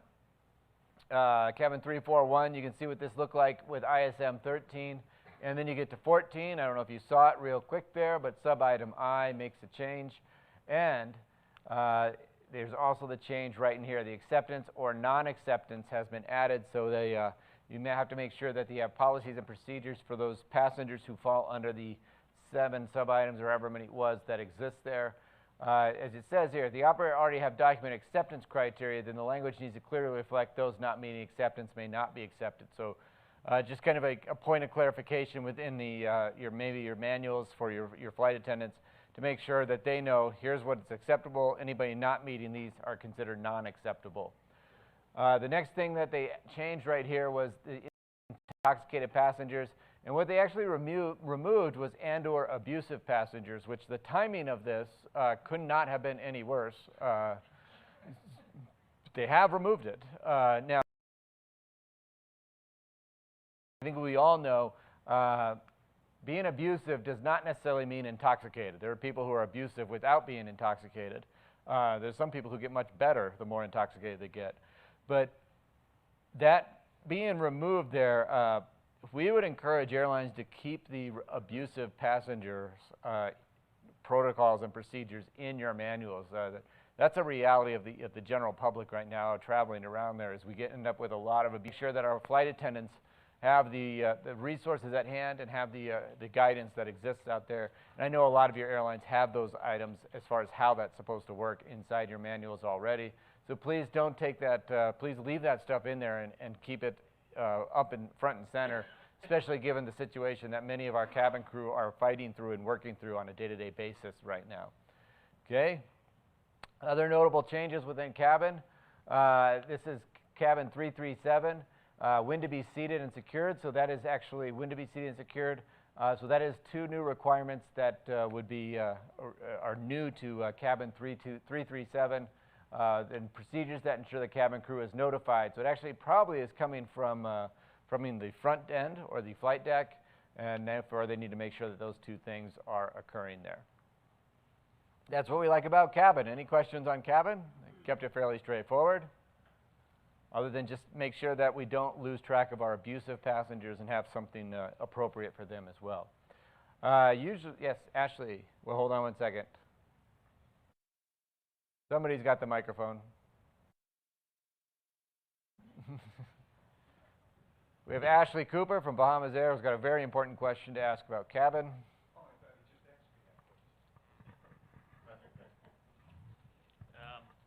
I'm looking at this, the change to 337, when to be seated and secured, but wouldn't that be in sync with the prepare for takeoff call? In theory, it should be, yeah. So that's, I mean, why is that something new? Is the prepare for takeoff call coming from the flight deck? Is that where the ISARP is? Oh, yeah. So I think that might be in flight. I think there's something in cab too that already says that you have to advise, or the cabin crew has to be advised. That I'm not sure. I don't know cabin inside and out, so I don't know for sure. It's not. Suzette, you do? Would you want Are you guys getting him running? Okay. He's getting his steps in. That's what it is. We're helping him get his steps in. He's getting his steps. You're capturing the workers' comp injury that's about to happen. Wouldn't you capture that both by referencing both your flight attendant manual and your flight crew manual? Yeah. Because I mean, they do give I know in ours, they do give the signal, the flight crew do give the signal of when to be, when they're getting ready to turn onto the active runway, and they know that they should be seated and secured. But we don't, I know in our flight attendant manual, we don't specifically call out. They have to be seated and secured. Okay. And I think it feels like when they make a change like this, to go along with what Ashley was saying, it almost feels like a moment where the whole program went, oh yeah, we should have that. And it might be why you're thinking that, Ashley, because sometimes when I see the changes, it's like, really, we never had that? And it might be one of those moments where it's like, okay, well, if the front end has this communication, then we need to make sure the back end understands what that communication means. So I guess you would be looking for, as an auditor, you would be looking for, in the flight attendant manual, you would be looking for that actual type of when to be, they know what they're looking for when to be seated and secured. Yeah, which sounds, because it's like flight attendants, please be seated, right. Which means sure, you need to be seated, right? Right. So yeah, we'd be looking for it from the cabin attendant point of view, as opposed to from the flight deck notifying them. Now we need to see that the cabin attendants hear the notification and know exactly what that means. Okay, thanks. Good. Right. Any other questions on cabin? Okay. And again, I think sometimes when you see those, it is really one of those where I can't believe we didn't ask that before. So I feel like that might be where we're at, Ashley, because there's been a couple of times where IATA's updated something. It's like, really, we never talked about that, and you look through and you never do. Okay. All right, so now we're going to move on to ground handling. Ground handling, this is a topsy-turvy discipline for the past several ISMs, and it has held true today as well, or in this latest ISM. Going through a big revamp by IATA, trying to line it up and get it in alignment with the IGOM, IATA Ground Operations Manual, and that's where we see a lot of these changes coming. And as you recall from earlier today, a lot of security, 7 ISARPs in security, which is honestly about 10% of security, got moved into ground handling. So security is getting very short as far as ISARPs go, and ground handling continues to grow, especially with the addition of new ISARPs and things like that. And new ISARPs, there it is. They did not eliminate any, but they have those right there, and most of those are coming from security. Only 1 recommended practice eliminated, and then look at recommended practices added. So ground handling has certainly grown quite a bit with this particular ISM. And if only there was somebody in the room we could blame for that.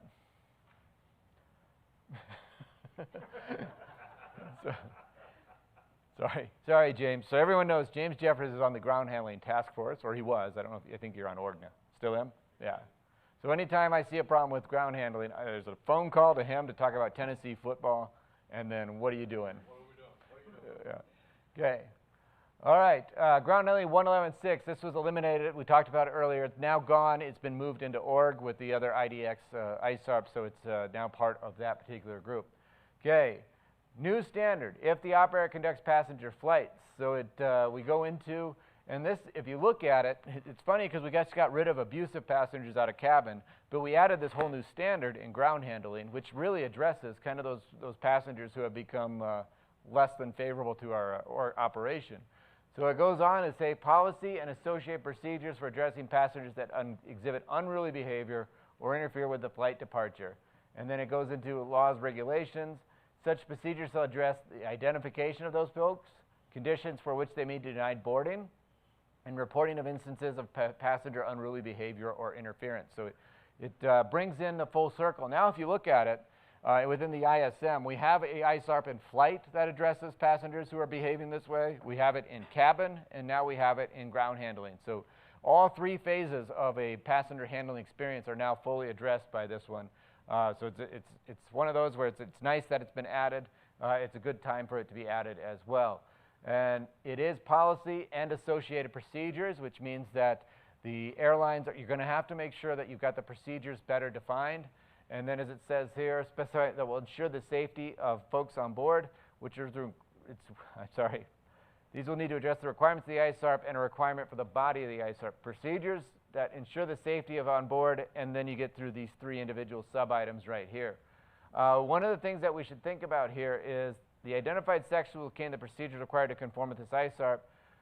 So you would need procedures for this one and this one. However, these two, the identification of passengers unruly and interference, that's more of a, this is the characteristics of an unruly or interfering passenger, so you wouldn't necessarily see procedures there. And the same here, conditions under which they may be denied boarding. Again, the conditions are going to be more specified. Here's the events, excuse me, here's the events or the scenario that may play out, so you would actually outline the conditions that would prevent somebody from getting on board the aircraft. So those could be more policy-centric as we look at those particular ones. So it'd be more guidance or policy, whereas the highlighted yellow is definitely going to be more procedure-oriented, procedure-based. All right. The challenge with this one is it's strongly linked between the 3, and anytime IATA does something like this, the chances of things getting misaligned increases. So flight's been in there for a while, cabin's been in there for a while. We need to make sure ground doesn't contradict what's been in flight and what's in cabin. It also needs to be, you cannot fall back on what's in existence for these 2 manuals, so you will have to go in and make sure your ground handling personnel have access to this information as it relates to them. You cannot use, so we just talked about that one, but you can reference these to supplement 316. So what would be by reference is ground handling personnel, so maybe, depending on your airline, maybe the PIC is the only person that can deny a passenger, and therefore the ground handling personnel would default to the PIC to say, hey, we've got so-and-so behaving in a certain way, here's everything that's going on, and the PIC wears responsibility and says, nope, they can't fly today, and then you move forward from there. That would be acceptable because then as long as you wrote it into your manual in that way or that capacity. Everyone okay with ground handling 316? Okay. Related ISARPs, so that's what they look like. So we just saw cabin 342, and then ground flight 393 basically does the exact same thing as it works their way through it. Okay. New standard, so this is relocated just as the security 332. This is the notification as far as the PIC when, let's see, when armed individuals on board the aircraft are on board, so they've gotten it out of security and put that in ground handling where it's is most appropriate. Honestly, those are the individuals who are notifying the PIC in those events. 375, new standard as it relocated. It says here that it has to be as specified in Security 331, and why we've drawn that out is it is still only applicable to passenger aircraft or passenger flights, because 331 is on board for a passenger flight. So it's still, all cargo operators would not be, this 375 would not apply to them. All right, it does allow for different content, so you guys get to determine how that looks and what it looks like. New standard, again, relocated. The assessment is basically unchanged. It's almost the exact same, you can tell. So no big differences there. Same with 377, just a lot of stuff moving into ground handling where these things happen. No changes there, so assessment's going to be the exact same. Here a little bit changed, but definitely moving from 367, I'm sorry, 367, the assessment across ground to security. So in accordance with Security 361 and 366, just it kind of creates a very interesting scenario there to ensure procedure to hold baggage has met criteria with ground Security 361 and 366. It's always interesting when you have to audit across disciplines, and that's what's actually happened with ground handling 378 there. Anytime you have to audit across disciplines, it says here, is you have an auditor going into the future basically and saying, how do you audit this? So it's, the auditor has to figure out how they're going to effectively do this. The ISARPs talk about what information has to be retained, so you have to go from ground into security, verify what's in security, and then come back to ground. Okay? Those are the two related ISARPs, and you can see this one is for hold baggage, including carry baggage. It's screened, and then unless it's been identified as accompanied or subjected to appropriate security controls and things like that. Once again, 379, just another one, moving from security 368 on up into here, and as it does mishandled baggage and how we're supposed to work with that, which is again conducted on the ground side of things. Same thing happening with 3610. Security 3610 becomes ground handling 3710. Let's see, we can get to the, yeah, so that's the end of the relocation ones. Just as a matter of course, and I think actually one of the rules or the stories from the road that one of the auditors talked about as we kind of go through these types of ISARPs, the security manual for most airlines is really not that important of a manual when you look at the IOSA program, because the security manual doesn't, while it may be SSI, it's not widely distributed. The relocation of so many ISARPs into ground handling would suggest and show that the program recognizes that these are really ground operations functions that just happen to deal with security. So what we ran into a lot of times is we'd end up with these processes being in the security manual where nobody knows they exist, where they really should be in the ground or the cargo manual where it's more appropriate. So one of the things that I would say to all of you on this one is, just because it may be, the question may be in the security manual, doesn't mean, or I'm sorry, in the security discipline, does not mean that that's where the reference has to come from. In fact, most of them outside of Security 1 really would be better served being in the other disciplines where they belong. Security 1's more the management control, and Security 4, how they respond to events. But when you're looking at Security 2 training and Security 3 operations, those are being conducted by ground staff, pilots, flight attendants, etc. And therefore, that's where the actual references should be. Does that make sense? So your security manual, which is usually about 18 pages long anyway, it feels like, could probably get reduced down because the actual operation is where it needs to be, and it needs to be available to the folks who need it. And this, what happened right here, this with ISM 14, strongly supports that. We need it in the operational people's hands. That's where the information needs to be. All right. Ground handling 326 Bravo, a new recommended practice. And as you can see, we've in the last version, the ISM 13, I think it was, introduced how to open and close the cabin access doors.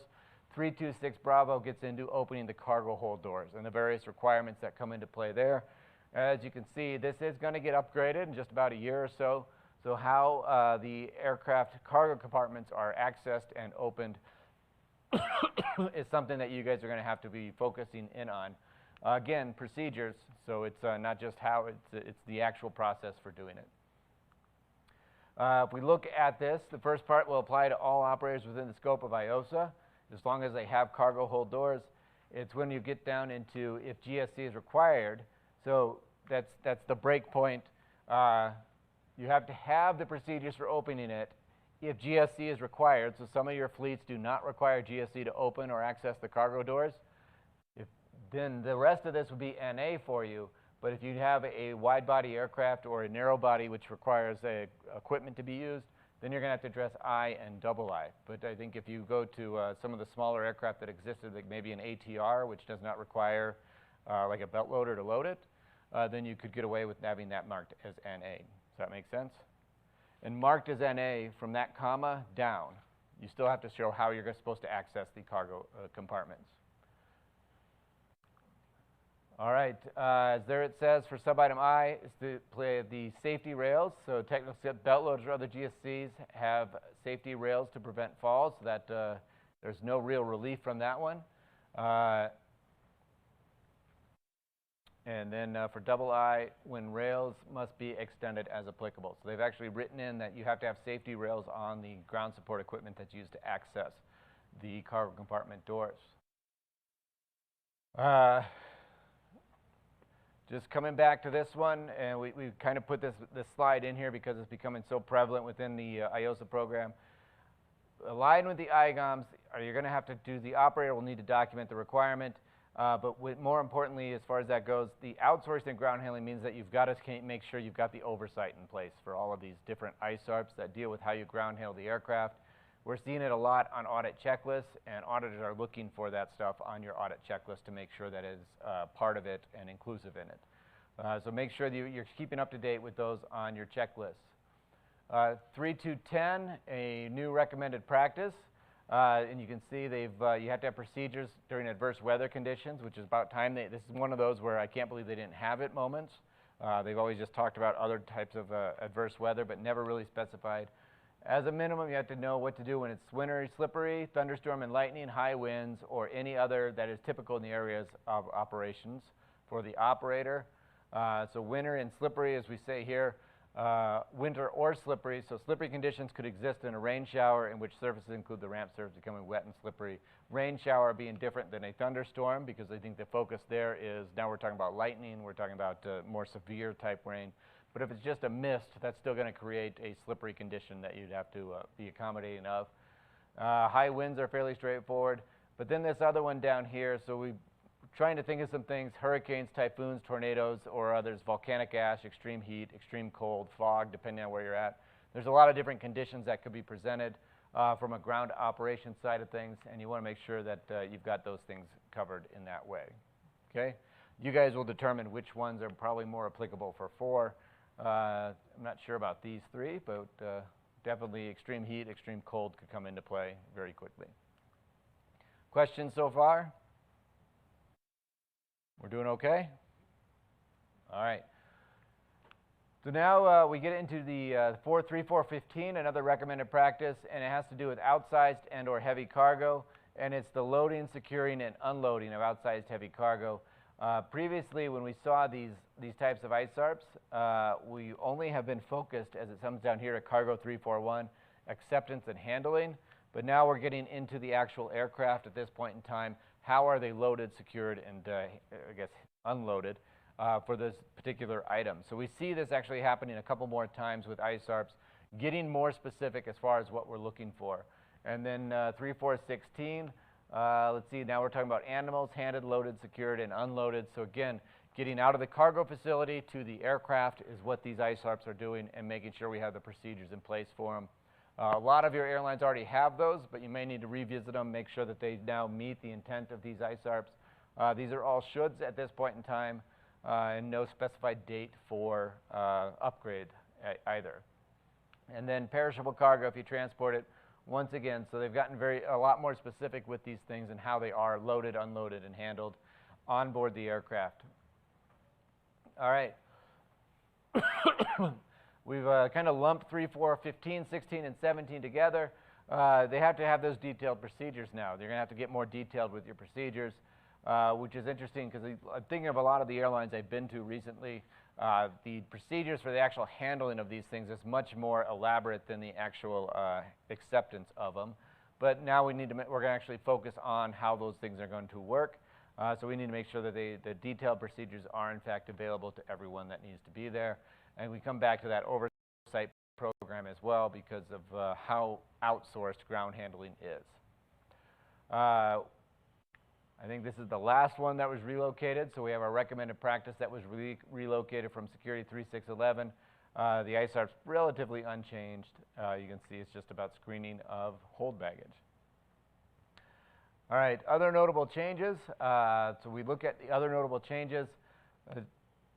When we get to this one, ground handling 166, what they've done is what was previously in ISM Edition 13 is right here. And then double I, listing or schedule an operator approved dangerous goods permitted to be carried on board the aircraft by a passenger or crew member. Several of you have that in your manuals, but now that's going to require all of you to have that in your manuals. What dangerous goods can be brought on board the aircraft, as that is the requirement that's been added for ground handling 166. Ground handling 321, as it says here, this is quite the change. This is what it used to say, that ensures the assignment of responsibility for the supervision of all airside operational activities.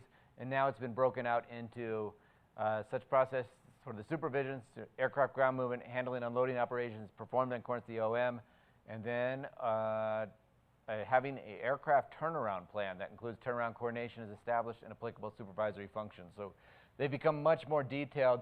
Actually, this one, 321, was sometimes a challenge to get airlines to find references for supervision of ramp activities or ground activities, and this has expanded it out, so we could see a few more challenges associated with this particular ISARP.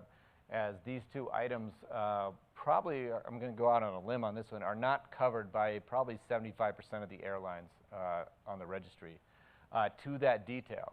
Once we can find who supervises it, but to get to that detail is where it gets a little challenging. Ground handling 323, so we get here, we've expanded this out to, which is new. Vehicles and personnel remain clear of the parking stand until engines are shut down and anti-collision lights are turned off, so clearly an IGOM matching to the IGOM. And as we have here, with an additional requirement when compared to ISM 13, are positioned at the landing gear wheels and verbally, and it's right here, and verbally, visually confirmed to the flight deck. So that's the chalks in thing that we have to make sure it takes place there. I believe, if I remember correctly, that was not part of the ISARB. So that continued alignment with the IGOM continues down that path. Any questions so far? Amy, we good? All right.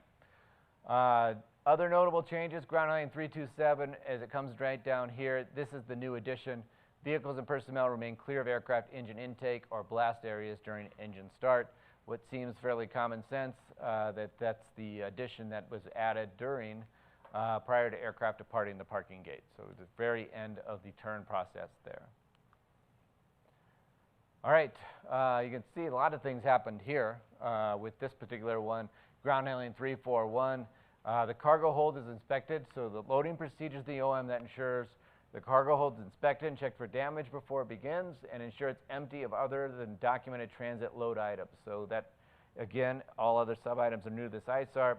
Down here, the load is secure, will not move during the flight, and if applicable, ULD locks are extended and locked. So these are new to ground handling 341, and then here is what was there previously. Aircraft is loaded in accordance with written loading instructions and in a manner that satisfies weight and balance requirements. So those blue ones on the top and the bottom are new to this particular ISARB and something that you'll need to make sure to document and record. And with everything, once it makes its way into these ISARBs, then it has to also make its way into your oversight programs as well. All right, that gets us through ground handling. Lots of different new changes in ground handling. Any questions for ground handling at this point in time? Ken, is that a question? No, I'm just thinking it sounds like they're trying to get us more into the format of the IGOM. It sounds to me like they're trying to get us more into the format of the IGOM and possibly ISAGO will come to be. Would you say that's true? I think maybe. They're not trying to make ISAGO operators of all the airlines. But when I look at the changes that have happened within ground handling, one of the things that I've noticed is they've actually detailed what we all knew was supposed to be happening anyway. And the IGOM goes through those details. The IATA Ground Operations Manual goes through those details. But it's still, the IGOM doesn't get into finite details. It's going to allow airlines, for almost all airlines, it really kind of goes into, well, this is how we've programmed to do it anyway. And I think back 4 ISMs ago, or whenever the IGOM incorporation started, it used to just be the operator shall have a procedure for handling the aircraft. And it was just this big, wide question that, you know, and they've just broken that down into when it arrives, how you do this, how you do this. It's just getting more specific in what we actually need. So I think from an auditor perspective, it makes my world a lot easier because it gives me what I need. You know, this is the stuff I need to verify. There's several of the things in there that, without an honest answer, there's several sub-items in ground handling where I look at it and be like, that is, not a lot of airlines do that. You know, and James, we've had that conversation, the landing gear pins, where there's some things in there that they were in the IGOM, so they make their way over into the IOSA checklist, and you know, you look at it and you're like, oh, like that's a struggle there, that's a stretch there. Even when we get to the, excuse me, the loading or the opening of a cargo door, you know, it's pretty precise at that moment in time, and there's only so many different ways to open a cargo door, but it really gets into, you know, really how the equipment's supposed to be brought up to the aircraft. Yeah, pardon me? employee safety, yeah, making sure there's handrails. Yeah. Okay, and yeah. So just for everyone online, what James said is the changes. A lot of the changes we're seeing are for employee safety, with as far as like accessing cargo access doors or the cabin access door, making sure that fall prevention's in place before you open the cabin access door. It's really from an employee safety perspective, but it's lining things up. And the fact of the matter is I think at almost every airline I've ever seen and worked for or worked with, they're doing these things anyway. It's just a matter of they're expecting the airlines to formalize it a little bit more. Exactly, document it. Yeah, document that this is supposed to happen. Some of the challenges may be like the requirement for handrails, but I think in a lot of developed countries that requirement's already there because of fall prevention from OSHA. But you go to a lot of the undeveloped countries and stuff like that doesn't. You can see the 777 accessed with a belt loader and the handrails down, or it just doesn't exist. So that's obviously a dangerous situation for a human to be crawling up there.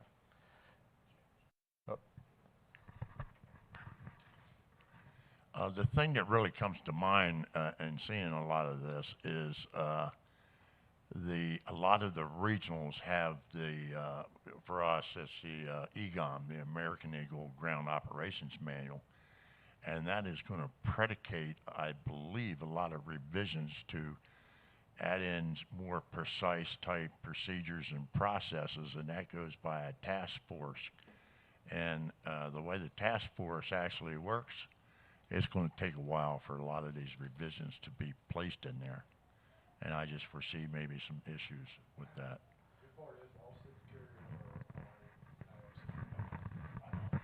So the caveat is what he's talking about is all 6 of those carriers he's talking about are all at IOSA, so they're got to conform to it. So I mean, I don't see what's, I know it's sometimes difficult to get agreement from everyone, but I think in this case it won't be quite as difficult as we think. Well, and it's if we just look at the Eagle Operations Manual or the ARGOM, I think for United, right, regional, it's very interesting because somebody gets the finding. It's just a matter of who's in line, right? And then it'll be fixed for everyone. But I mean, we see that all the time with, especially with Eagle or the United Express or Delta Connection or whatever it is. You see, like one of the airlines gets the finding, and then it's fixed because they hadn't gotten around to it yet, and then every airline in line benefits from it. So especially on the ground operations side, in those situations, that manual is vetted so many times against the IOSA program. You're in good shape. It's just every now and then you got to step to the plate, Ken, and take your beating. For the greater good. For the greater good. Yeah. Okay. Thanks, Jim. Appreciate it, Jim. All right. So just, but I think to the greater point that you're making there, Ken, is it is a lot of manual changes. It's a lot of vetting and everything. And when you look at it, there's very few of those sub-items I've looked at that should have been happening anyway. Yeah. But there's a couple where you see it and you're just like, oh, okay, that's going to be a challenge for the airlines. I see how that's going to be a challenge. Okay. Any other thoughts on ground handling before we move forward? Amy's got one. Charlie wants to know, with IGOM being integrated into ISM, is there a plan to eliminate the recommended practice to compare OM to IGOM? I doubt it, because I think... Is there discussion? Okay, then there's discussion, Amy? There is discussion. I think that particular ISARP has become very cumbersome. And the ISARP we're talking about is that ground 169, I believe. If the operator has to do a comparison between their ground operations manual against IATA's, do a gap analysis, and then do a risk assessment of where the differences are and determine if there's any mitigations or if they're comfortable with where the risk ends up being. And I believe because it got to that point, it's a high nonconformity, isn't it? It's like over 70%. And so we see it as such a high nonconformity that a lot of airlines are not choosing to do it. So it sounds like, to Charlie's point, because the IGOM is being integrated into the standard itself, there's really almost no point to that particular exercise anymore. Is that a fair statement? Yeah, so the integration has been in parts. So the risk assessment was done of the IGON parts, you know, listed high, serious, and then so on and so forth. So the first round in 13 was the highs. The next round, 14 is the serious, and then on. So you're going to see a progression going forward of things from the IGON being integrated into ground handling. Yeah, so ground handling is expected to grow. Yes. All right. Oh, Jim did not like that answer.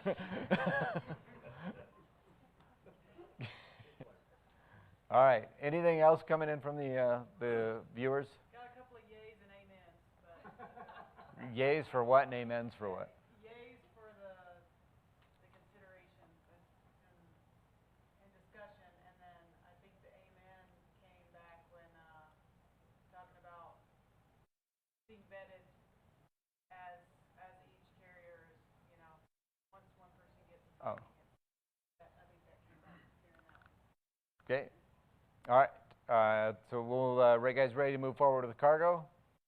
We're getting dangerously close to the end of this, which is always a good situation. Eliminated, so cargo got rid of 373. Other than that, it's pretty straightforward. Cargo had a nice quiet year in that capacity. We'll see some of the other things that they've done. But cargo 373 determined to be redundant with cargo 374.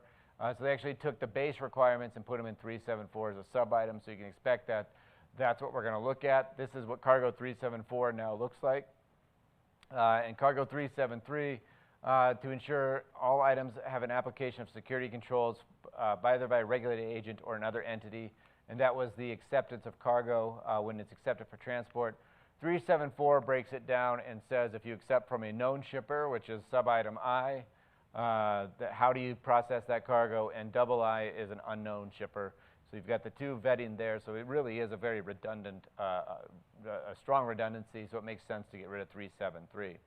What was changed is this delta down here that was protected from unauthorized interference throughout the chain of custody since the point that the cargo gained its secured status, which I believe is on the known shipper acceptance list. I'd have to go back and look and see if that is part of the acceptance process for a known shipper, but I'm pretty sure it is on the actual acceptance checklist, verifying that it has been protected. So shouldn't be too big of a challenge for most airlines, as you're probably already doing it anyway. The challenge there is the requirement, the existing documentation may not be strong enough to satisfy 374 IDs, but you guys need to verify and check that if you do accept for known cargo. Okay.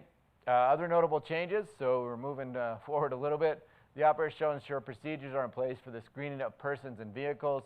And then I remember looking at this one and kind of trying to figure out what exactly was meant here, so it'd be very interesting to get your guys' take on this. Under the control, so persons and vehicles under its control that have access to security restricted areas in which there is cargo, and persons and vehicles not under its control but have access to such areas as authorized by the operator. Addresses either controlled directly by the operator or under the control of a selected vendor, so that's what I addresses. And double I refers to areas for which the operator does not control due to a government agency, airport authority, etc., controlling access. Is that the correct interpretation of that? Jim, are you looking at that, or are you looking at your email? You're reading it? All right, because we'd like to hear what you have to say on that one. I've looked at that, and I'm trying to figure out what that really means. Not under its control and not under its control, but it clearly means something. Around the room or online, how many people feel like that we've got that one figured out?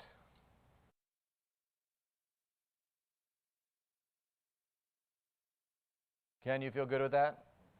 Okay. Jimmy? What? You're not good with it? It's too confusing. Yeah.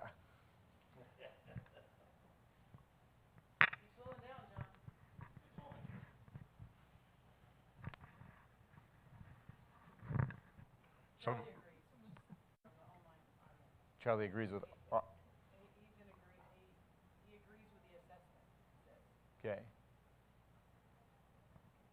what's Charlie agree with? He agrees with this, that it's under the control, being the area is under the control of the operator, or the area for double I is not under control of the operator. Is that That's how I've interpreted it when I read it, but then I looked at it the other day and I was like, I don't know if I got that right. And that's where I felt like I wasn't sure if I had it right, Natalie. So is it persons and vehicles under the control, or persons and vehicles not under the control of the operator?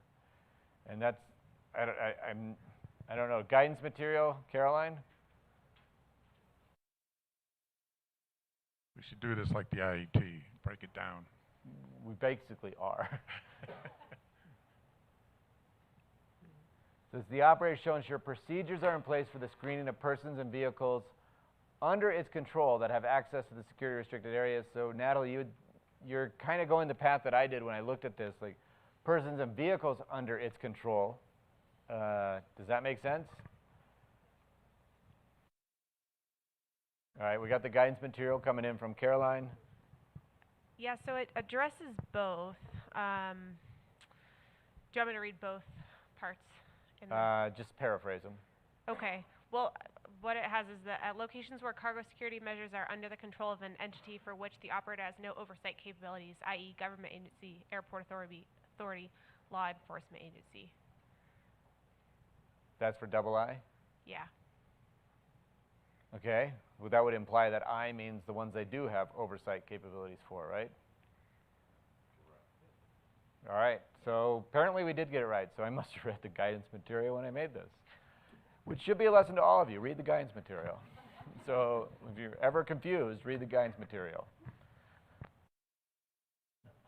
Ed gave his kudos. He likes what in agreement with that from Envoy. And Charlie gives an extra couple of examples.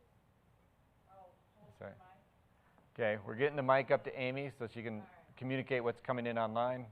Yeah, so Charlie gives an example of if FedEx's ramp in Memphis versus their common use in Minneapolis. And TSA term in the first part is exclusive use area. Turn the mic on. You gotta say that all over again. Okay. All right. Sorry about that. All right. So his first example was the FedEx ramp at Memphis versus the common use gates at Minneapolis. And then the TSA term in the first part is exclusive use area. That's the TSA term, which doesn't exist in the ISARP, right? But I think Charlie's saying that to kind of help us figure out that's what it is, right? Okay.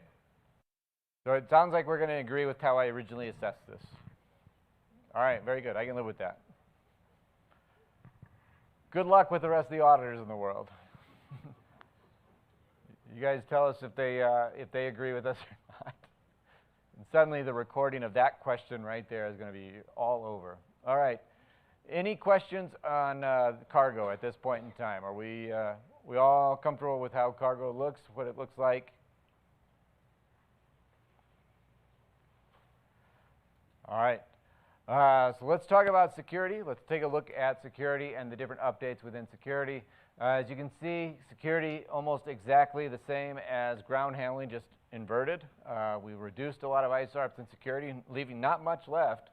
They did add a few standards, though, so they're going to recover a little bit that way. Eliminated and added, so they've done a few changes here. If we look at it, there's no reason to rehash it. They've eliminated all of these security ISARPs. And they've been relocated to ground handling. Security recommended practice relocated, which we talked about just a few minutes ago. And then 110.4 has been eliminated and has not been relocated. So a process for conducting regular risk-based or event-driven security surveys that identify needs and weaknesses of the AOSP, including operational security procedures and infrastructure. Candidly, guys, I've audited that ISARP many times, and it's not the strongest ISARP that exists as far as what airlines are doing, nor with the questions asking. So getting rid of it, I don't think it's going to be missed because a lot of airlines were kind of putting something out there, and a lot of auditors were just accepting whatever they put out there. So it's a benefit that it's gone so that we can focus on some of the ones that get more attention. Security 111.4, so a new standard / upgrade. There has been a minor wording change as we look up at edition 14. She'll have security functions not under the control of the operator. Methods as permitted for the monitoring such functions as permitted implementation of outsourced security measures is in compliance with its AOSSP. So then it was just down here, implemented to prevent acts of unlawful interference. A minor wording change. You really shouldn't change anything as far as how that goes. The fact is that particular ISARP, that one just causes all sorts of problems for airlines as well, because they view it as auditing, and it's definitely not auditing the TSA or the regulator or the government agency that screens your passengers and your bags. It's simply the monitoring of them, and there's so many different ways for that to be accomplished. Enough that we felt like we need to kind of keep bringing this out there. So passenger screening is universally, almost universally accomplished by an entity other than the operator, and that one is almost always a regulatory or regulator agent, and it does not get to choose nor control those passengers, and this is where the ISARP applies. It applies to them, and there's so many different ways that airlines can conform to this. I've said this multiple times in different trainings because this ISARP causes so many challenges, but how airlines can conform to this is when I was a station manager, every month I had to attend a security meeting with the airport. And TSA, the regulator, was there, and we talked about what was going on related to security events at the airport. That is effectively a form of monitoring, and that's probably happening in your airlines all the time anyway. And that's what this ISARP is more or less focused on, is making sure that you are paying attention to them. Another one is the see something, say something approach that a lot of airlines take as it relates to security. If you see something that looks like it's a breach of security, you say something, and that covers this ISARP because you're asking your frontline staff to effectively monitor the implementation of security controls. Does that make sense? It's hard not to conform to this because you're actually doing it all the time anyway. A lot of times we're just having to dig to find something that would address or cover that particular question. All right, so that's what we get focused in there. One of the other things, this is almost stories from the road. They will say they're not permitted to monitor the screening of passengers and bags. You're not permitted to audit it. All right, there's a difference there, but monitoring it can be accomplished. Sitting at the checkpoint watching, that's not acceptable. But there's a lot of different ways, and we just talked about the way that you can monitor that particular question. Assessment challenge continued, and we talked about some of those things, the challenge procedures and the quarterly or monthly security meetings that take place, and those would fall into that particular ISARP right there. 112.2, this is a new standard, so it's been upgraded. This used to be a should, it has now become a shall, and then they added sub-item 2 to it. So a security risk assessment is conducted as part of anytime a security information, security incident, security occurrences, and acts of unlawful interference are reported by personnel in accordance with a reporting process.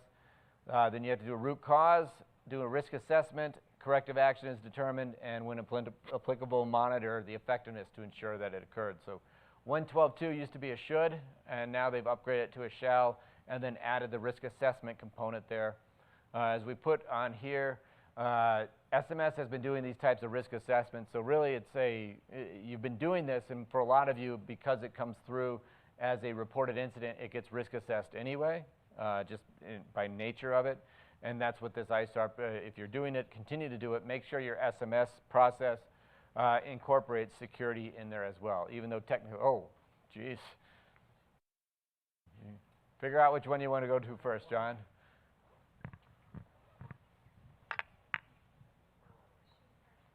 She was first. Okay.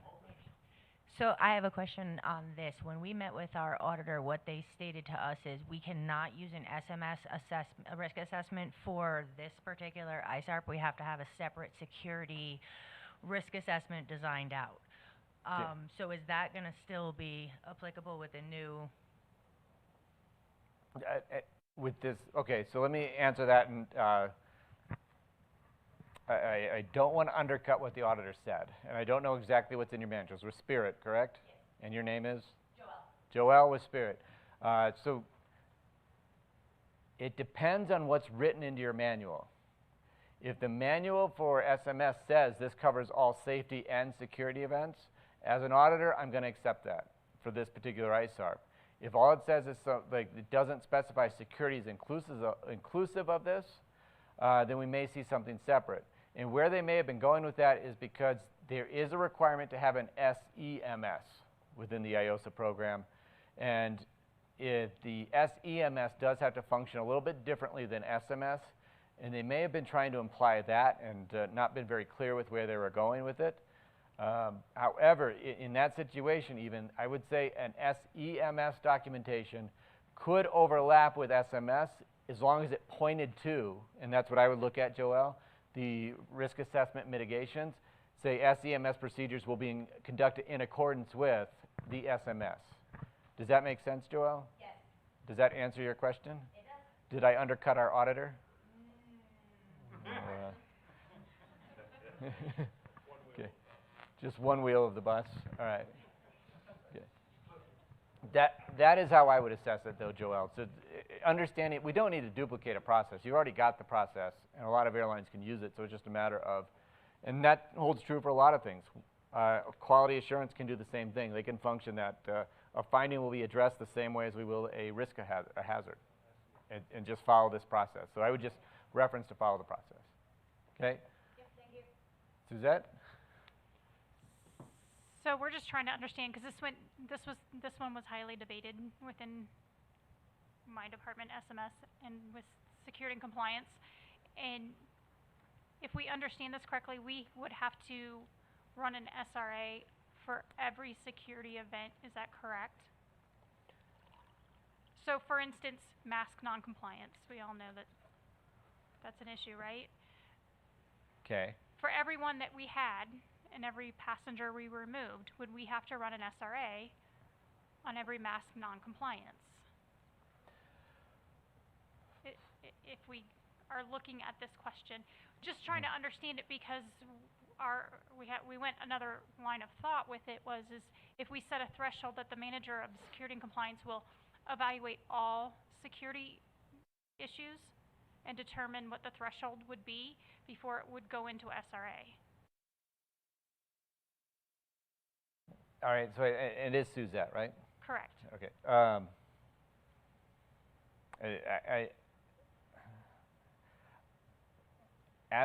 My personal opinion, this is only my personal opinion, I wouldn't go into mask compliance.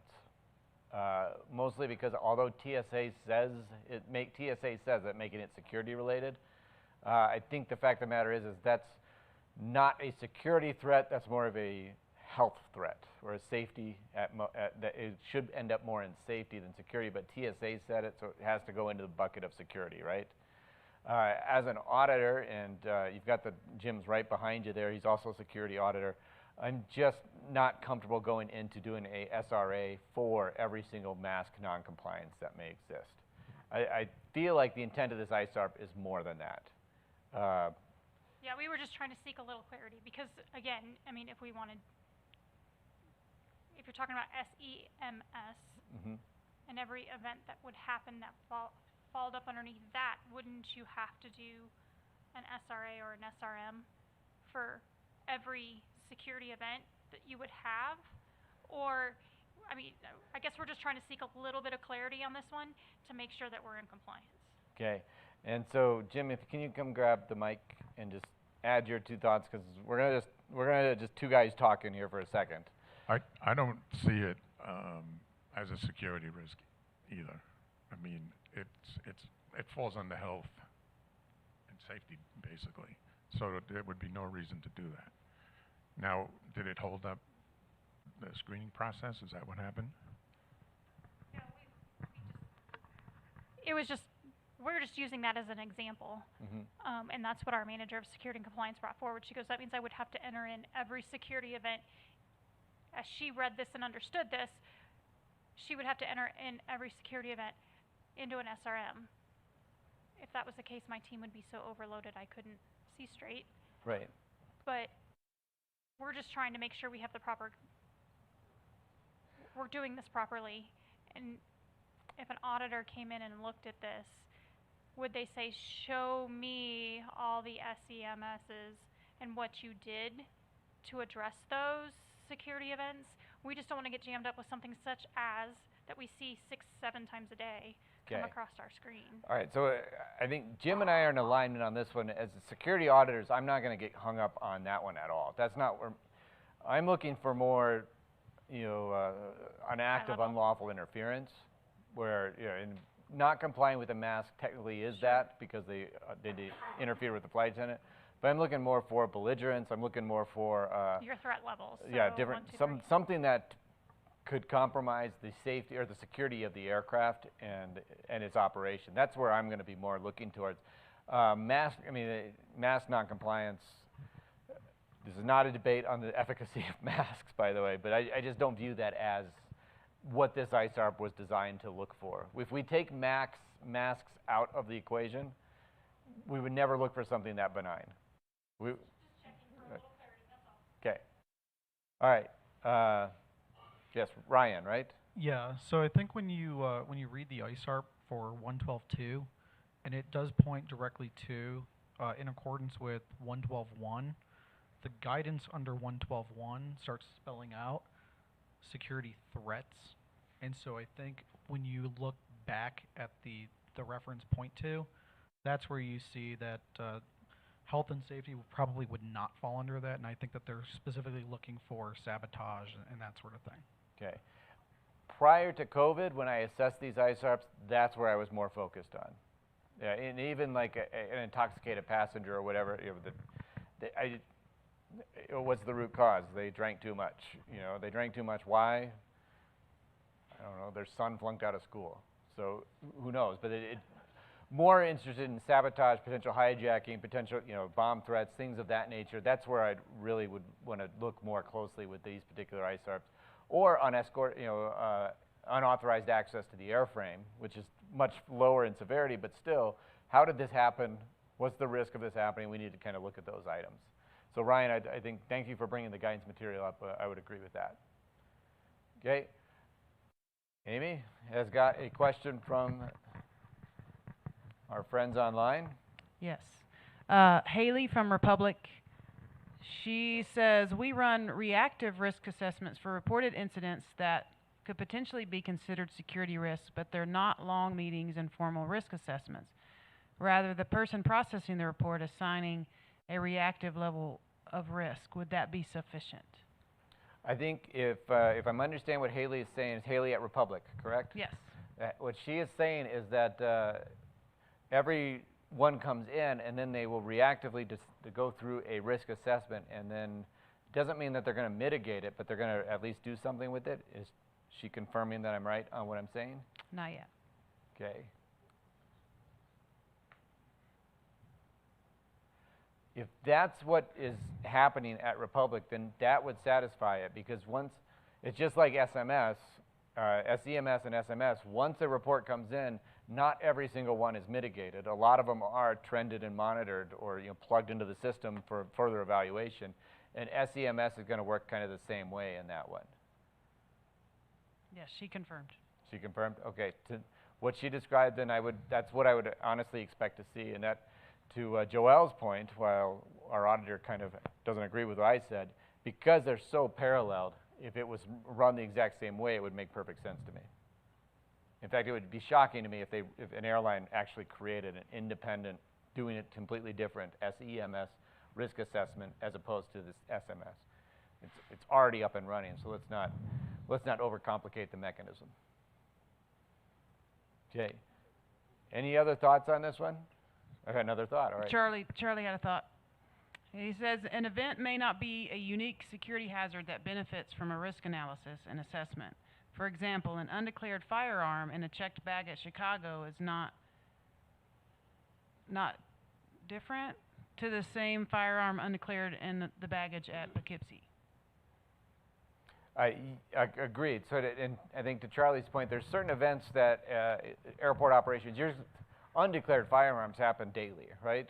And so to do an SRA for an undeclared firearm in Poughkeepsie versus Chicago, it doesn't make much sense. It's not. I don't believe it's what this ISARP is going for. I feel like it would be a part of the frequency of an SRA.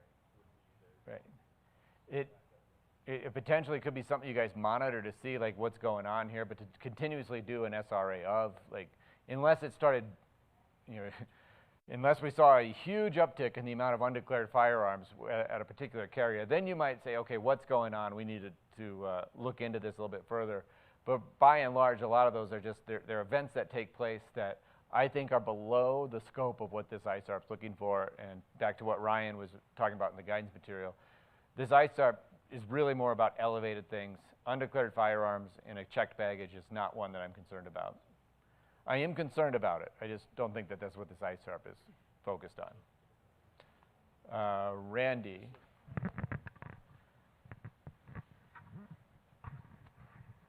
And to what you said, that it's backed up in the IRM, they've got a definition of security right there. Definition of security event?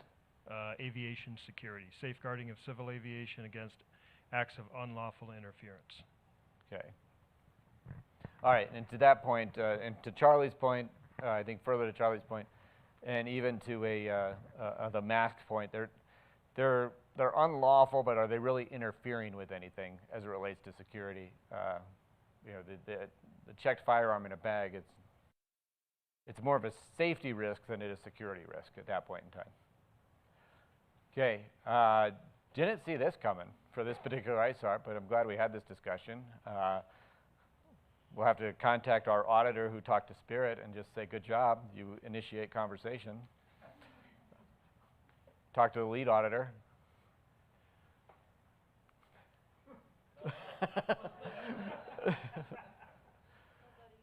It wasn't me. No. Was it? It wasn't me, was it? No, I wasn't there. If only we knew who the lead auditor was, we could talk about how they manage their team. I must have missed something. You did. Walked out of the room and got caught. All right. Okay, security, so we talked about reported events in accordance with 112.1, which was where Ryan took it. And then, again, I feel like that's just going to be a little bit higher than what we're used to seeing in this particular ISARP. Or, sorry, a little bit higher than maybe what we've been talking about. As we put down here, the challenge with Security 112.1, operators will use SMS reporting systems to conform to it. This is, here you go, Joel. This is acceptable if they can clearly see the security events reports are part of the SMS reporting, and drawing that line from SEMS into security is perfectly acceptable to do that. Security 112.2 is not an SMS ISARP, but can be answered using the SMS if properly documented / implemented. So we see that all over the place, not just between security and SMS, but just in so many other areas where redundant processes can be used to accomplish many different things. Are we okay to move off of 112.2? All right, very good. Then let's do 413, new standard, or at least an upgraded standard. Has been upgraded to standard ISM edition 14. This provision is applicable to operator only if procedures for sharing specified relevant information are approved by the state. So this was a should, and it's kind of a tricky little ISARP when you read through it as far as what they're exactly looking for with this one. The applicability may be a challenge as this is not an OpSpecs approval. So if you look at what 413 is asking, procedures for sharing is appropriate with the state, relevant operators, airport authority, air traffic service, and external service providers in a practical and timely manner, relevant information to assist in the implementation of the effective security risk assessment process. It's something that it's a little bit of a, I don't know exactly how to describe this, I'm struggling with the words right now, but it's just something that either an airline's doing it or they're not, and it's hard for the auditor to determine if you're required to do it or you're not, because it has to be approved by the state of occurrence for where it takes place. If the operator states the ISARP is NA, then we need to provide proof before accepting the assessment of NA, which would be that the regulator of the state doesn't really want this to occur. However, I believe if we look at how you would assess this and what you would look for with the Security 413, what I believe you would probably look for is the fact that a lot of security entities around the world want to know when there was failures, correct? And we would look for the process for how you communicate a security failure within your airline to the entities that would be applicable, so potentially airports or the regulator that is there. Any questions on 413? That's about as simple as I can make that one. It can be a little convoluted, a little challenging in that way. All right. Then 411, again, it says here it is revised. So 411 was revised. Bottom is edition 14. You can see they capitalized the A, which is a big change. So, cybersecurity threats. That's, again, we're incorporating in some cybersecurity events like we did back in org. The challenge here, just like with org 316, as soon as we introduce cybersecurity threats, we're going to have to push further into the IT departments of your airlines. And what we're looking for, process for maintaining constant review of the level and nature of security and cybersecurity threats to civil aviation. So now it's not just making sure that your systems are locked down, but also making sure that whoever's responsible for those has a constant review of what's going on. And I've seen things I didn't understand at IT departments where they were monitoring these things, and all the different screens were on the wall, and they were showing where the different threats were being identified and all this other good stuff. But if they have documented those, that's one thing, so we need to make sure that the processes for these types of events are actually in the actual manuals themselves. But I believe that is a shall, whereas the previous one was a should, correct?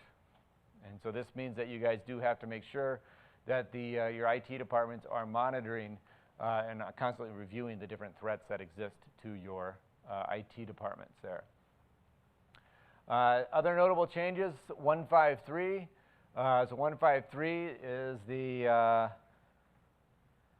subjected to pre-employment and recurring background checks, and the requirements should be for those that engage, and then III has been revised to be less specific than was found in ISM 13, and then IV is a new sub-item. So they've gotten down to, or broadened this one up, and then kind of reduced this one and made that more applicable there. Somebody mentioned background checks earlier, didn't you? Or is that maybe in a training I did last week? Okay. Apparently it was. So this is one, though. Oh, I know where it is. I can't remember if we included this in Stories from the Road or not. I think we did. An auditor brings up this particular ISARP as one of the challenging ones for airlines. So we'll talk more about that one tomorrow. And then right here, so process to ensure documentation and implementation of AOSP is protected in the case of sensitive aviation security information. So sub-item IV is only applicable to the SSI stuff that exists, but you do have to make sure that that is in fact protected there. Okay. Security, other notable changes. Requalification training has been added to the security ISARP. So usually it's initial, recurrent, and where applicable requal. So that's new, and I think this might be the last discipline to add requalification training. Everything else has had it previously. Here is a note, and this is a requirement note, that they have to complete the background checks in accordance with Security 153 prior to attending any course that contains SSI effectively. So that is a new note that is required, and therefore it should almost be a new ISARP, a new sub-item, but that is inclusive of that. I think we're getting close to the very end of security then. Any questions so far? All right. So then we get into Security 212. Again, requalification training appears here. And then this item right here has been added as additional requirement. And this is for those of the external service providers selected by the operator to ensure they have the appropriate security training that consists of all of these things and ensures that this is taking place. The vetting of external service provider training, whether it's in security or any other disciplines, is one of those areas where there's opportunities for improvement within our industry, and this ISARP kind of identifies that the requirement of the IOSA program is that you do actually vet the security training programs of your vendors for which you're not providing that training. And then we get to Security 431, shall a process to ensure an investigation is conducted for any of the following, and this is an expansion of the ISARP, security incidents, security occurrences, or security threats. So that feels like it kind of goes into that same Security 112.1, 112.2, but it tries to make it more formalized as far as the event would go there. With that, any questions? That is ISM Edition 14 and all the changes that we felt worth mentioning in this particular environment. As with any ISM change, excuse me, with any ISM change, you want to go through the full changes, and we've kind of highlighted what we felt were some of them, but there's always a few that we miss or we choose not to cover, that may impact your airline more than we perceive it would impact the industry. So please take that time to go through and really identify the different changes to the ISM that exist. We've gone through a lot of different ISARPs. Any questions on the ISM and the different changes that we've seen through 14? And you can go back all the way to org if you'd like. Okay. All right. It's the last time I'm going to ask you this today. Now what ski area are we looking at?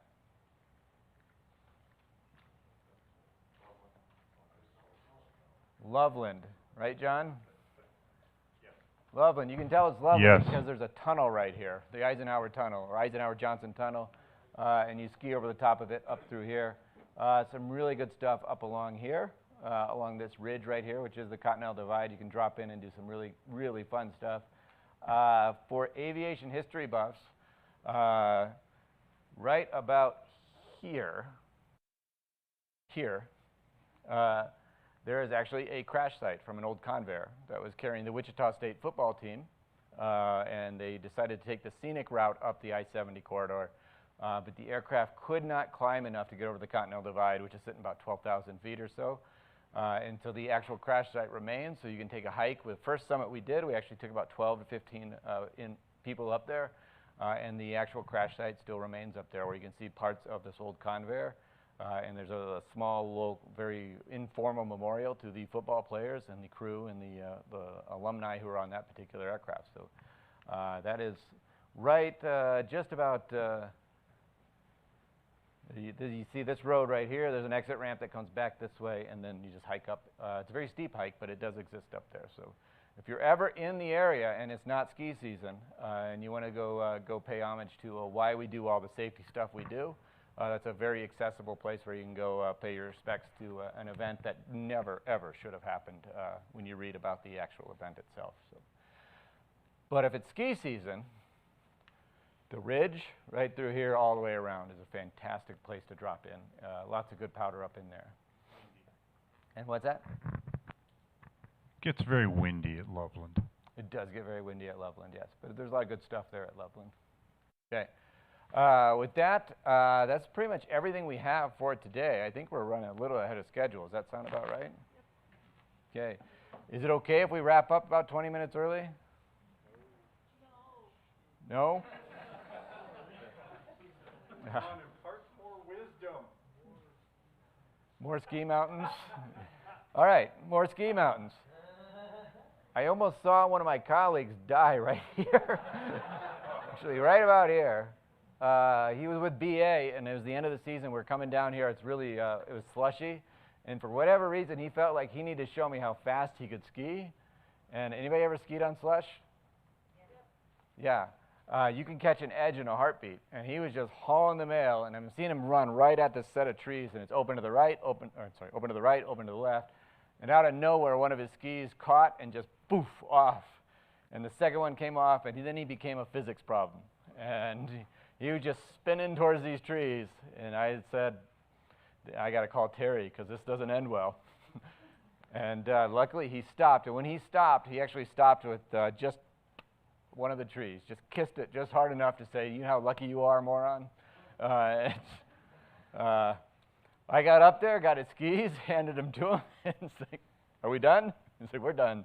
Because that was an exciting moment. So anyway, that happened at Loveland just in April, I think, April. Yeah. More ski stories? Just keep going. We're still rolling. Oh, if you want more ski stories, I'll be at the bar at 5 o'clock. And I'd be more than happy to tell you all about skiing. Because, and you know, in all honesty, guys, skiing and everything like that. But this afternoon, or at happy hour, if you could just tell Terry that they should buy my ski passes, because I do a lot of thinking about the IOSA program when I'm on the chairlift. So just put that out there. It's an expense for him, but he gets value out of it. So let's just work together. Work together.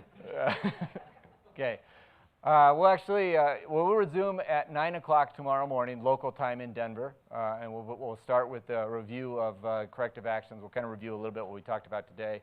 And we'll look at the nonconformities and kind of talk through those nonconformities so you guys can see, because we do make missteps, and we can talk to a little bit, and some of you have asked questions about these very ISARPs that we're going to talk about tomorrow, what's happening here, and we'll talk about what we see, and we'll try to help you guys figure out you know, how to make your processes better and more secure and more efficient. So we'll resume at 9 o'clock.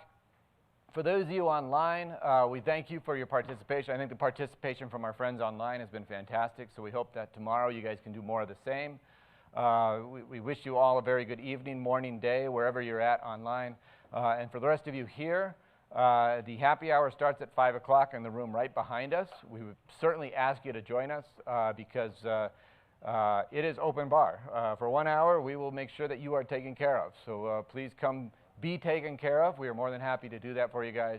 And then we can talk about IOSA if you'd like. I'd prefer to talk about skiing or anything else that we could do. But certainly we'd be happy to entertain any of your thoughts or questions at that point. And all of the pro staff will be available as well to talk also. So we wish you a good night. For those of you here, we hope to see you in a little bit, very soon. For those of you online, we will talk to you in the morning.